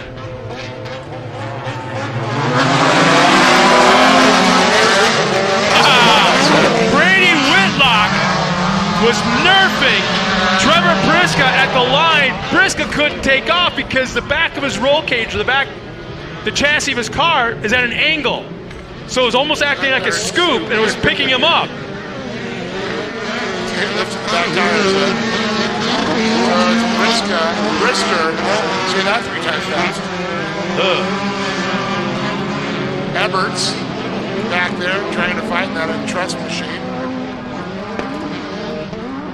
This right here, and correct me if I'm wrong, but with all the things that the drivers have to do inside the cockpits, I mean, there's a clutch, there's the shifter, there's the button for tear-offs, there's the button to talk, there's a steering brake. Yeah, which they really don't use as much in no? cars. Yeah, really?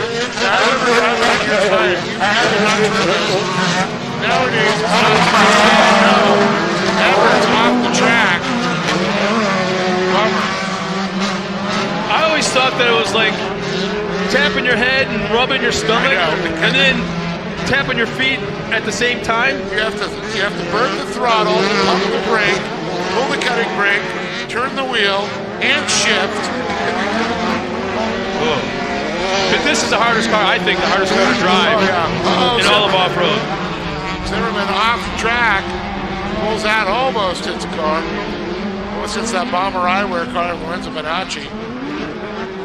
Pretty cool to see Lorenzo has moved up. One of the old, what do you say, old CJ Greaves buggy? Well, it could be, which keep going back. It's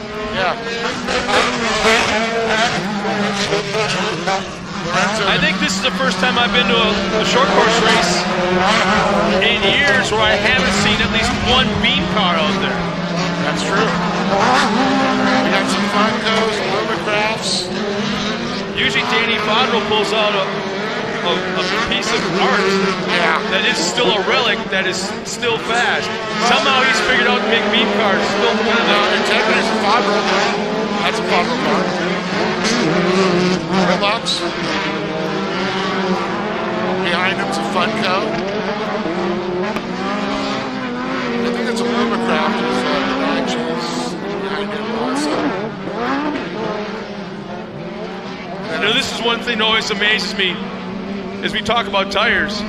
Now watch how these things land off the jumps going into turns. They land already pitched sideways, and the force, the G-force on the sidewalls, obviously running beadlocks, but the fact that the sidewalls just don't rip to shreds lap after lap.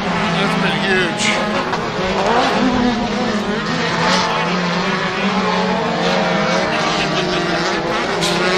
It's his footrest monitor.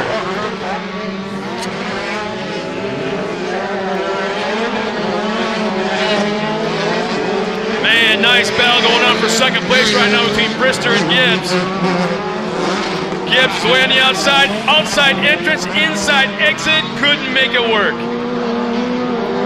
We got some great battles going on all over the track there. Little groups of battles. Top three battling over here. Battles for 4th and 5th. And then back to 7th, 8th, 9th. It's two Funko cars though leading. Brister and Brisca.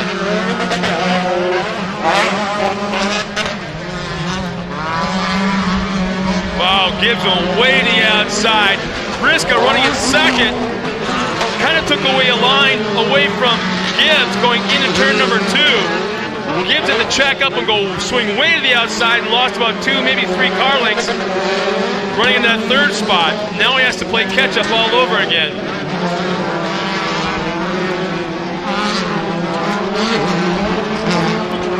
They went and the rookie Bonacci battling hard back there with the veteran Whitlock.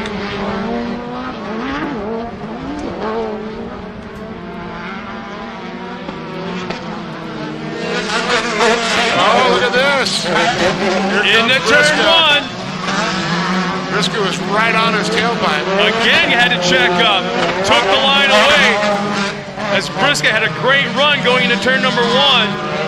Brister, I wouldn't say he's blocking, but he's running a very skilled race, running the lines that he wants to run. And is taking away anything and everything that Brisca's trying to throw at him. So Brister running a blistering speed in front of Brisca. Yeah. I'm going to trip you on a tongue twister soon. Look at this. He pulls away a little bit here out of that. He gets great exit speed. And you can really see that turn, how it really comes into play off that turn. Or before that jump into the turn 6. It's got a little bit of a bend. And there's comp caution. Oh. Re-rack, restack time. I didn't realize the comp yellow was going to be coming out, but it looked like Brisca had another run made at him for turn 1. Yeah, most definitely. I do think he had a great run. So it looks like Rachel's checked in. Way to go, Cody Vanderveer. How about that? Come down for your first race, coming down from NorCal and getting on the box, man. That's pretty impressive. Especially a production 1000, such a competitive class. So many cars. 19 of them, I think it was? Yep. Jeez.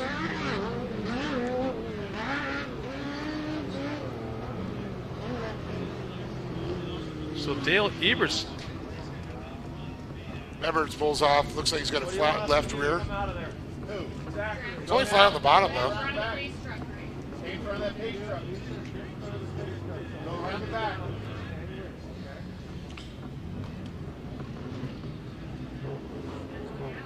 So we have one car, two cars are in the hot pits. One has got a shot to pull back out in front of the pace truck to stay on the lead lap, but if it falls back, could be a lap down. Yeah. But it looks, He's going to get that Zach Drapkin. Red line. So he's got to go all the way on the outside of the track, disappear out of sight behind the banking. He'll make it. And get back out. Oh, yeah. But is there a speed limit in situations like this? Usually there is, but I don't know if anybody's over the radar gun right now. It's only speeding if they catch you. Yeah, well, there was a little... He's going to come across the stripe. He's on him. Good kid he is, Zach Drapkin. I used to race jet skis back in the day with his dad. Yeah. Scott. What a small world it is sometimes in racing. He's, I've never been able to figure it out yet, technology-wise, but the fact that Drapkin's another one of those guys or kids that's really involved in iRacing. Smart kid. I'm able to check on results, stuff like that. I still can't tune in and I all that thought crap. your son was going to build your computer. He did. I got it. Don't help me out none. I don't know how to do it. I have to call and walk you through it. If I can do it, anybody can do it. One of the guys I've known for a long, long time, one of the first drivers that I've met after moving to California in 2005, Steve Barlow. He's here. With the Masons. Crew chief for the Masons. Yeah. Yep. It's weird not to see him walking on Red Bull gear. Dude, he's one heck of a driver. No, Steve, if correct me if I'm wrong, Steve Barlow.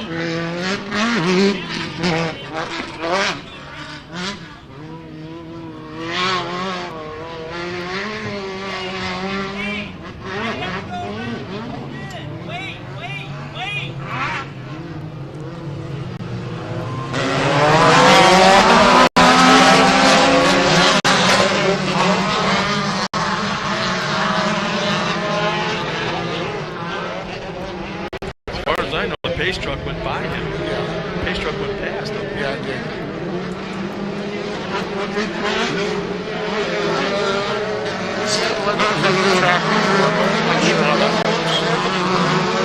That's not my pay grade.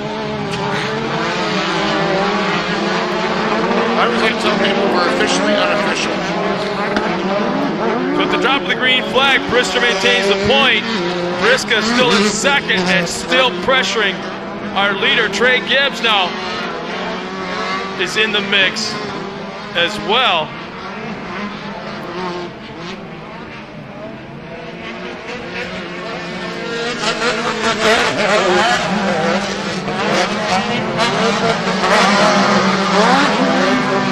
Tell you what, though, Dale's on the wheel trying to catch back up. But if we go back up to the front action, Brister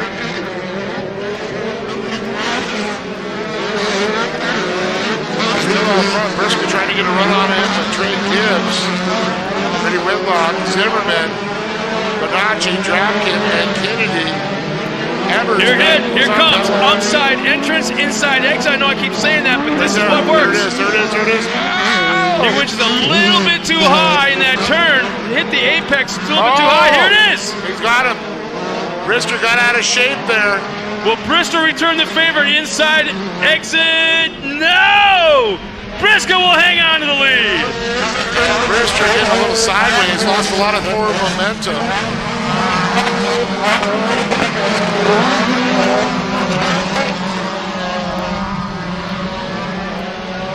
He's looking again to go outside in. Oh, it looked like Gibbs trying to fill that hole too. He's going to play a little monkey in the wrench on the monkey. You cannot get any closer than what these guys are running right now.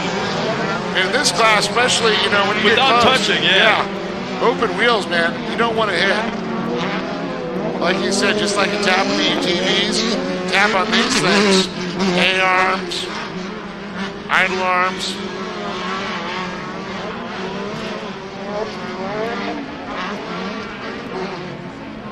And now I think that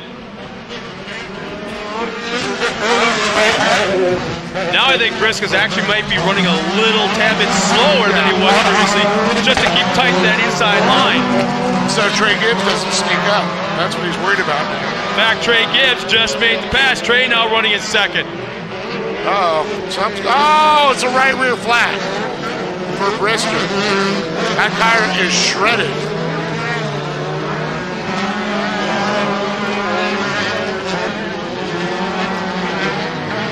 With Zimmerman, well, he's opening up a donut shop a couple times out there. Brister's still running, just on a rim. White flag's gonna come out this next time around, it looks like. It appears to be, yeah. It's in hand. Brister just trying to rotate to get some points. I'm going to say that rim will become a coffee table to somebody. Yeah, it's going to be no good for racing cars.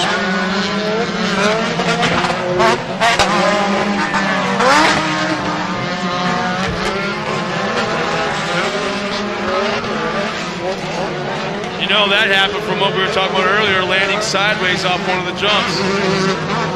Couldn't quite take the pressure. Here comes Drapkin trying to work on Whitlock now. Checkered flag will be coming around very shortly. Makes a swing to the outside. He broke the right front on Drapkin. Right to that small rhythm section. Looked at the right front, got pointed in the right direction. When I mean right, I mean turning right. Turning right. Everything else wanted to turn left. So Briscoe will take the win. Trey Gibbs second. Oh boy. Did Bonacci get him? Bonacci got him. To third? How about this? Let's see the difference. 0.072 seconds. The gap. Wow.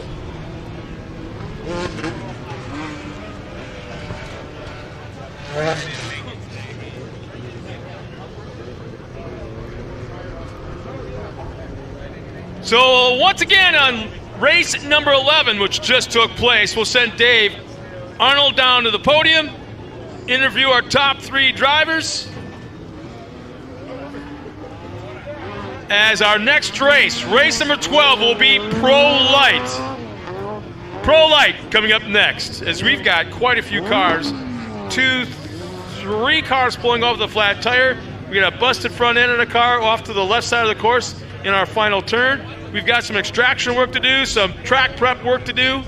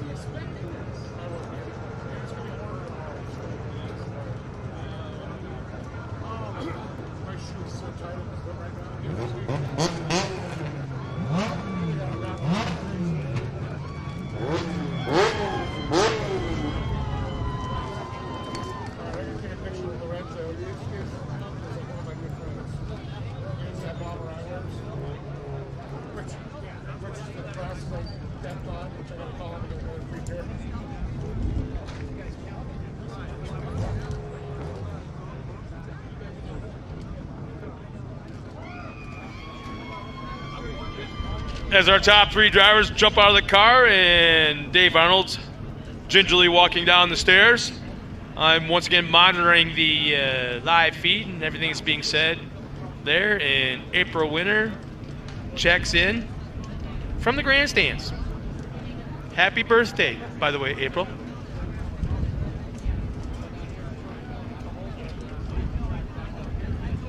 Yeah, you can look around all you want. You know where I'm at.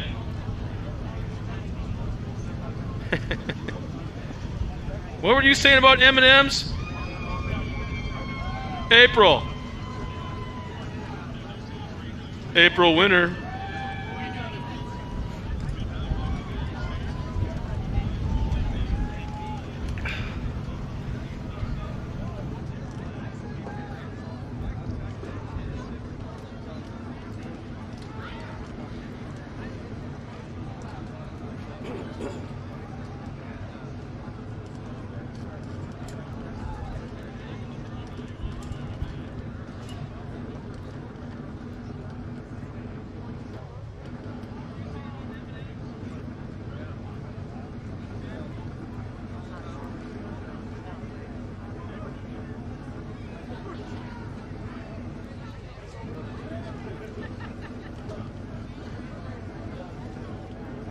All right, we still got a couple of races to go here. Let's go ahead and get Trevor and Trey and Lorenzo up here to the box.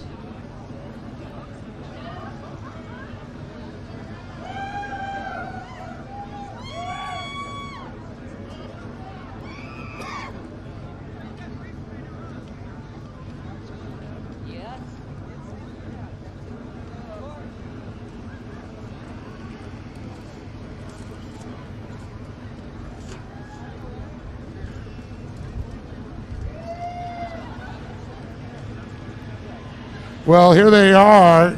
Give it up for Lorenzo Bonacci, Trey Gibbs, and Trevor Briska. It's pretty awesome. I'm going to say, Lorenzo, we've got a $100 K&N gift card for you. Cool thing is, your first podium here at the Gas Series in a Pro Buggy as a rookie, so you got to be stoked. Oh yeah, I am. That was a crazy race, especially. Oh my goodness, I saw my chance at the end and I took it, and oh man. And I think we looked at it was like I don't know, hundredths of a second between the two of you with that drag race. I don't even know. That was crazy. Well, it was awesome. I know you got some great people to thank for all this. Oh yeah, I got God first of all for keeping us all safe on the track, especially with all the action that's been going on. I'd like to thank my parents for bringing me out here and supporting us. I'd like to thank Bomber Eyewear for the awesome sunglasses. You guys, amazing sunglasses, and they float in the water too. I'd like to thank Pole Position Raceway for all the seat time that I can get there. Great track, great people there. Yep, Ken Fott especially. I'd like to thank Buck Signs for the sweet wrap, sweet graphics. Who else? CarTech, Corona Motorsports, Action Sports Canopies, K&N Filters, anybody else that I didn't mention that's been on the track. Oh, and Tony Rutledge for starting Trophy Cart, and Big John's Military Surplus. You guys are awesome. There he is. Give it up for this young man right there, Lorenzo Bonacci. So stoked to see. Yeah, moving on here to Trey Gibbs. And Trey, Scott and I were up there talking, and he goes, man, Trey's like kind of quiet back there. He's kind of sneaking, and all of a sudden you're up in a podium position. You did it quietly. Yeah, definitely. Coming into weekends, especially leading the championship right now, we kind of knew we got to be safe. And, it was a crazy battle watching these guys. They were going back and forth. And, especially with leading the points right now, I just kind of sat back and was watching for them. And, I was waiting for that right opportunity when they made a mistake, but both of them kept it clean. I was able to get by Brister with the flat. Sucks that he got a flat because those guys are really going at it. But, every spot I can get, I'm going to take. But, congrats to Trevor on the win and everybody for the first podium over here. Good job to that. But, tomorrow we'll be back. We're going to go back, find some more speed so we can really be up there, give them a time run for the money. Well, and of course, your family and sponsors that make this all possible. Yeah, absolutely. Trevor, my dad, all the family, my grandma, stepmom, everyone who comes out and supports me. Illumicraft race cars, this thing's a badass. As you just saw it going off sideways, landing. CSD, Temecula Motorsports, Rugged Radios, VP Race Fuels, and anyone else forgot. Thank you guys so much for getting me out here, and we'll be looking for that top spot tomorrow. Trey Gibbs, second place. Moving on over here, and I'll move it here to the side. Trevor, you got nice little K&N. Man, how great it is. Your sister comes down to see you and a little break here to watch your race. Yeah, it's definitely a crazy feeling. I didn't know she was coming out at all, and then she showed up yesterday morning just before practice. So to be able to come out here and get a win for her and all of my other friends and family out here supporting our hometown race definitely feels a little extra special, It wasn't an easy race at all. The wind started picking up towards the end, made a few mistakes. At one point, Matt got by me, and I was just trying to keep my head on my shoulders and drive a smooth race, you know. Got to give it up to Matt and Trey both for running me clean, and can't thank everyone that helps me out enough, you know. All Tech Motorsports, Funko Motorsports, Mickey Thompson Tires, CarTech, VP Fuels, the Fab School, Prolong, just anyone else that I forgot, you know. Thank you guys a bunch.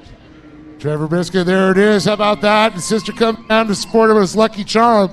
So let's give it up for Lorenzo Bernacci, Trey Gibbs, and once again, Trevor Biscuit up on top of the box.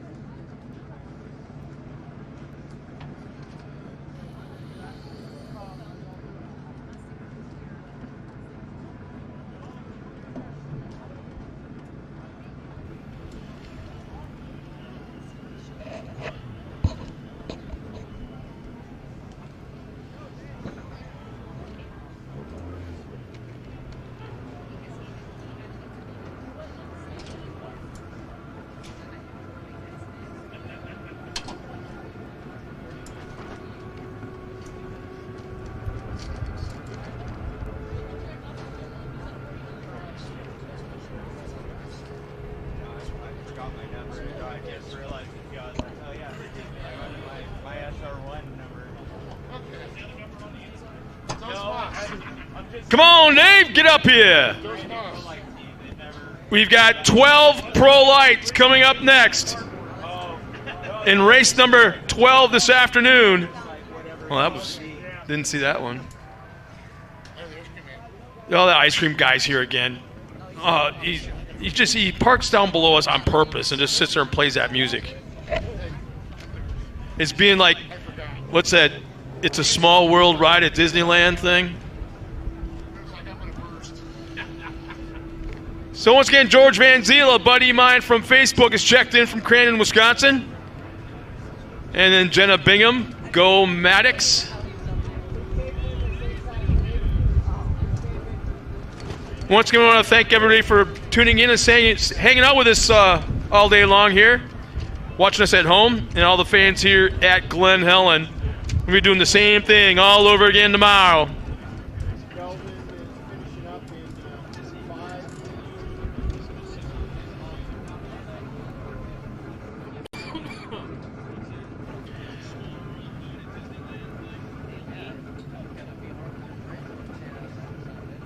Getting all our vehicles back in position. As you can see right now, there's kind of gives you an indication of how windy it is for all the fans at home watching the flag blow in the wind. It's actually a little bit windier than that, but beautiful just the same because it's Saturday, Southern California, and we're at the races. I'm not cleaning horse stalls. I'm chasing goats around to get them back in their pen.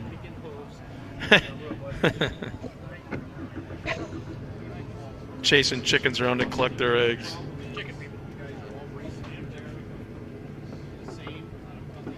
So in just a moment, we'll be bringing our pro lights out for the parade lap, getting back underway.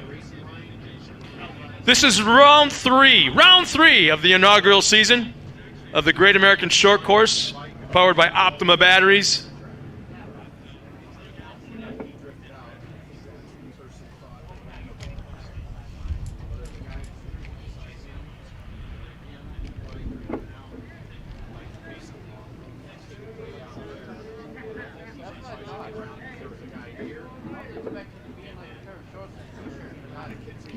Got a pretty good field of Pro 2s coming up after the Pro Lights. Not bad numbers here this afternoon, not bad at all.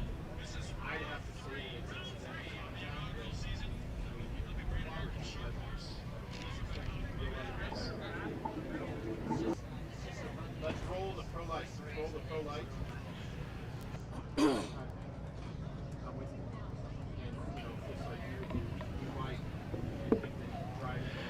Well, race fans here at Glen Helen, you can hear my voice and you're back in the pit area. Down in Manufacturers Midway, you might want to make your way up to the grandstands because pro lights are on their way up to the track right now.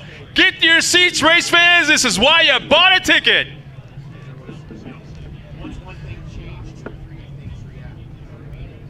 As they make their way onto the track, let's do something a little different this afternoon than what I've been doing prior. And let's do driver intros from the front to the back. As they make that right-hand turn onto the course right behind that pace truck, on the front row, on the pole, the 59 of Jimmy Weitzel III.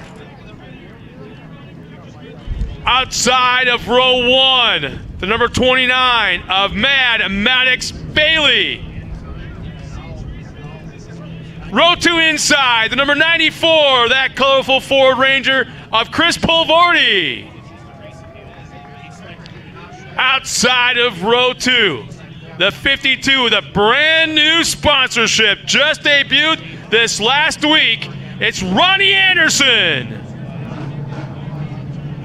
Row 3 inside, the number 68 of Nathan Berry.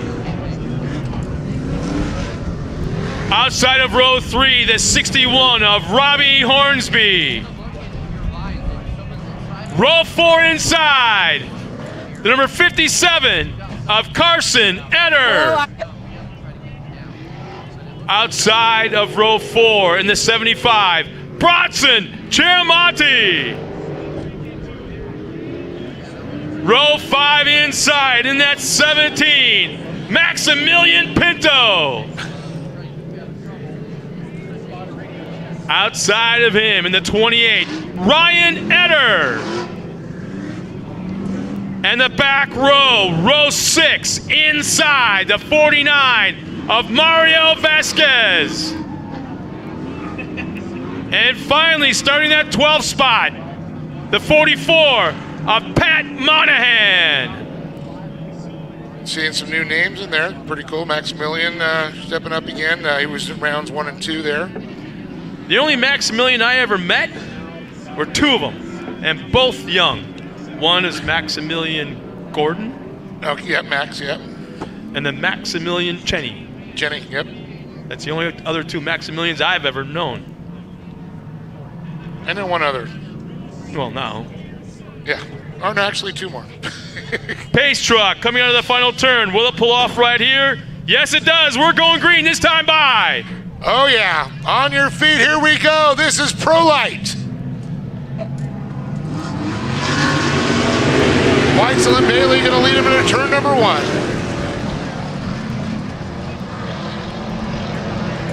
Pull 40 trying to take a peek to the inside on Weitzel. Weitzel goes wide. They're 3 wide through turn 2. Boulevardi looks up the inside next to Bailey right now. And here comes Ronnie Anderson setting himself up for the inside now. On turn 4. Oh, look at him trying to take that line away from Boulevardi. Look at Bailey and Weitzel now.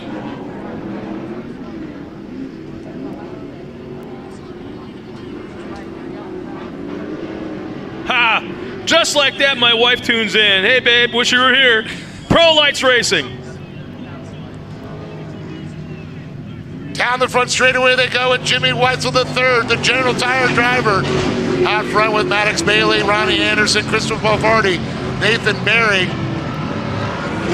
Robbie Hornsby, Carson Etter. How about these new drivers moving up in there? Hornsby, former UTV driver, into Pro Light. Very cool. Oh, man, Bailey just hooked a rut, was all set perfectly for the right-hand turn, hooked the rut, and got pointed in the wrong direction. Was able to hang on the second, but, man, for a second there, I can't help but think the steering wheel got ripped out of his hands. Oh, that's got to be violent in that car. And not, I don't care what anybody says, 12 inches of travel or not, this is a rough ride. Yeah. Trying to figure out that 49 of Vasquez. Is that possibly Peck's old car? Oop. Looks like he went around as I mentioned his name. But down the front straightaway are leaders. Weitzel, Bailey, Anderson, Boulevardi. I'll be honest with you, man. I'm very surprised by the calmness. I guess you'd say that the battery died? I guess what I'm trying to say, it hasn't been really rough and really aggressive yet. No. Wait till the second half of this race. This is very unpro-like. Give them time, don't worry. They're all battling. With this many pro lights out here, this is really starting the new West Coast Series. Big time out here.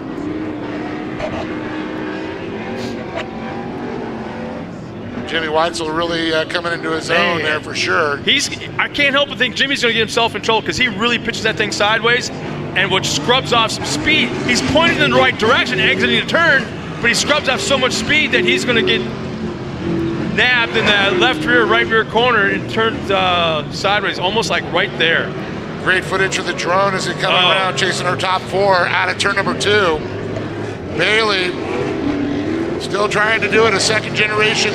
How about this? We've got a couple of multi-generational racers. There it is! Contact. Nice move by Bailey.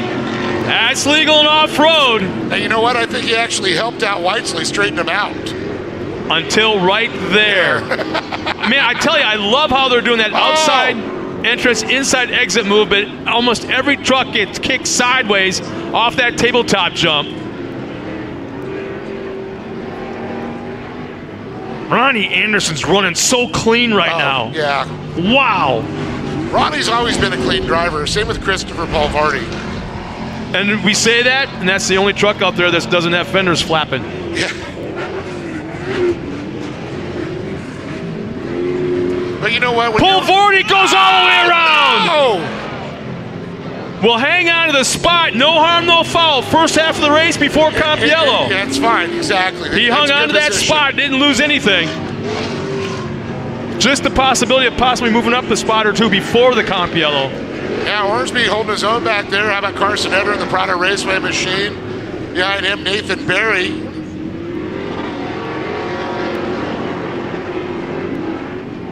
I like the way Bailey's attacking the leader. Oh, man! Shot! Talk about leading to the on inside. Wow! He just pulled the shoehorn out on that one. there's certain moves like that that kind of expose your where you're fast at. Yep. And that might have been the spot right there.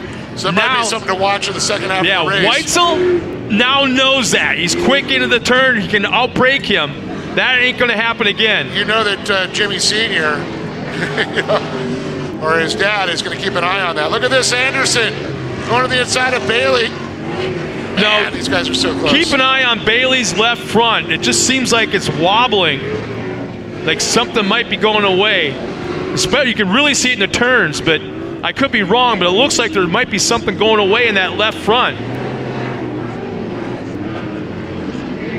Seems like it's tracking okay still. Beautiful pitch out by all three drivers, like a mirror. And there is the comp caution. Now it's going to be on like Donkey Kong, they say. And did I see the hood on Pulvordi? Yep, looks like the hood on Pulvordi starting to inch its way up into the windshield area. Oh, you see that thing flapping up there. Oh, not the way you want to do it. Oh, he must have nosed it. Or did he get into the back of somebody or nose it hard off a jump? Hard to say. I mean, they all been having a little contact out there. So it looks like everybody's got air in the tires. Former trophy car driver, former trophy car driver, former trophy car driver, former trophy car driver, and then an older UTV guy. Now, Ormsby races a lot of late model stuff. See him in the dirt. Carson Etter, former trophy car kid. You want to know how old I am? I grew up in Wisconsin, just outside Milwaukee. The racetrack I used to race at, a dirt track late model, is now closed. Nothing but a big, huge oak tree that used to be in the parking lot remains, and it's the parking lot of a Menards hardware store. Oh, yeah. Like a Home Depot. Yeah. My first year racing was Alan Kowicki's last on dirt. Wow. And that oak tree was a sapling. No, it was big, but it was used for something more than shade, though, at night. There's some shady stuff going down. And it was how it survived, I have no idea, but it's like a status symbol that it's still there, and people drive by and take pictures with it and stuff like that from the old racetrack days. Oh, hell yeah. But say what you want about, to go back to the race here, to say what you want about what's been going on as far as contact and getting into each other. Weitzel's running a hell of a race. Oh, yes. Bailey's throwing everything he can at it. Pulvardi, Anderson. Here we go. Green, green, green. Weitzel leads on turn number 1. Wow, here comes Pulvardi to the inside. They're stacking up hard. And Weitzel goes around. Oh. Exactly what we talked about. He takes Bailey with him. And Anderson comes out with the lead. How about that? Pulvardi still holds on to second. Ah, man. Now see right there, you saw the left front on Bailey getting squirrely. Something just vibrated wrong on that. There's a little shimmy. You're right. You'll see it again next time they come through right before the left-hand turn coming into the infield. I'm sorry, right-hand turn coming through the infield. So it's Ronnie Anderson out front. And that NOS Energy machine, brand new sponsors came on board with those guys. So stoked to see that. How is that drone pilot coming so close to the catch fence and not getting caught up in it? He's good like that. Wow. I've seen the drone get taken down by Roos before, and they just throw another one up, recover that one.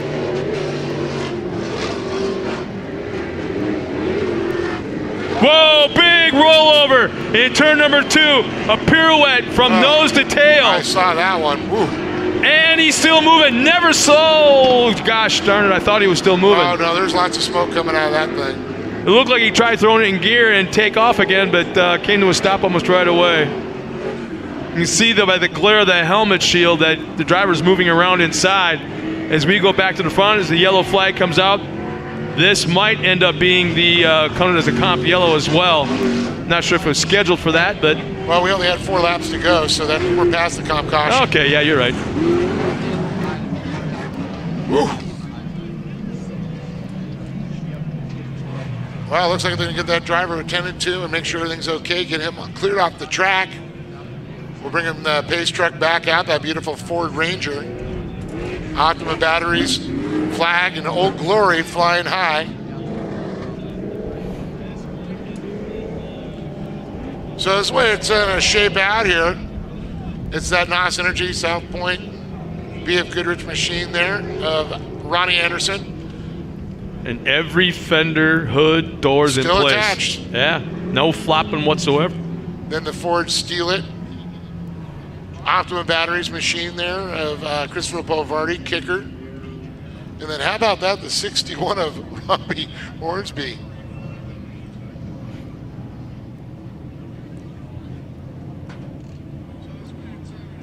Pretty cool to see Hornsby moving up into the Pro Light class here. See Bronson Cheramani there is running that AM Ortega on the side of the 75. And then behind him, Nathan Berry. Is that Empire Destructive on there? And of course, CBR Radiators. Jimmy Weitzel picking up their sponsored General Tire driver there. You know, as I walked the pits briefly this morning when I had a chance, and I'm looking at some of the Pro Lights and some of the Pro 2s, and I'm thinking about some of the trucks that aren't racing, and then I'm thinking about the Midwest and all the different trucks there. Somebody should sit down and figure out, put a pencil to paper, and figure out how many trucks Keith Stamper's got his thumbprints on. Oh, yeah, Stamper. Yeah. He has built a lot of Stamper chassis in the Pro 2s, Pro Light world for sure.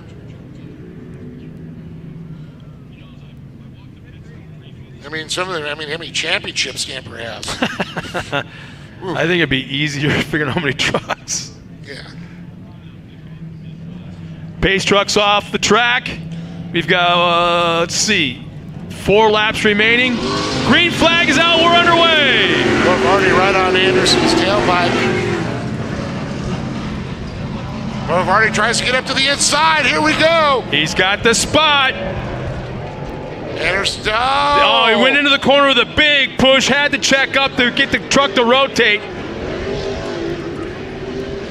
Looks like he just hit that inside berm.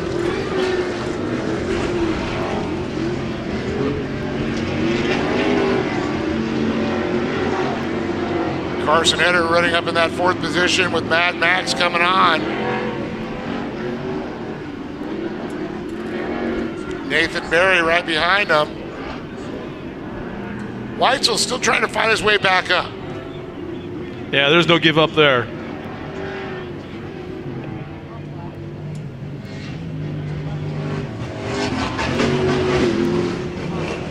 White flag is out. 1 lap to go.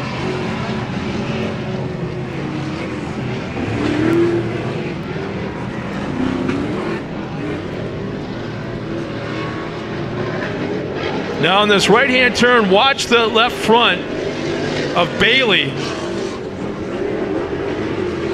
It just doesn't look right. It wasn't so bad that time. No, it looked normal almost. Before, though, I saw it do the little shimmy. Like something. Oh, man, he opened the door. Oh! Right? He opened the door just for a moment. Anderson's got him by a nose as they come up. Here we go, the last turn. Boulevardi looking to the inside. The hammer's down. Man, what a clean race by these 2 young drivers. What a great job. Nice and clean. Ronnie Anderson will take the win. Chris Boulevardi 2nd. Maddox Bailey 3rd. And how about that? That's what I love to see right there. Look out in turn number 2. Boulevardi pulled up alongside of our winner and gave him the thumbs up. Oh, man, these guys are just such great sportsmen, too. That is something neat to see right there.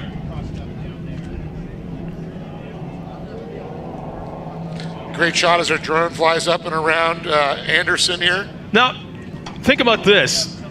They just signed a deal this week with, or announced a deal this week with NOS. First race with them, he goes and wins. Oh, yeah. You think NOS is kind of patting themselves in the back right now going, yeah, see, I told you. Yeah, they kind of did it with some of the high lifter stuff that RJ's been running and stuff, but haven't seen all their trucks wrapped in that NOS. And boy, like you said, last week it popped out. Now they got to be going, oh, baby.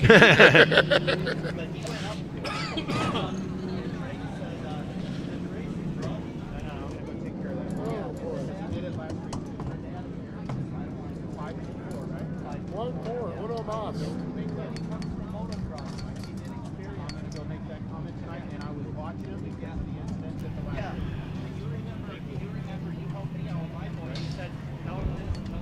Well, race fans, don't be going anywhere, because after this we have one race remaining. One race this afternoon. It's the third time we're going to have Pro 2s on the track in 2021. Again, it's the inaugural season of the 2021 Great American Short Course powered by Optima Battery. Pro 2s will be coming up next as we send Dave once again down to the side of the track with our interviews of our top 3 finishers. We are built on our core values, quality work that comes from the safety on our job sites, the teamwork that makes it happen from employees that are guided by integrity, and making a commitment that we are proud of at Stronghold Engineering. Our values have been instrumental in our success and ability to build or facilitate anything imaginable. Stronghold Engineering, building construction excellence since 1991.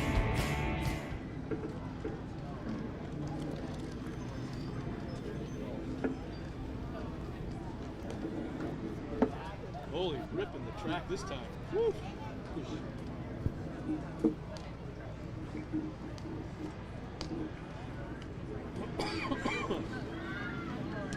Hope my wife's not commenting now that she was watching. I have no idea if she is, because my phone died right as she signed on. Oh, yeah?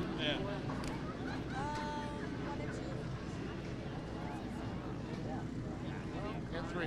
Okay, all 3.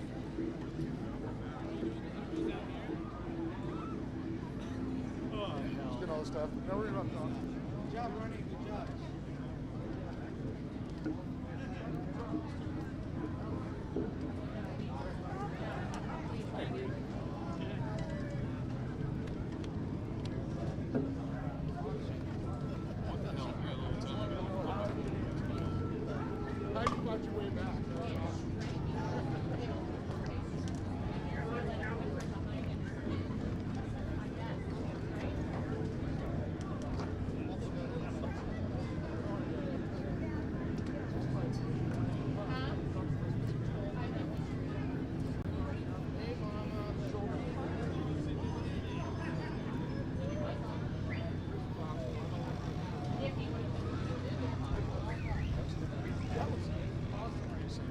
It was clean. It was all door to door.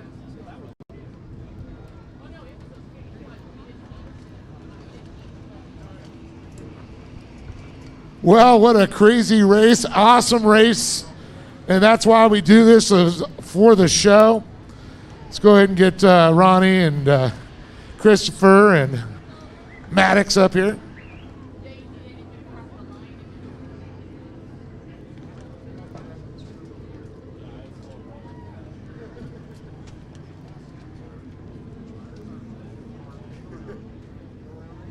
Well, here they are. Let's give it up for third place, the Madman, Maddox Bailey. Second place, Christopher Bavardi and Ronnie Anderson standing tall. So I'm going to come on over here, and first of all, $100 gift card from K&N. Awesome. And man, you had it up there. You're battling the front, and then you and Jimmy, and things went crazy, but you went all the way to the back. You had to fight your way back to this podium. Yeah, I mean, it was a sketchy battle trying to go back and forth with Jimmy, but it was a great battle, and I had a lot of fun doing it, and that's what I look for in racing. And it sucks he over-rotated and took us both out, but it happens. It's racing, so. But look at you, still on the box. Yeah, I don't know how I got this lucky. I just got that Asian luck, I guess. It's from my dad. That's so awesome. Well, I know you got a great, speaking of your dad, you got a lot of great sponsors and family behind you. I'd like to thank my mom, my dad, my Lola, my Pop-Pop for everything that they do to support me. Stronghold Motorsports, Stronghold Engineering, Mav TV, Lucas Oil, Pro-Am, King, Mackenzie's, K&M, Toyo Tires, everyone that comes out to support me, thank you. Let's stay on top of this box. Give it up for the Madman, Maddox Bailey. There he is, third place. Moving on over here to another great warrior.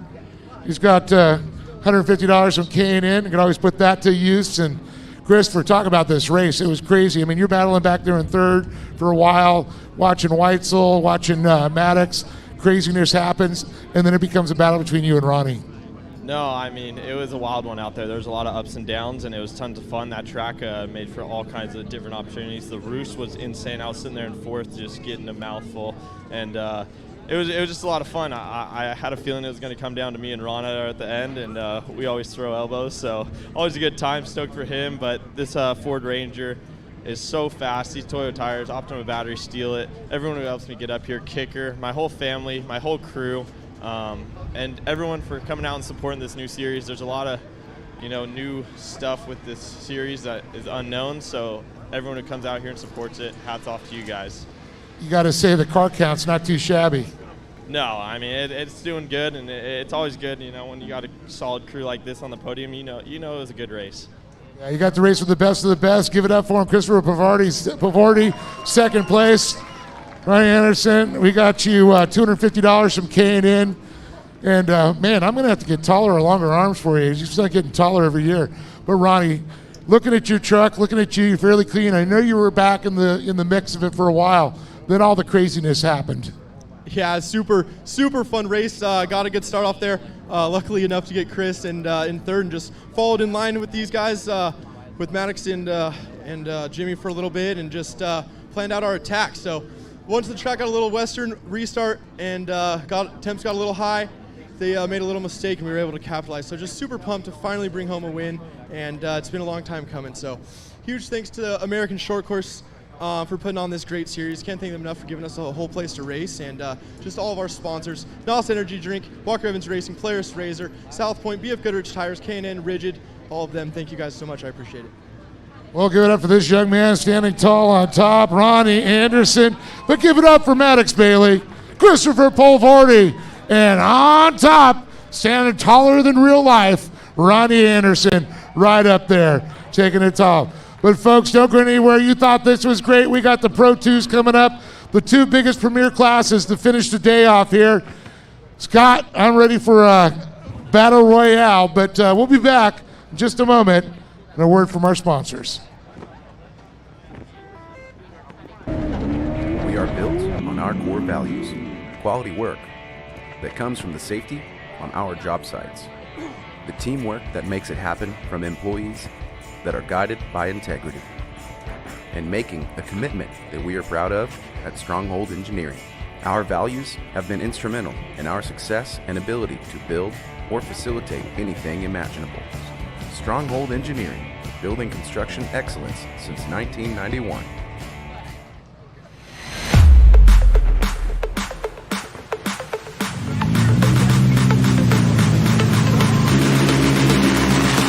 UTV 96 is inside this car here for the race. We use the UTV 96 in this car. I'm using the VP UTV 96 fuel. Thank you, VP Racing Fuels, for keeping me powered and getting me on top of the box.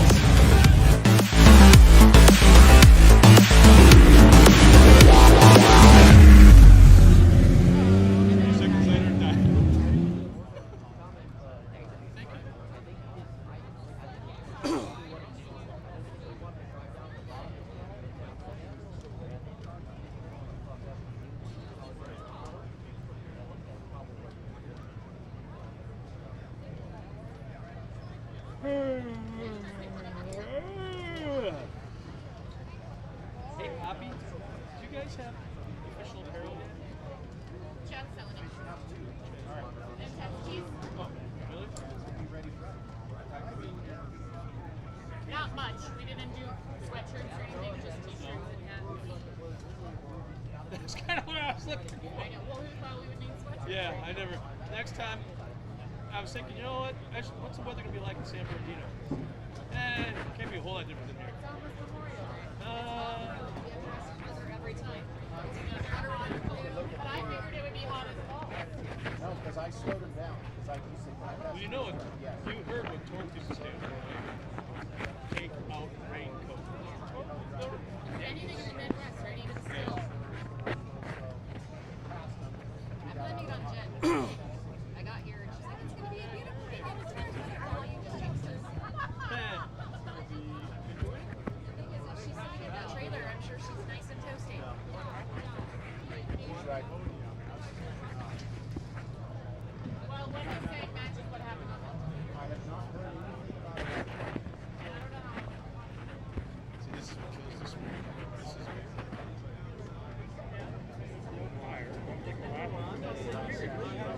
Damn, dude. It's not over yet. Oh, yeah. It's not over yet. I'm not saying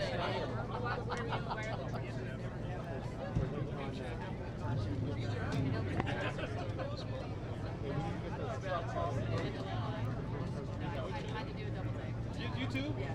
I was wondering, I was like, I saw him, I'm like, I was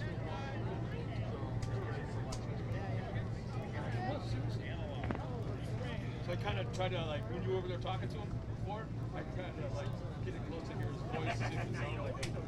And so I wasn't, like, creeping you or nothing. I was like, so I'm not losing my mind, though. Kelvin, you're done.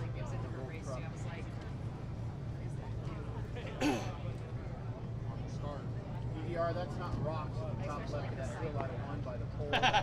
Dirt or sand. Left side, the very left side by the drive. File.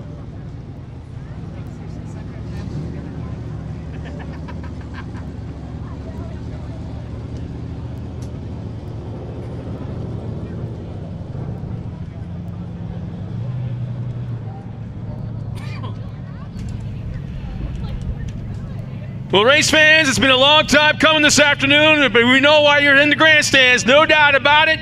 You want to see some of the big, big horsepower. We've got 9 Pro 2s coming out trackside. 900 plus horsepower, 2-wheel drive, full-size trucks. 18 inches of travel in the front, 20 in the rear. There's nothing like the sound of American cubic inches. And there's a lot of them coming out trackside. American muscle, baby. Ladies and gentlemen, as they may come out onto the track and to make that right-hand turn, here's our lineup.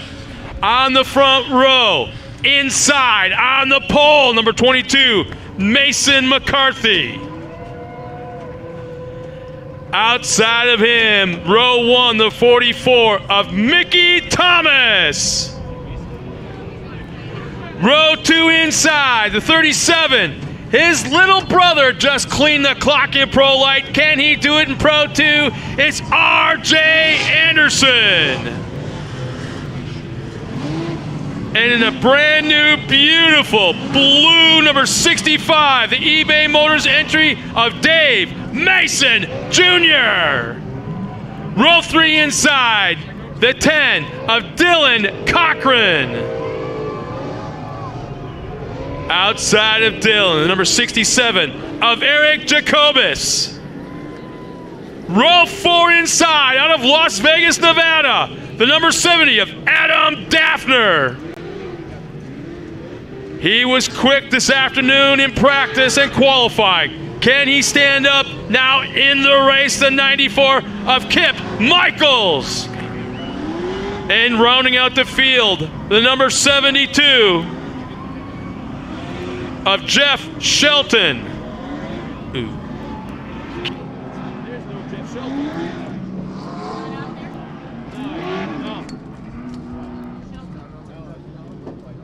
Nope. As I go through the lineup and now look at the track, it appears that Jeff Shelton will not make the call in number 72. So we have 8 Pro 2s in the track. Should be going green this time by. Keep your eye on that pace truck. And then our flag man.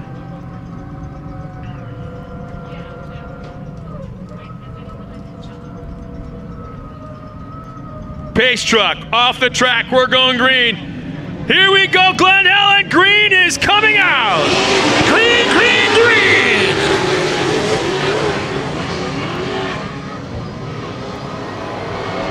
And just like that, Mickey Thomas drifts way to the outside, pulling the whole shot. It's Mason McCarthy.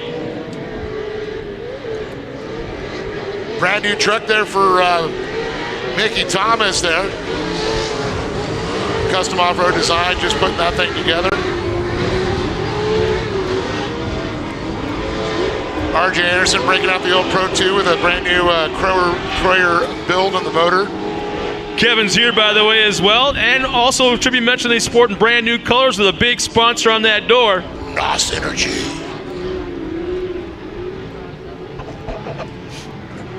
But how about McCarthy, man? I gotta say, that's pretty impressive. Let's see if he can hold up the pressure of the likes of RJ. Man, that's cool. He's already got one of those beautiful trophies in the side of his door. Yeah. That tire donut. Yeah. Man, that didn't take long. That was a souvenir. That's going to be a garage hanger when he's done. The folks watching at home, watching that beautiful drone footage here as we watch our leaders.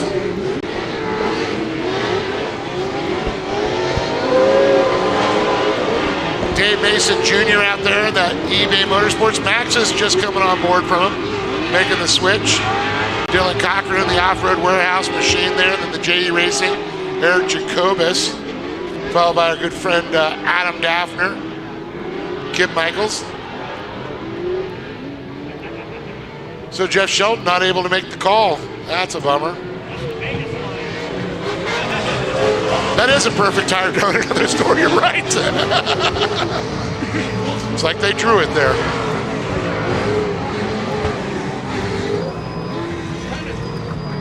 Oh no! I was just going to say I'm actually stuttering. Oh, wait a minute. Whoa. Red flag is out. Red flag. Oh, we got a fire over there in the final, inside the final turn. Kip Michaels. Didn't even see that. That did not take long at all. He's out of the truck. That's a bummer.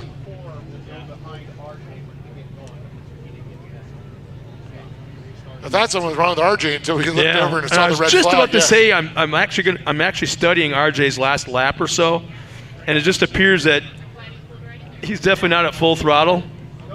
It doesn't seem like it at all, and right now he's biding his time. And before I even got the thought out, the track's a little wet. You just got to get it to burn in a little bit. Tires are starting to get heated up, and then, man, we're ready to go. So the word is we're going yellow. We're going to bring the truck start to circulate around.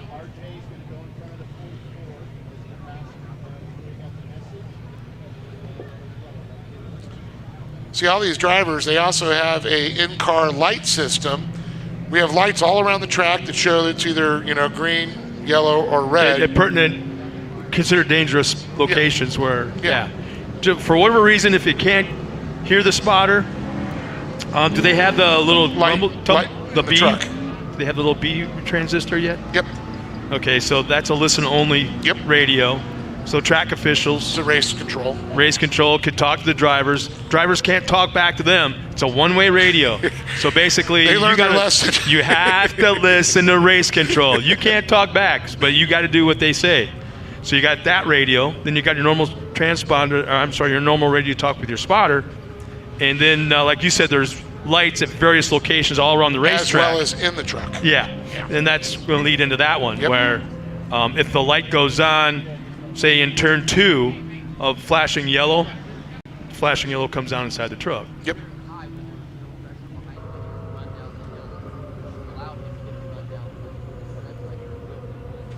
So that kind of shuts things down for just a moment.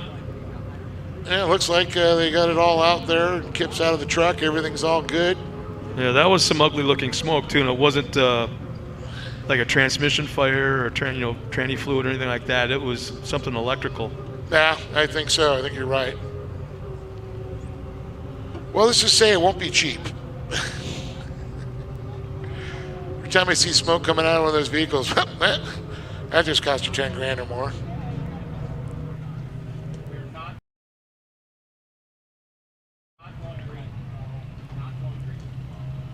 So we're going to bring him around one more time here.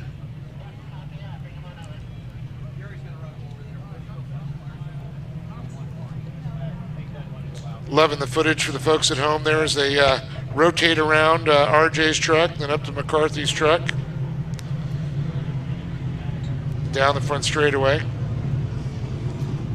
Over the arch. I want to see the guy thread the needle through the arch. Just did. You looked up at the track and he just did it. He went through the trusses itself. I thought he went under or over. I mean, I'll be damned. That's impressive.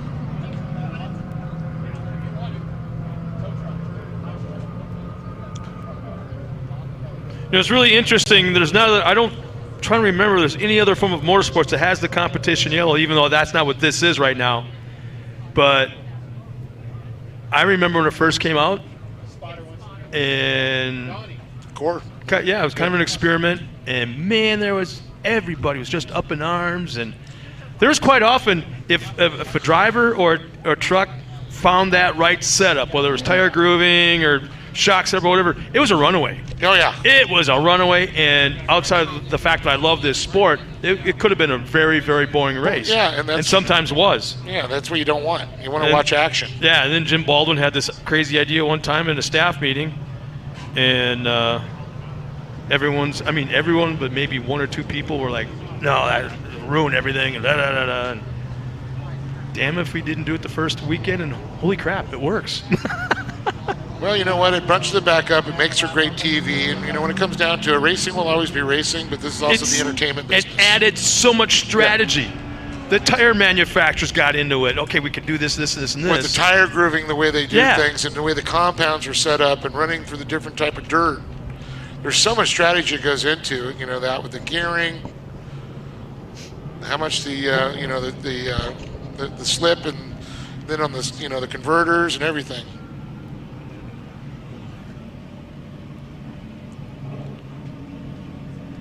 Versus the old days when they were actually using a clutch and shifting in the pro classes. Boy, I don't remember that. Well, I shouldn't say that. It was technology at the time that the guys that had the good sponsors, the big money, could do that, and now it's non-existent. I don't mean the sponsors, the money. I mean the clutch. Well, and then of course with the technology of Pro 4s that came out with the clutched and the geared, front ends that would disengage of letting the throttle up and allow the truck to rotate and re-engage. There was more times. I just happened to be up in Crandon one time, way long time ago, when the Flannerys were still racing, and Chevy supported that team full boat. Full boat. Team Chevy. And they were testing the new Pro 4, and they had more pulleys and strings and monitors hooked up to this truck on so much other. He would do like 2 laps, come in, and engineers and laptops, would be all over this thing. And it got to a point where he was starting to get upset that he couldn't even drive the truck because he couldn't see, because everything was encased in smaller plastic boxes, and they were stacked up and bolted down everywhere. There we are, green. McCarthy, Anderson, Thomas, Mason, Cochran, Jacobus, Daffner. RJ taking a peek to the inside on turn 2. Nothing there. McCarthy able to keep that door closed. Man, is he keeping that truck to the inside. Both those front tires, the left front and the right front, whatever turn he's got that thing riding that inside berm. The only problem I see him having is like we saw in Pro Light, where he's pitching that thing sideways so far through the turns that he's going to over-rotate and collect. Oh, that was almost a right there. That's what we're talking about. Oh, McCarthy got a little bit out of shape there. Here comes Anderson to the inside. Ooh, he just really tried to pinch off Anderson there. Smart drive. RJ's just checking up so hard in the corners.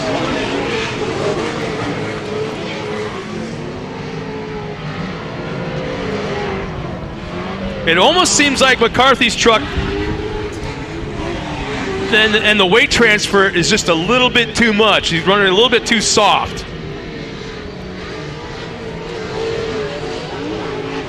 Like there.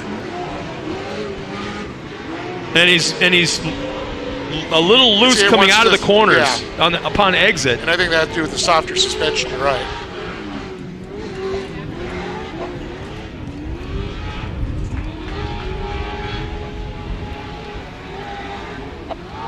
Oh, look at this, out of shape there. Here comes Anderson, jumps up. Oh, McCarthy, tries to go back under, a little tap there. And Thomas gets a 2-for-1 there. He sneaks in. Now Dave Mason Jr. back there on the eBay Motors Maxxis machine. looking to make a move too.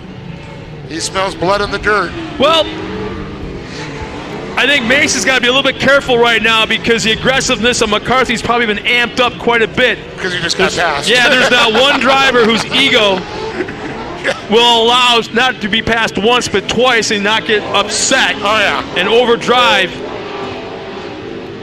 But McCarthy seems to be doing it right.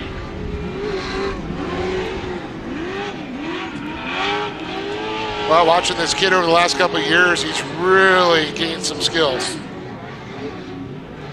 It's great to watch these drivers progress, see them come to the level that they're at now. Trophy card? Trophy card? Trophy card? Oh, wait a minute. No, Trophy card. Thomas wasn't a trophy card. Was he? No, he went straight to Pro Light. Everyone else has. Mason, yeah, Mason. Yeah. Junior was.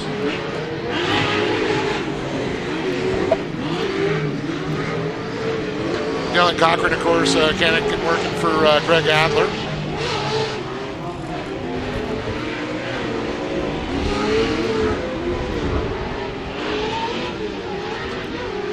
The Thomas family, great family for sure. The kid's like, I don't know, he's like engineering, smart kid.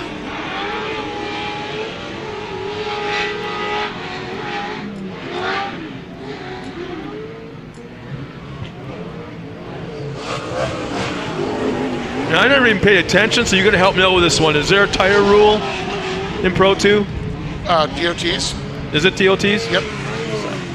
As the competition yellow comes out, this will give second on back a second chance. And that's been really great for the manufacturers to really, show this is the tire they're racing on. You can actually go buy. And I know this being the first year that there's a lot of tire companies doing a wait and see kind of thing, because that's exactly what happened in the Midwest. This being only the second year of that series, there's already 5 tire companies on board behind the series, and then 2 other tire companies that are behind teams. So, I mean, that's just been the heyday right now. There hasn't been tire competition like that from a marketing standpoint, testing, racing standpoint in a long, long time. And it's great to see it come back like that. I know, of course, RJ with a long relationship with, BF Goodrich, and then I think Mickey's still on the Maxxis. I'm not sure. I'm not sure what McCarthy's running. I know Mason just went to Maxxis.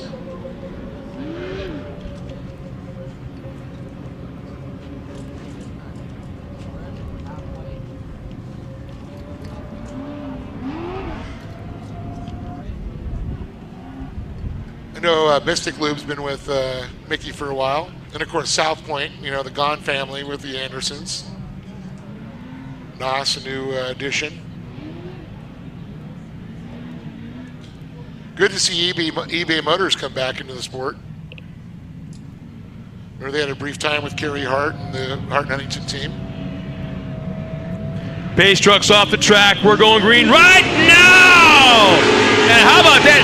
RJ held him until the very last second and almost lost the lead at the line, because you can't pass the truck in front of you until you cross the flag stand. That's right. And he almost lost it by holding these guys so long. He was doing a little psychological warfare out there.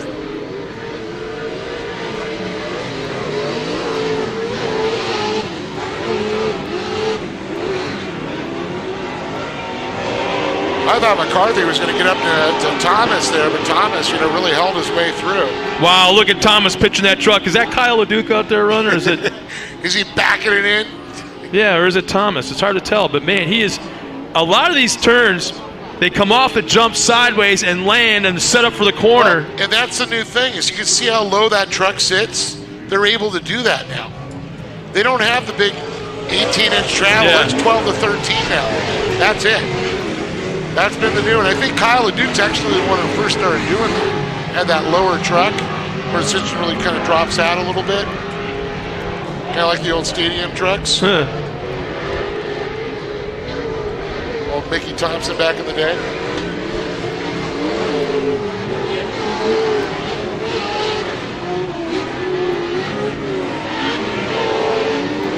You actually see like RJ's truck sits a little higher in the front. Mickey's. Look at the front, the gap.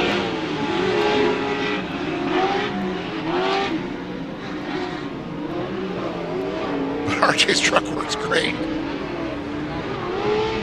Oh, right Mickey. there. Do you see how that? Thomas? He's been doing that every single lap. He literally just pitches that thing sideways through the air. Now keep in mind, these are DOT tires. That's what blows my mind. Basically, they could be the same one that's on your truck or mine sitting out there in the parking lot. You know, with the new, fibers and Kevlar and all that weaved into some of the sidewalls of these tires.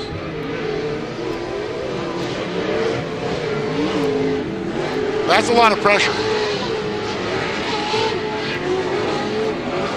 Got to keep an eye on Mickey Thomas's body hangers right behind those rear tires that are just flopping around. They're just aluminum sheeting. They're cut out to be body hangers, and they could be on the verge of falling off, it appears. And then I'm not sure if we call a yellow flag for that, for debris like that on the course, or just like a Robbie Gordon NASCAR.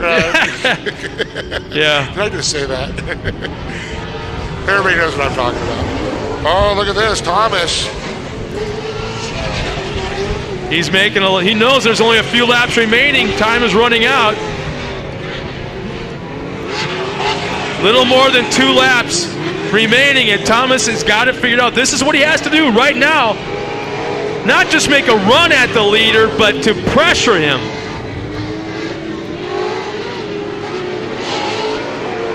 Right there, he was able to get on the gas a little bit sooner than RJ. Set him out, inside exit. Goes a little bit too wide through the turn. Not able to pull it off right there. 2 laps remaining this time by.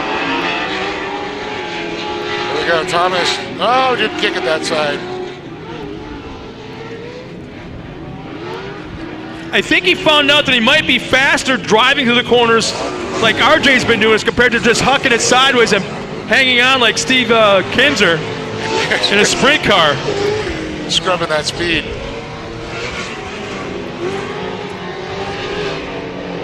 And you know RJ is racing with his spotter right now. If the spotter's telling him that Thomas is 2 truck lengths back, he knows how he can turn that truck differently in corners. He doesn't have to protect the inside line. Right. He can hit that more preferred line instead of protection.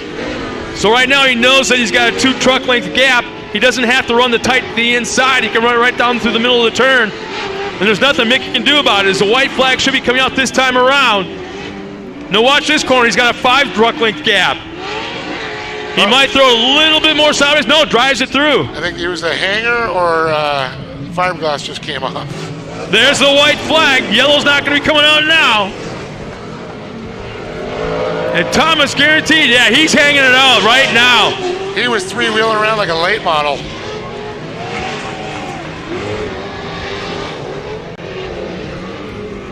RJ Anderson definitely now running that protected line. Ooh, keeping it tight to the inside. If he's going to make a move, it's going to be on this turn right here. Thomas is right there, 1 truck length. The outside entrance, inside exit, he's got to do it really tight. Not able to do it. Oh, look at this. McCarthy over-rotates. Mason goes into 3rd. Here comes the checkered flag. Anderson. Final turn. 1 turn remaining. Here comes RJ Anderson. Oh, yeah. And he's going to hang on, even with the drag race on the front stretch. RJ Anderson takes the win. Thomas in 2nd, but back to 3rd.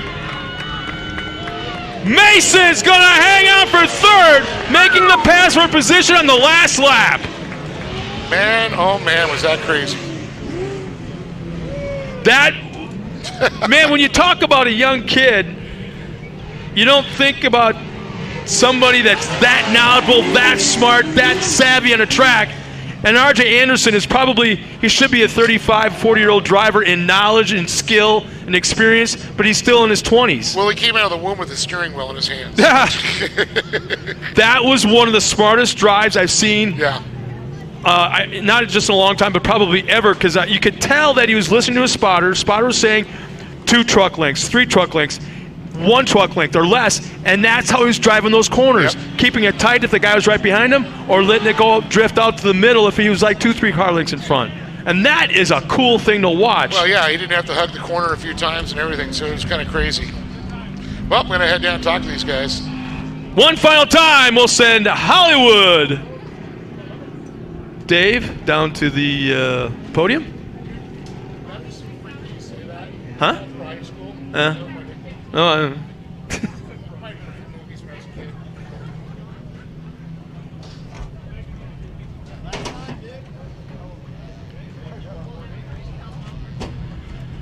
so our finishing order was Eric Jacobus at 7th spot, Adam Daffner 6th, Dylan Cochran 5th, Mason McCarthy in that 4th spot. Dave Mason Jr. made the pass in the last lap, moving to that final podium spot. Mickey Thomas, a valiant effort, man, turn after turn, going after our leader at the time. Not able to make it work, but then coming out on the end, R.J. Anderson with the win and one of the smartest drives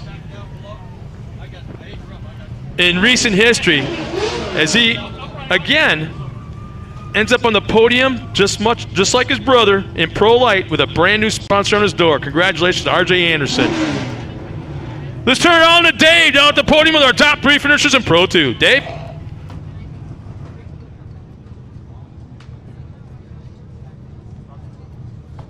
Well, an awesome day of racing. Way to finish it off here with this awesome Pro 2 podium.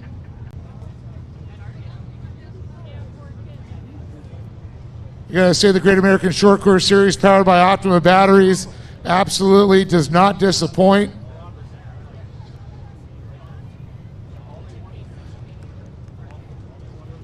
Man, I've seen some big smiles out of these drivers.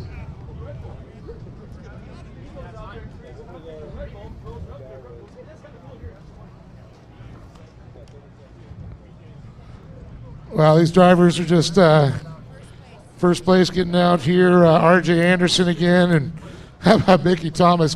Great to see him out here also.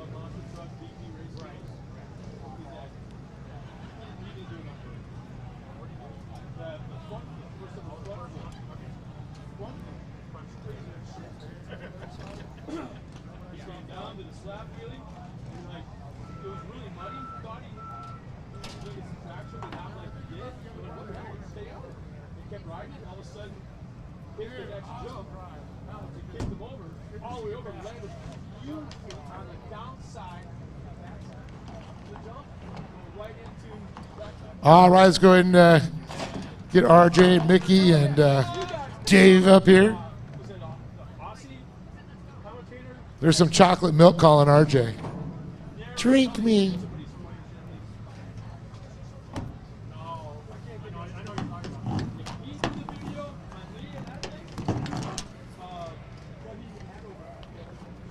Jennifer?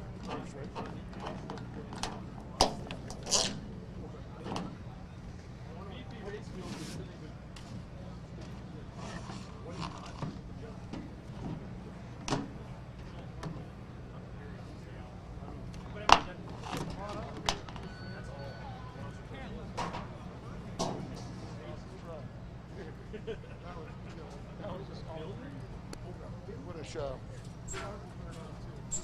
Well, here they are. Let's give it up for Dave Mason Jr., Mickey Thomas, and R.J. Anderson standing on top of the box there.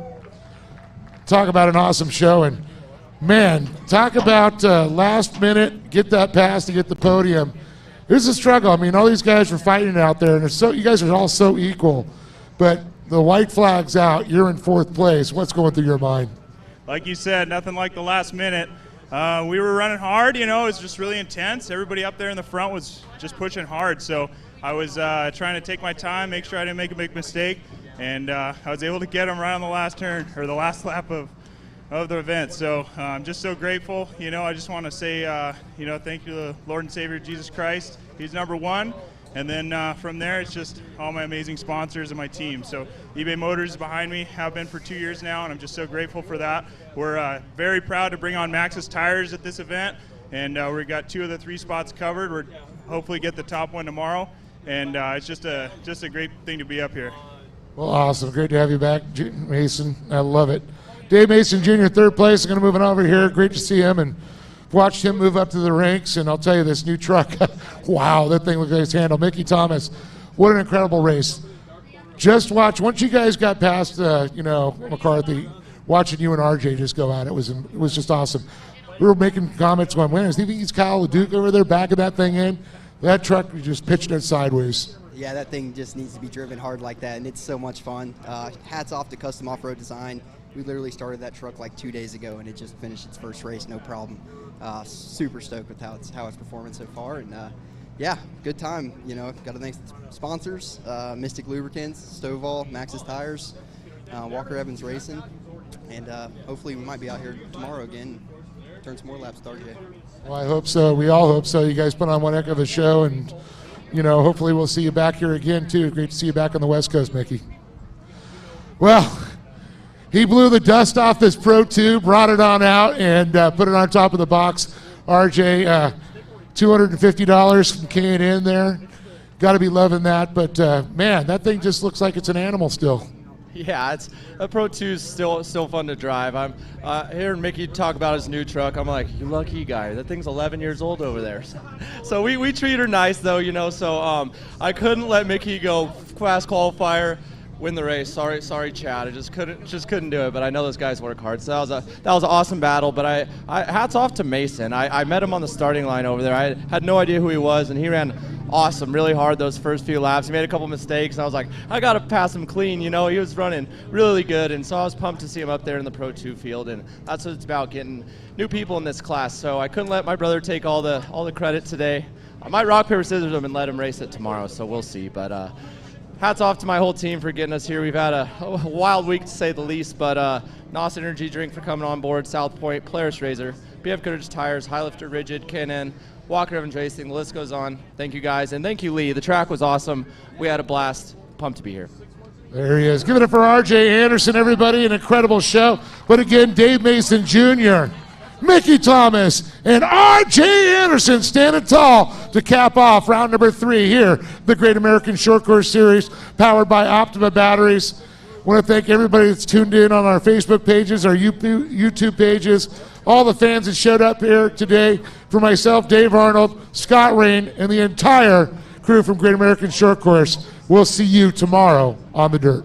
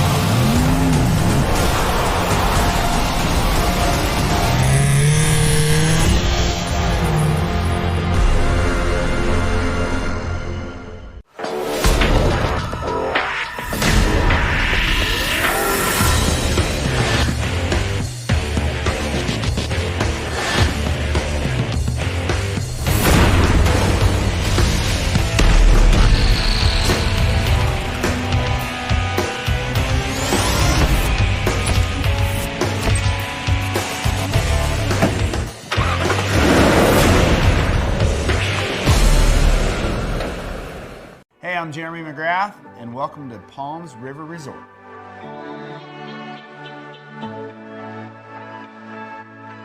Palms is a 5-star lifestyle community where you'll make lifelong friends. I mean, some of my favorite things to do are obviously building memories with the family. We get out in the side-by-sides. Of course, I like riding my dirt bike in the hills and taking off in the desert. But I mean, family time in the boat, man, you can't beat it.